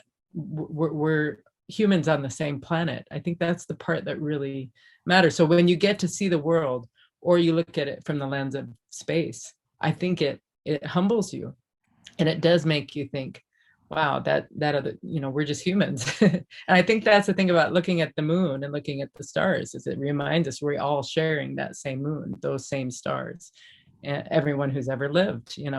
So if you start thinking that profoundly, I think it makes a big difference on your heart. I think the people who are more bitter and unhappy and closed off are people who've never been anywhere and have never done anything. They're afraid of change. They're afraid of the bigger picture. But that's the part I love about space so much. And what I hope that I could try to do that would expand like the what space is doing in a way that would attract more people from outside of the space world. Because I think a lot of people are really intimidated about getting into space because they think it's this elite, world of people. And I'm like, nah, they're just regular people. You just come hang out with everybody. They're all just regular people too. So anyway, I mean, that's the part of space that I want to try to help bridge the gap, Yeah, you reminded me of a story that came up in one of these events a while back when we were talking about lunar mining. And one of the people working on plans for lunar mining was out, out in the world, and this woman he was talking with said, "Wait, you're doing what? How dare you dig holes on my moon?" Right? We all have a personal relationship with the moon, and it's a funny thing that we share, but it's also individual to each one of us. So your point is well taken. Tell us, because you're insider and all the fabulous photos you showed us, tell us an example or two of some really famous people who are totally into space and we have no idea. Well, I mean, maybe some people do know, but like Pharrell Williams is a space fanatic. He approached us about 10 years ago, at least, was writing a book about his passions. And one of the chapters was about space. Like he had Jay-Z in one chapter about, music, and he had somebody else, and one chapter was about Buzz and space. So for the Apollo celebrations that I did, he recorded a video for me about like walking on the moon. Is literally walking on the moon. And then, will.i.am is a really big space guy too, very heavily invested. But, who I've met, who I think is just so sweet and sincere, is George Clooney. Is a really, I mean, he's an Omega ambassador. So we've done different events with him. And he talks very nostalgic, he's very nostalgic about like that time frame of being a kid and what the moon landings meant to him and stuff. And so, there are a lot of people like that who are really reverent towards, especially the Apollo world, that a lot of people don't realize. But what's been interesting to me is to have been in the room with like billionaires or major CEOs of companies, and they turn into little kids when they're around astronauts. And that's the thing that's it's always so interesting to me, is to see how people who are not in the space world react to astronauts, because it's not even necessarily who the person is. Again, it's just it's what they represent, that they went and did something crazy, like get on a rocket and go to space, And so, I mean, gosh, there's so many people. It's hard for me to go through the list, but I remember actually the guitar player for Aerosmith, like he came over like eager with his camera at one event, wanting to take a photo with Buzz. So, I mean, that's constantly what we dealt with all the time, that people wouldn't think, that people like that love space.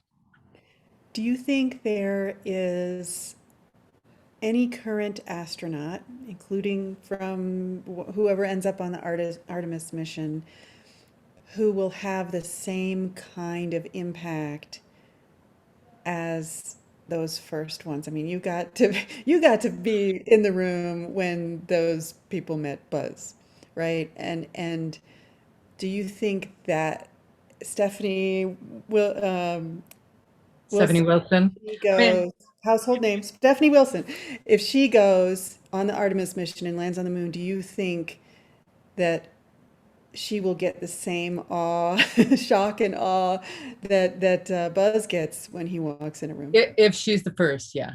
I definitely think so. I mean, I mean, the funny thing is Neil Armstrong was really awkward. I mean, I met him many, many times. He was the epitome of the awkward engineer. He didn't say a lot. He was pretty unemotional. So, I mean, you know, whatever pedestal people put them up on, they're just people, you know. And Buzz has always been, a lot of people in this, anyone who knows Buzz, he's difficult, you know, and they're just people, you know, that's the thing. But what they represent is really what makes it so, you know, why people go in awe. It's more so like, wow, this person went to the moon. I mean, that's the part of it. So yes, if Stephanie Wilson was the first woman to walk on the moon, she would be in the history books forever. You know, of the current astronaut corps, or at least NASA astronauts, I mean, I do think Victor Glover has some potential he's very accessible and very, you know, and also Thomas Pesquet, he's hilarious. I think he doesn't ever look, the French accent astronaut, he does not look remotely serious ever. I don't think. I think he's actually quite funny. But I think the potential is there. I just think no matter what, though, until we go beyond the low Earth orbit, it's just going to be, you know, those first humans that go back to the moon again, I think can reach that same level of excitement and awareness. And there's almost twice as many people in the world now as there was when those guys went to the moon. So it's a, you know, it's a game-changing thing now. Yeah. Trying to catch anything from the chat. There's just a lot of echo. We're talking about sports. Yeah, and just bringing in sports, you know, Super Bowl became discussion about the opportunities of sports, and we have Linda Reinstein on, who's from Space Games Federation. So lots of connections there in terms of the inspiration of space. I like Alice Beinhoff's comment about, I believe space is presented as hard to make it seem out of reach. I definitely think that there's a message that's sent out to people that makes it sound like if you are not a whiz at math and science, that there's no place for you here. I often say to people, I think the STEM movement was a mistake. And what I mean is, you know, it's like putting people into categories. Like, you're valuable if you're good at science, technology, engineering, and math, and like everybody else is not valuable, which is crazy. Yeah. Because I think what I do is extremely valuable with the messaging, or, you know, trying to inspire people. And I'm sorry, I'm terrible at those things. I'm terrible at, you know, math. I took the bare minimum of all of that. I did not want to do any of that, but my creative thinking, I think, is a huge asset. And the other part is, I think that when people only focus on STEM, it makes it seem like people only do those things, whereas tons of astronauts and scientists and engineers I know are musicians, are artists, are, you know, they have lots of talents. And so that's why I'm a big promoter of STEAM, because I think it's very crucial to have the creative minds in all of this too. And I think that needs to be welcomed back in to this as well. And that's where, you know, some people are really resistant to STEAM, but that's my reasoning behind it, is that STEM feels too narrow. And it makes it feel like if you're not in those categories, then you don't fit in the world of space or technology or whatever. Yeah, that's a good point. STEAM, when it gets down to the heart of it, is truly a liberal arts education, which includes humanities, arts, and science and math. And you know, it's been there all along, and we maybe narrowed that down for a little bit of competition and trying to make sure we didn't fall behind in certain areas. But that changes it back into a classical education, and I think there's so much value there. So yeah, it's a great point. Yeah, I'll just, you mentioned George Clooney, the movie that he did on Netflix, Midnight Sky, was... yeah, I never saw it. I meant to. It was a good pandemic watch. Interesting premise and some nice points of execution. And next time you and I talk, hopefully I'll see you at Space Symposium. Next time you and I talk, you'll have to tell me how you got Duran Duran. You know what? That was asking them too. I'll just tell that really, really fast because basically, Professor Brian Cox, for those of you, he's like the Neil deGrasse Tyson of Britain. He looks more like a British rock star. He called me up and said, "Hey, can you get Duran Duran a VIP tour of Kennedy Space Center?" And I was like, "Sure." And then a few minutes later, Nick Rhodes, the keyboard player for Duran Duran, called me to thank me. And I was like, oh my God. And then I said, well, God, I hate putting people on the spot, but I've got you on the phone. Would you consider playing at I'm producing the Apollo Gala for Apollo 11 50th anniversary. Would you guys consider playing at our gala? And he said, we would be so honored. And that's what's crazy is that, people, it's amazing what you might get if you actually ask people to do something. Sometimes it actually works when you ask. So Christina, it's been a delight. Thank you so much for joining us today. Thank you, Lee and Tim and everybody else in there. Thank you. Thanks, Christina. All right, and let's see, we are back with Tim.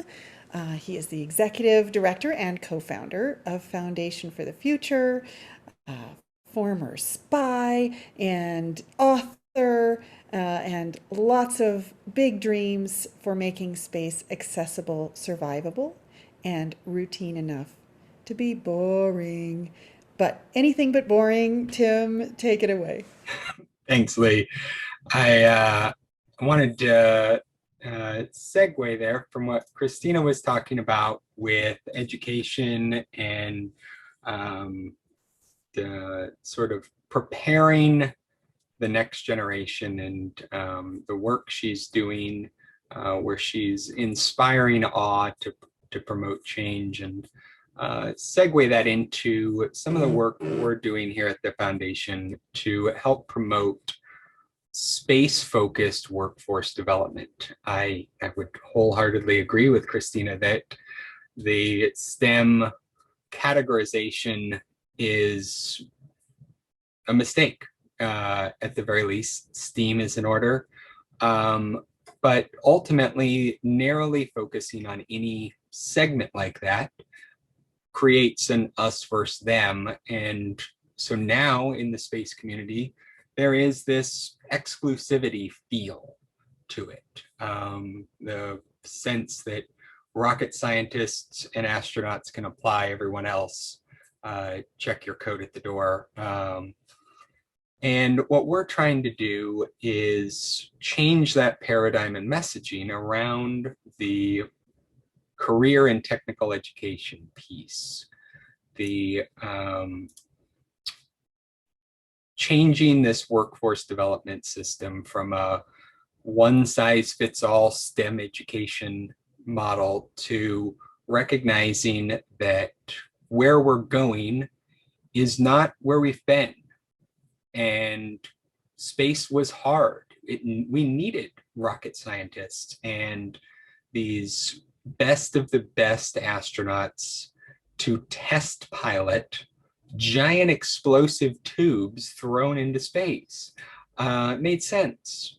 But as we move forward and we start building communities off-world, we start increasing the number of people by orders of magnitude that are living and working off-world, all of a sudden, it doesn't make sense for everyone to have that rigorous multi-year, sometimes multi-decade long training path. And so what we're trying to get a head start on is amplifying the message that career and technical education built America, but like full stop. They were the ones who built it. We romanticize the inventors, the Edisons, the Teslas for these giant changes and ideas. But ultimately, it was the worker on the assembly line that Henry Ford developed that built, that changed, that made. And those skills often are interchangeable between different career paths with some similarity, but are what is required to ensure that any momentum the space economy has continues, because without those builders and doers, there will be nothing built or done. Just, you know, I am not the one you want to build things. I'll sit down and think of ideas all day long. They might not be good, but you do not want me to be the fixer. We need that, and we need those people. And so what we're working on is a kindergarten to space workforce development pathway for everyone else. Right now, NASA has its Space Grant Consortium program, where if you're not familiar with it, it's a fantastic system. Every state in America has a lead school that is in charge of helping distribute that state's allocation of grant money and research priorities and efforts. That lead school rotates among different space grant schools in the state, and it is an easy collaborative way to essentially do the work NASA doesn't want to do in-house, whether it's workforce development or research and development. And the military has had a similar system in its ROTC program, whether it's junior ROTC in high school or senior in the colleges. These are programs that train the next generation of leaders and workers for our national security establishment. But what's missing is that middle gap, that career and technical fields, those community colleges left out of the space grant, those workers who don't want to suit up in the military. And so those are the fields that we're looking to serve with this pathway, because ultimately they are the ones that we need the most of. Already we hear of large space companies conducting bidding wars over community college graduating classes in different technical career fields. And that's not a sustainable model for any economic sector. And just like we've heard for decades that America needs more coders or our entire internet's going to go down, now's the time to start thinking about, when are we going to need more welders, more machinists, more wiring technicians? And that's the crux of this effort. Our specific role in this pathway is that central hub, the marketer, if you will. We are tied in with you all in the space community, and we are traveling around to local communities, like how we've been hosting this event in different cities. At the same time, we're connecting with those career and technical education schools to let them know the potential and start connecting them to schools that already have existing curricula around space. And we're doing this in a orderly fashion to create a essentially good housekeeping seal of approval, that much like the seals you see on your medicine or nutritional supplements that say manufactured in accordance with good management practices or other certifications. That's what we're looking to bring here, so that the educators know that the programs they've developed are for the space community and are useful to industry. So students know this school is one that is going to actually get me the training I need and connect me to the companies I want to be a part of. And then for industry, it's a way to know this is a school or community that can produce the sort of workers we want to hire. And so we're seeking to be that middle ground there and build the trust and connection that's ultimately needed to crowdsource and scale an effort like this. The basic model that we've built for this is very similar to the NASA Space Grant Consortium, where we're seeking state lead organizations to be the first, the Pathfinder schools, to help us as we start piloting this, and start first off by doing an inventory of what exists in that state.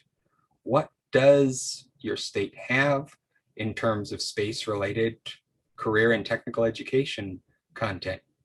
For most states, it's probably there isn't. When we've talked to schools that have raised their hand in places like Pennsylvania, the answer is that that's not a thing. We would get laughed out of the room asking around who has that. That's just not a thing. Other places like Ohio, it's a distant memory of talking to a person who talked to a person who knew a guy. And so there's a wide range of these experiences when we go to these schools in their familiarity with these programs and whether they exist in the state or not. From that initial survey of what exists, we can then develop a catalog that can be exported throughout the network.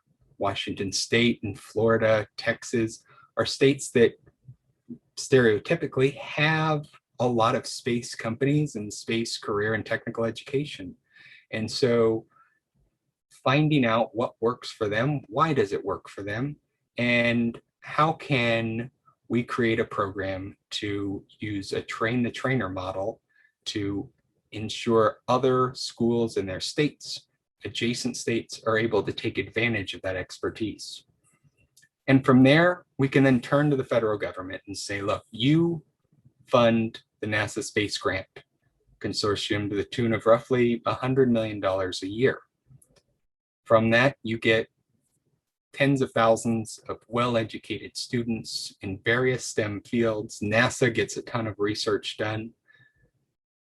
It's time to recognize that at the career and the skilled labor level, you can do far more with far less. And we have already begun the work of advocating to the federal government. One thing that we got confirmation of today was that the House Appropriations Committee Chair has added language to the Defense Appropriation Act for next year, mandating that the Department of Defense spend the first 6 months of 2022 doing a comprehensive analysis of all career and technical education and STEM related fields that the Defense Department has routine difficulty in filling. What are those positions and specialties that the services can't get enough of, whether it's for contract labor or supply chains?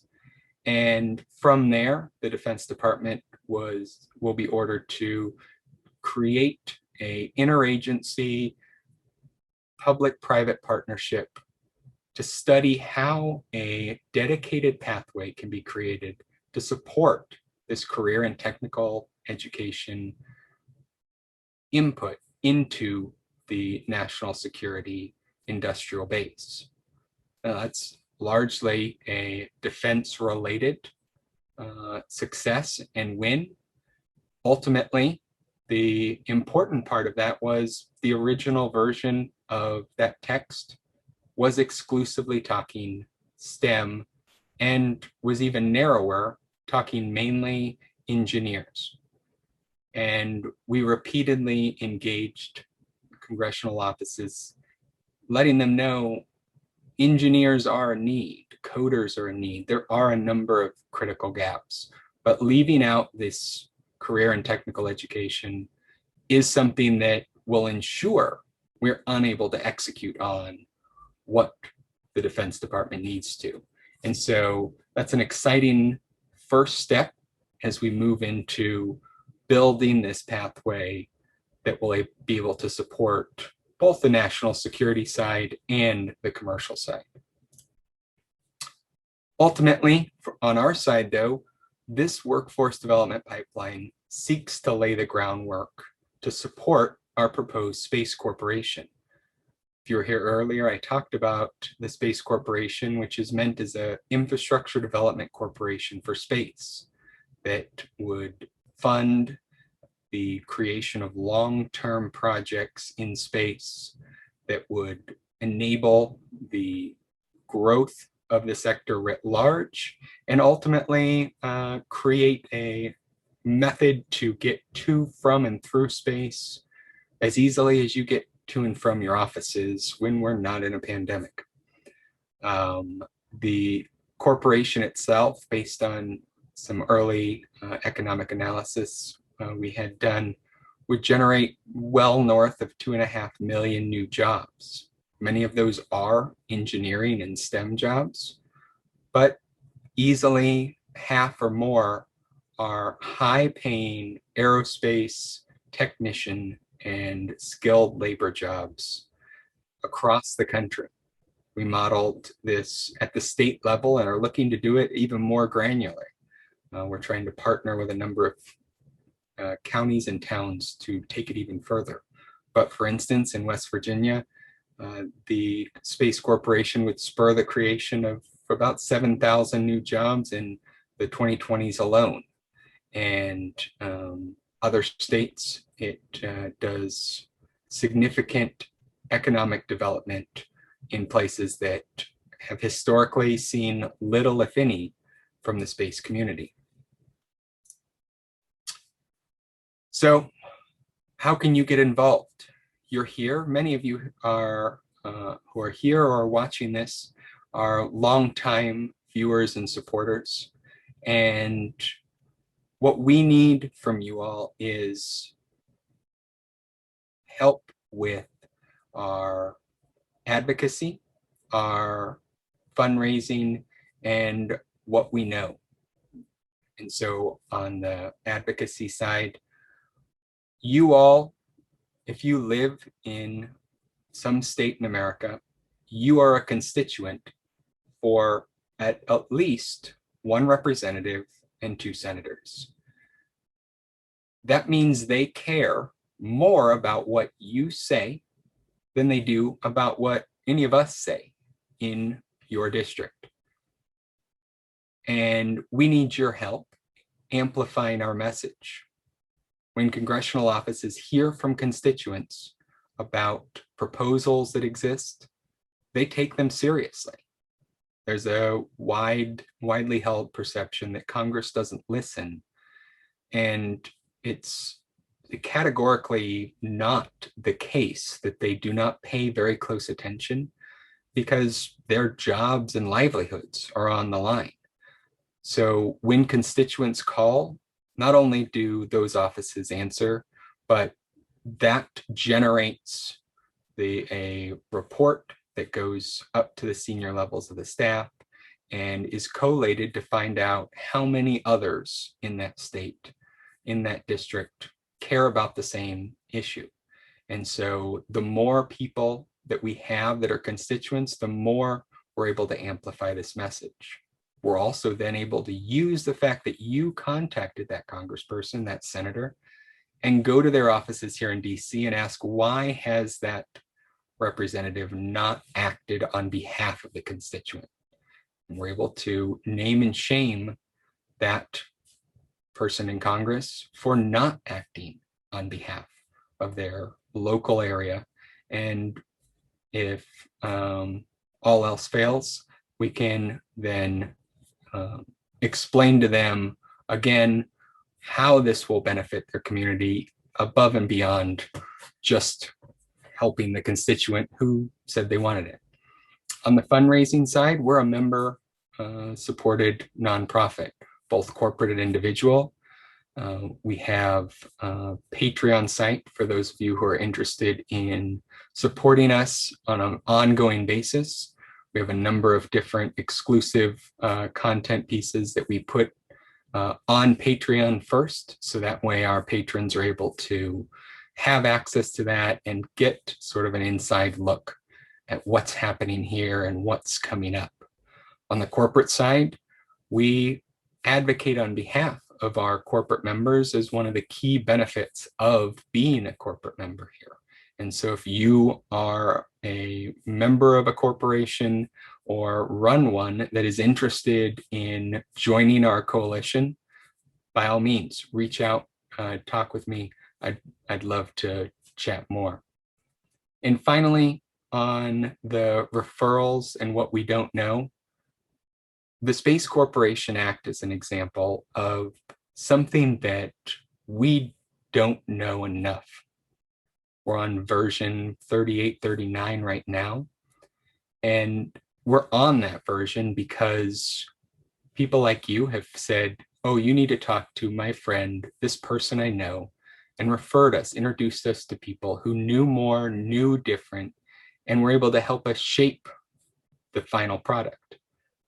And that's what we want to do across every effort we have, is make sure the right ideas are running into even better ideas, so that what we're doing and producing is ultimately of value to our members and accomplishing our mission of making space accessible enough to be boring. So if you had to ask how you can help, that's how. And I think I will pause there to see if we have questions, comments, complaints, concerns.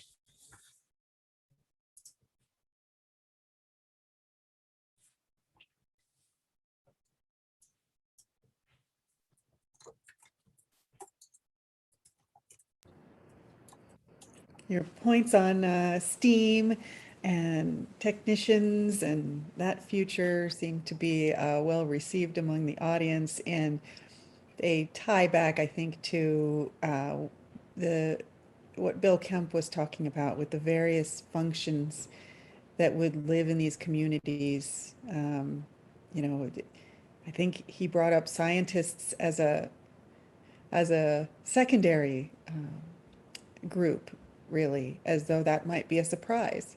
So yeah, when we talk about a functioning civilization, as small as it may be, all these other roles are going to be important. All right. Yeah, so Morgan Muchnake says, I see space as a possible new golden age for high-skilled, highly paid, blue-collar workers.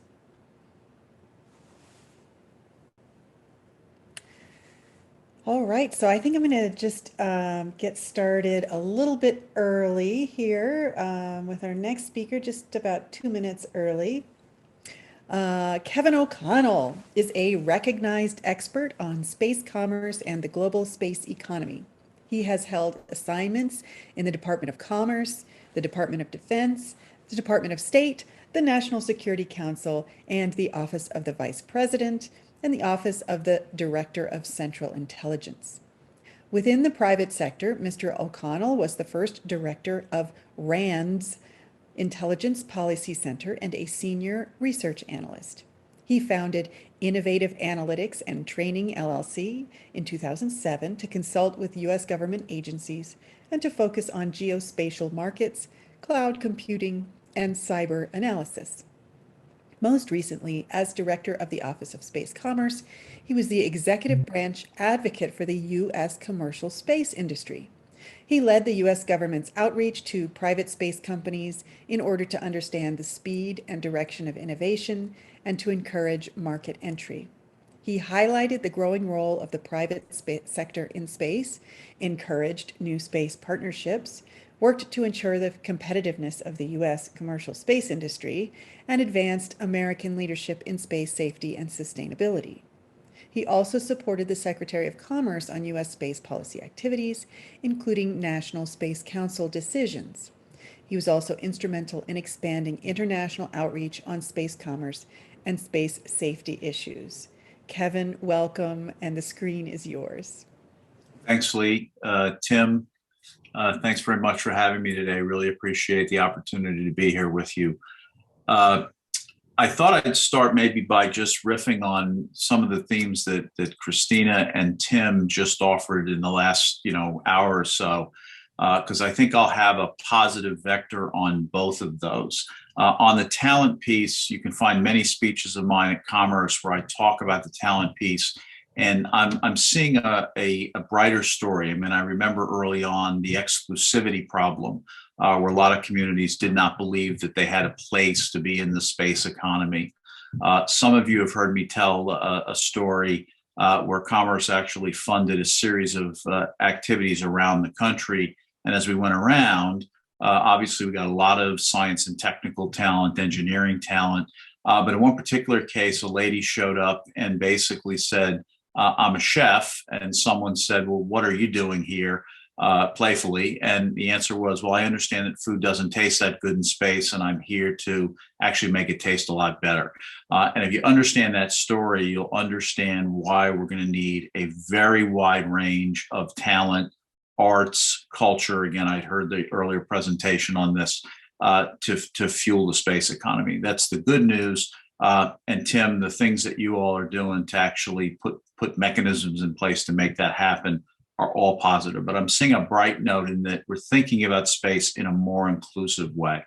So let me jump into my own remarks, and we'll talk a little bit about how the commercial aspects of this are actually helping change this in a positive way. I've been taken by some of the presentations I've had a pleasure to listen to today.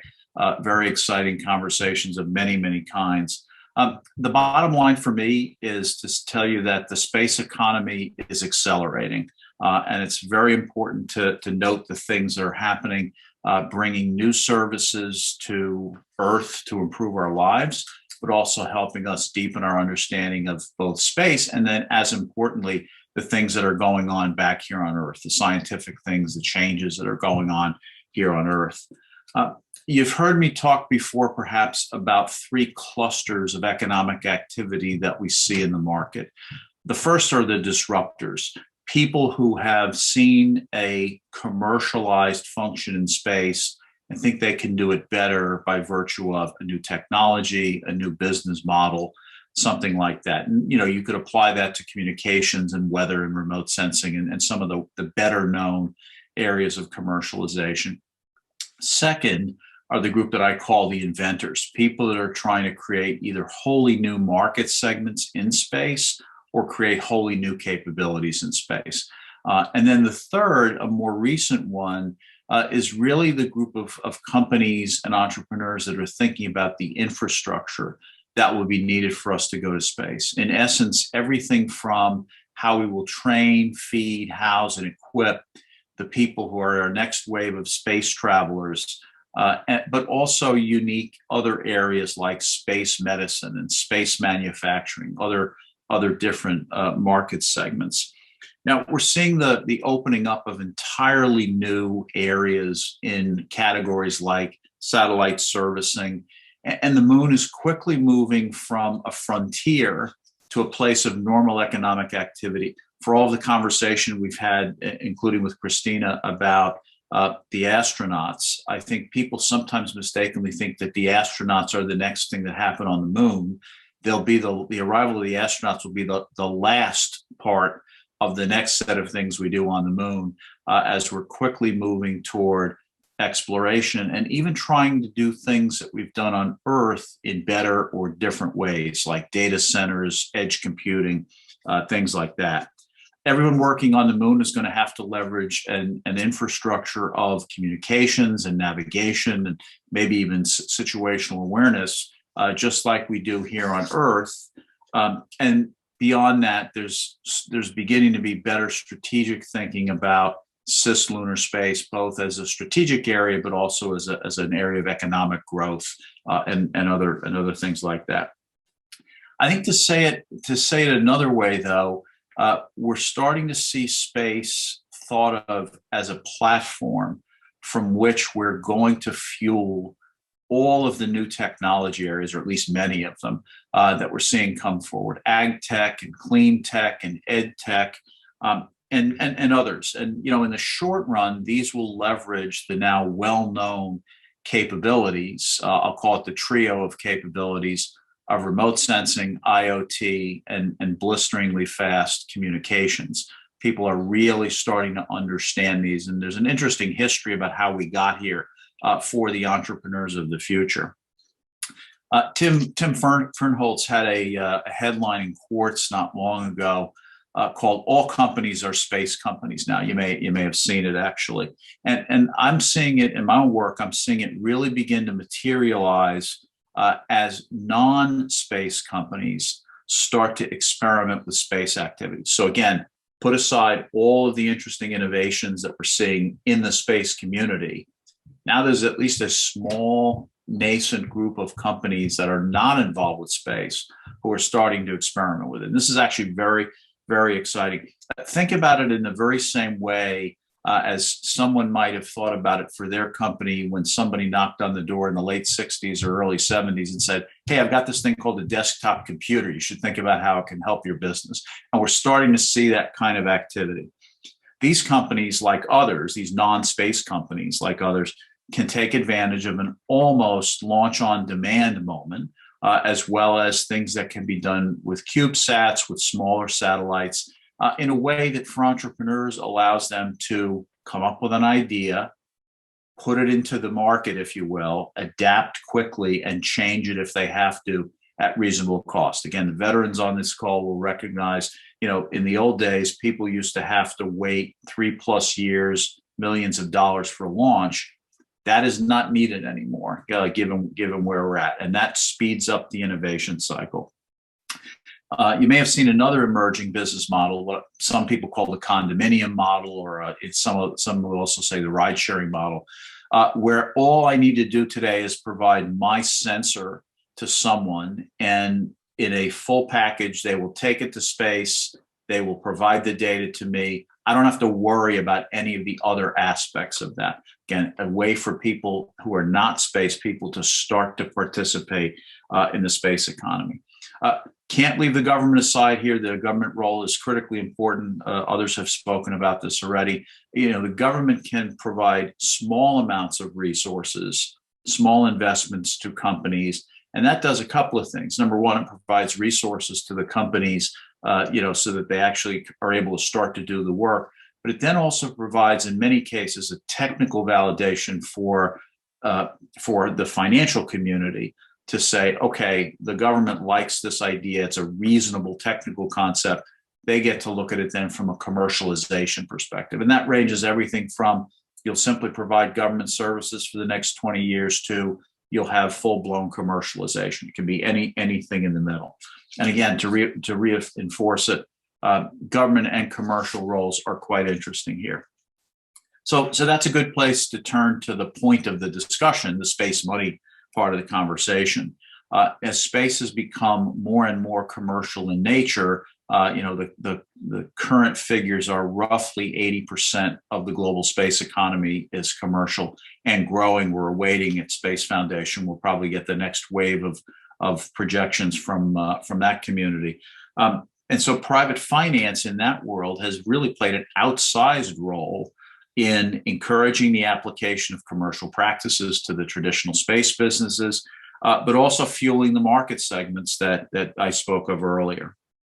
I think just this morning, the new Space Angels report came out citing another $10 billion invested in over 130 space companies last quarter, the quarter ending at the end of June, totaling almost $200 billion of investment in over 1,500 companies over the last decade. And this past quarter, just by example, was the fourth largest investment quarter on record after 4 declining years, likely due to the pandemic. I think that's the best explanation. And the pandemic, in my view, is a very interesting case study for the resilience of the space industry and some of the things that it did to stick together and actually come through the other end. There's some other aspects as well we can talk about it. But as space innovations have advanced, so have financial innovations that have supported the space industry. They're taking advantage, of course, of a global economic situation that has surplus cash and opportunities to find high quality investment. They're also taking advantage of much better attention to the factors that are involved in a successful space business company. Again, folks that have been in the space community for a while will remember an age when investors would say, gee, space is cool. We're not really sure if this will work or not, but we'll go for it. That is not the level of sophistication in the finance community anymore. And so it's much more sophisticated. The technology, like in many, many other investment areas, the technology is only part of the story. And equally important are the team, customer outreach, critically important, the ability to do financial modeling and projections, and a whole host of other things. And let's talk a little bit about some of these innovations that we're seeing in the market. The first, of course, are the SPACs. Full disclosure, I'm associated with one as well. But you're seeing that has a very interesting effect on the space community in particular. To date, there have been 14 SPAC mergers announced across a wide range of market segments, communications, remote sensing, especially weather. SPACs provide, as you probably know, a substantial capital to advance a business plan, either directly through acquisition, overseas expansion, or other things. And of course, SPACs do bring companies into the public market. And so there's so much more than the money to consider, so there's a lot of people talking about SPACs have to think about whether they're prepared for being a public company. That's a critical aspect. But that's not the only financial innovation we're seeing. Risk tolerant finance creates a portfolio approach to managing risk across a wide range of ventures. Richard Waters' article in last week's Financial Times talked about the new breed of venture capital and how it's changing startup finance in no other way than the sheer size and scale of the capital involved. And they've also pointed to my earlier point about non-space companies and their behavior here. He also pointed to the fact that companies that traditionally invested in tech only are really now starting to invest in a much wider range of companies and activities beyond just the tech piece. You're familiar probably with the ETFs that are out there, the innovation funds. We saw that the Seraphim Capital Fund went live on the British Stock Exchange this morning, and these are all making space much more accessible to the individual investor.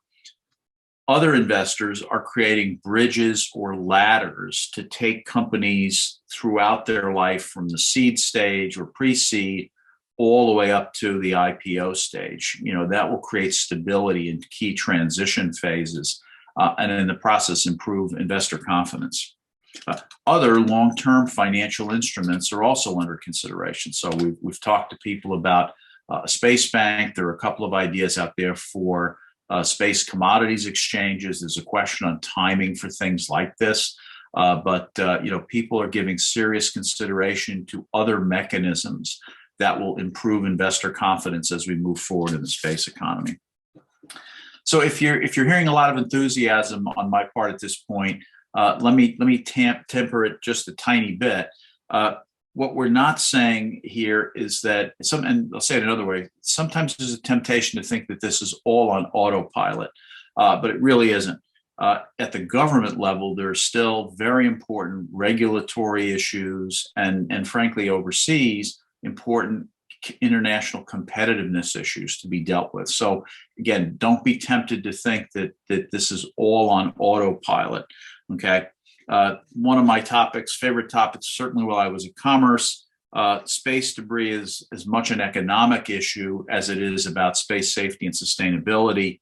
Investors at all levels need to remain mindful of what any company's space debris mitigation strategy is, as well as look for opportunities in what I call the emerging space safety industry. I'm going to spend a lot of time on that while we're at Commerce. International rules of the road are well underway in space amongst the diplomats, but they need to move at an uncharacteristically fast pace if they're to keep up with the speed of space businesses. And that's the real challenge. Diplomacy, very important. It does not often keep up, and it certainly hasn't kept up in this area with the speed of the technology. In that case, industry is just as likely to set practical standards for space safety and other operations in space. So to come at this from another direction entirely, even within such a robust commercial ecosystem, not everyone will succeed. So what I'm not saying is that everyone will succeed. But what the good news is about this is that in many ways, space is becoming a normal market, a normal economic market, where we will see companies succeed, companies fail, new partnerships, M&A activities, and all the other things you see in a market. And so there will be opportunities, even if companies don't succeed, the opportunities for exits in different ways, to protect intellectual property and to protect assets on orbit and things like that. The United States has led in many of these financial innovations that I've mentioned briefly, but we're also starting to see very similar patterns overseas, in addition to an overall growing interest in the space economy. We see renewed interest, for example, in finance in Europe, where you not only have commitments from governments to focus on new space activities, but you're also seeing a growing finance class in Europe that's ready to invest in new space. I shouldn't leave out the rest of the world in my discussion. Many countries are interested in the space economy as much as a driver of economic growth, talent development, to return to that for a second, and innovation across the board, as they really are in space exploration, the inspiring aspects of space exploration. Countries from Asia, Africa, Latin America are now focused on how they invest in and participate in the growing space economy. This will put a premium not only on leveraging traditional space agencies like NASA and DoD, but also increasingly on the development aid, investment, and other agencies in the US government, like the Exim Bank, you've probably read about that, Development Finance Corporation, and others.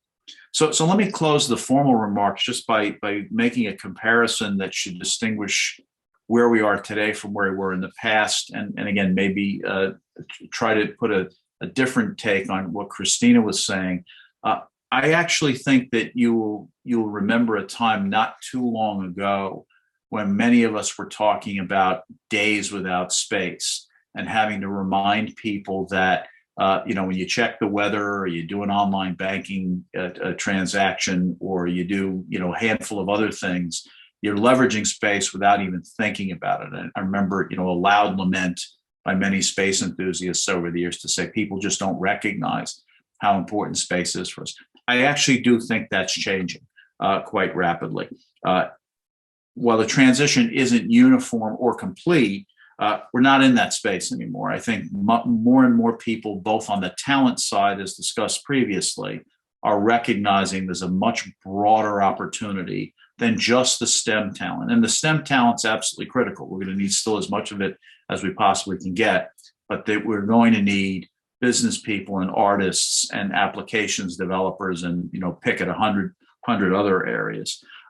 We're at a point where we're starting to see, and Tim, I know you've been interested in this in the foundation, we're seeing in the United States, we're seeing a lot of non-traditional space states start to say, hey, how do we participate in the space economy? And similarly, we're seeing a lot of countries that have not historically been spacefaring nations think the same way. And so I'll stop there. It's an optimistic note, but we're seeing really a rapid growth in the space economy. I'll end with one other point that I think Lee mentioned a short bit ago. Sometimes we get hung up on what is commercialization. The commentary we're reading today about how, these are commercial companies, but they depend on government contracts. You can think that to death, actually, if you're not careful. And so you have to be careful. There's nothing wrong with governments providing seed funding or other funding as part of a pathway to commercialization. And this is a degree of scope and scale as well. I get that.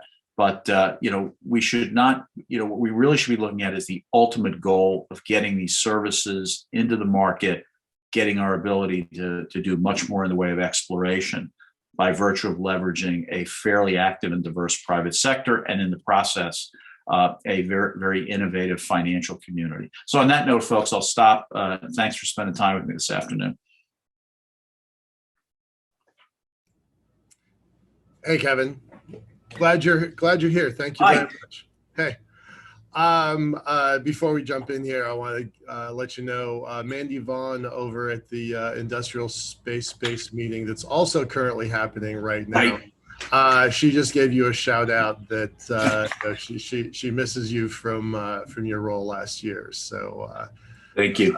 Yeah, it was a nice shout out. So you and I are busy over here, but they're talking about us over there. So. Right. I wanted to kind of go back to how you started this conversation about disruptors, inventors, and infrastructure, right? I think that's kind of where we are. I thought that was a pretty pithy, clever way of describing where we are now. Can you go a little bit deeper into those three ideas? Because I think everybody on this call is at least one of those, and they might be two of those, probably not three, but just go a little deeper on that, please. Oh yeah. So again, on the disruptor side, there have been a number of functions that have been, quote, commercialized. And again, we can argue about what that means. I don't want to go there, but so I come forward in the market and say, well, gee, I've written about satellite imagery for, almost 30 years at this point. And so, come into the market and say, gee, I have a better way of doing a satellite. I have a better way of doing customer service. I mean, in the early days of remote sensing, people would say, these guys are great technically, but they never answer their telephone, those kind of things. So disruptors are people that are looking at those existing commercial functions in space and saying, I can probably do those a little better, or I can add a different service, et cetera. And again, these categories are just general ideas. They're not meant to be inclusive or, second, on inventors are people that are really trying to envision wholly new things to do in space. Again, data centers on the moon, ways to do exploration on the moon, space medicine and space manufacturing. And so, at least from the Apollo experience, that we're going to benefit on Earth from any of the work that's done in that area. And then lastly, infrastructure. And I promised Tim didn't pay me $5 to say this, in the last year and a half or so, we really have seen companies emerge that are focused on helping get people to space, operate in space. I've used a couple of examples historically. One was a woman-owned business down in Texas, and she had a capability to put you essentially in some sort of a bunny suit and put you in a swimming pool and recreate the atmosphere of the moon or Mars. So that if you were a carpenter, for example, if I sat in my garage with a hammer and nail, it feels a lot different when I'm doing it in the atmosphere of the moon. So she was trying to prepare people, and again, not only the PhD level people, prepare regular people who do regular jobs to see what their job would feel like or behaviors would feel like when they're in those other atmospheres. We've seen the Star Academy out in Colorado, for training, et cetera, et cetera, et cetera. So people are starting to focus on the infrastructure. In the medical community, how will I make sure that humans, get the best possible opportunity in that really rough environment of space? So I hope that was helpful, that additional color there. Yeah, no, I really like that. Is, I'm going to say, somewhat easy to go from, the latest iteration of your Android or iPhone, right? That's a take what we have and make it better. And then the other two categories, inventors and infrastructure, that's applying something new to something that didn't exist before, and that's substantially harder than disruptors, right? Right. But they're all super necessary. They're all so necessary. So that was great. I really appreciate that. I wanna talk a little bit about. You made this comment about government will buy services and they provide technical validation to the financial community. We sometimes refer to those as lighthouse customers, where they're pointing a safe passage. Can you go a little bit further into that? Because I think that is a somewhat misunderstood or misappreciated concept. Sure. So I spoke a lot about this at Commerce, and if you can't sleep at night, I'm sure some of my remarks are still on the web somewhere. But what the government has done, in the old days, companies would come in, and again, I'll use my remote sensing experiences, and I used to come across two kinds of company people. The first company people would say, I am a commercial company, but I'd love for the government, for the DoD, to buy 90% of my capability and commit to it up front. On the other hand, it would be, I'm a government contractor, but I'm certain the government is going to allow me to sell my capability commercially. And none of those people survived, by the way, or at least very few of them survived. And so what we're seeing is, we see this very much at NASA. You know, the regolith example, you know, the just the intent to buy regolith, you know, even in small amounts for small resources, encourages the market forward. In other cases, we've seen the government make, through the DoD incubators, the Space Force incubators, we've seen them say, okay, here's, and it's not a tiny amount of money. You know, I think last year, the Space Force incubator, you had the chance to get $750K if you passed through the gate. And if you stayed around for the rest of the week and passed through a second gate, you could get another 750. That's a lot of money. Okay. If you manage it properly, that's a heck of a lot of money. And so I think what would then happen is those companies can go out to the market, a sophisticated financial community, and say, hey, here's a capability we're developing, and you know, here's the commercial premise for it. And the finance community, being much more savvy about space businesses, can say, hey, look, we just think you're going to only sell that to the government for the next 20 years, or we think there are widespread applications, and that's a discussion that goes on. You know, people can be wrong, you know, et cetera, et cetera, et cetera. But I think that that seed funding from the government that says, yeah, this is an interesting technical idea to us, then can encourage other people to look at it from a business growth perspective. Perfect. So you said you didn't really want to go with the risk conversation or the new space conversation, but I want to go there. So I have been watching the SPACs, the movement that direction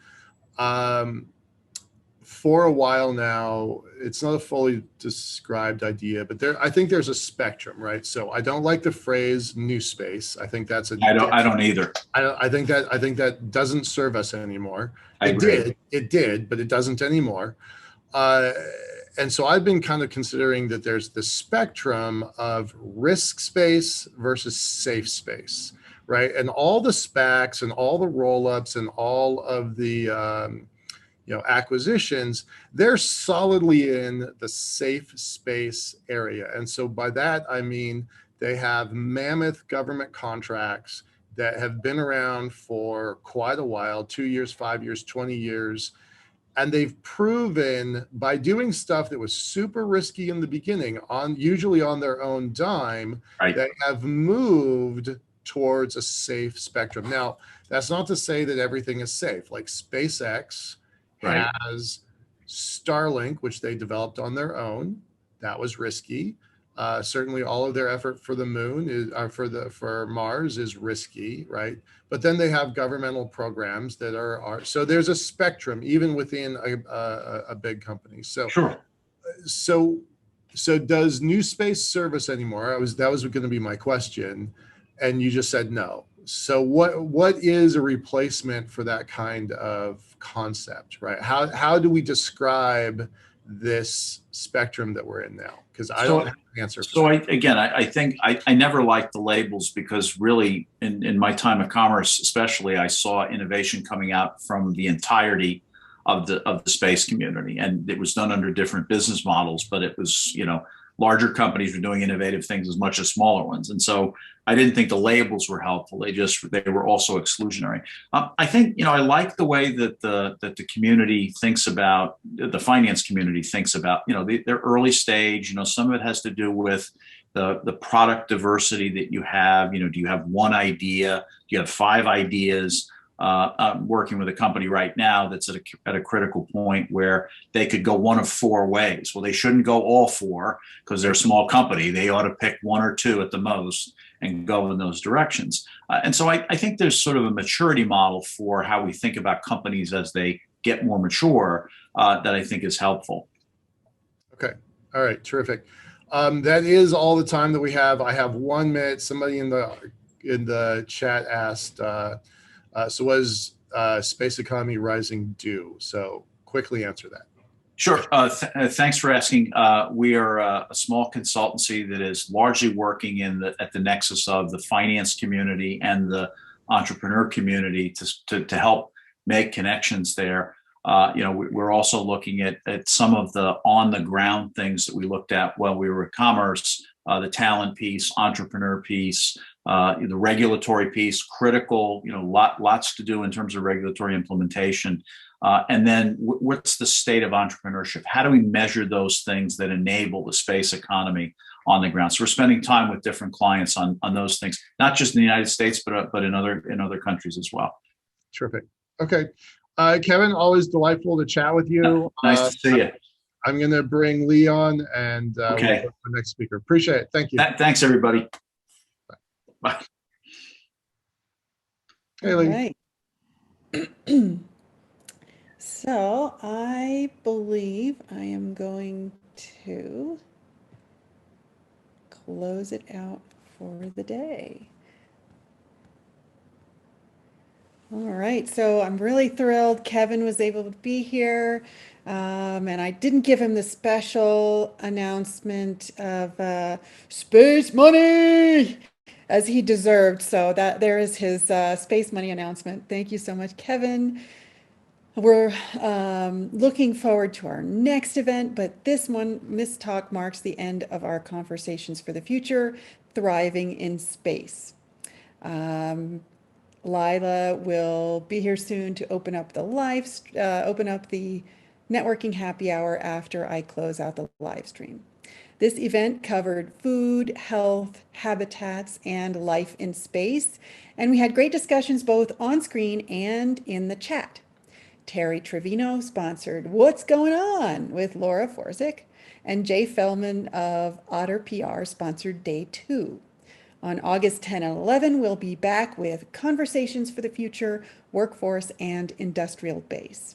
We'll also see the return of the New Space Business Plan competition, which still has an opening for a competing team, and that's $5,000 to the winning team, and mentoring and coaching along the way as you get prepared for that presentation, pitch, and Q&A with expert investors in space, as well as typically a guest judge who may or may not be space focused, but just has great business experience. So really valuable experience there for you to jump in and take care of that if you have a business idea.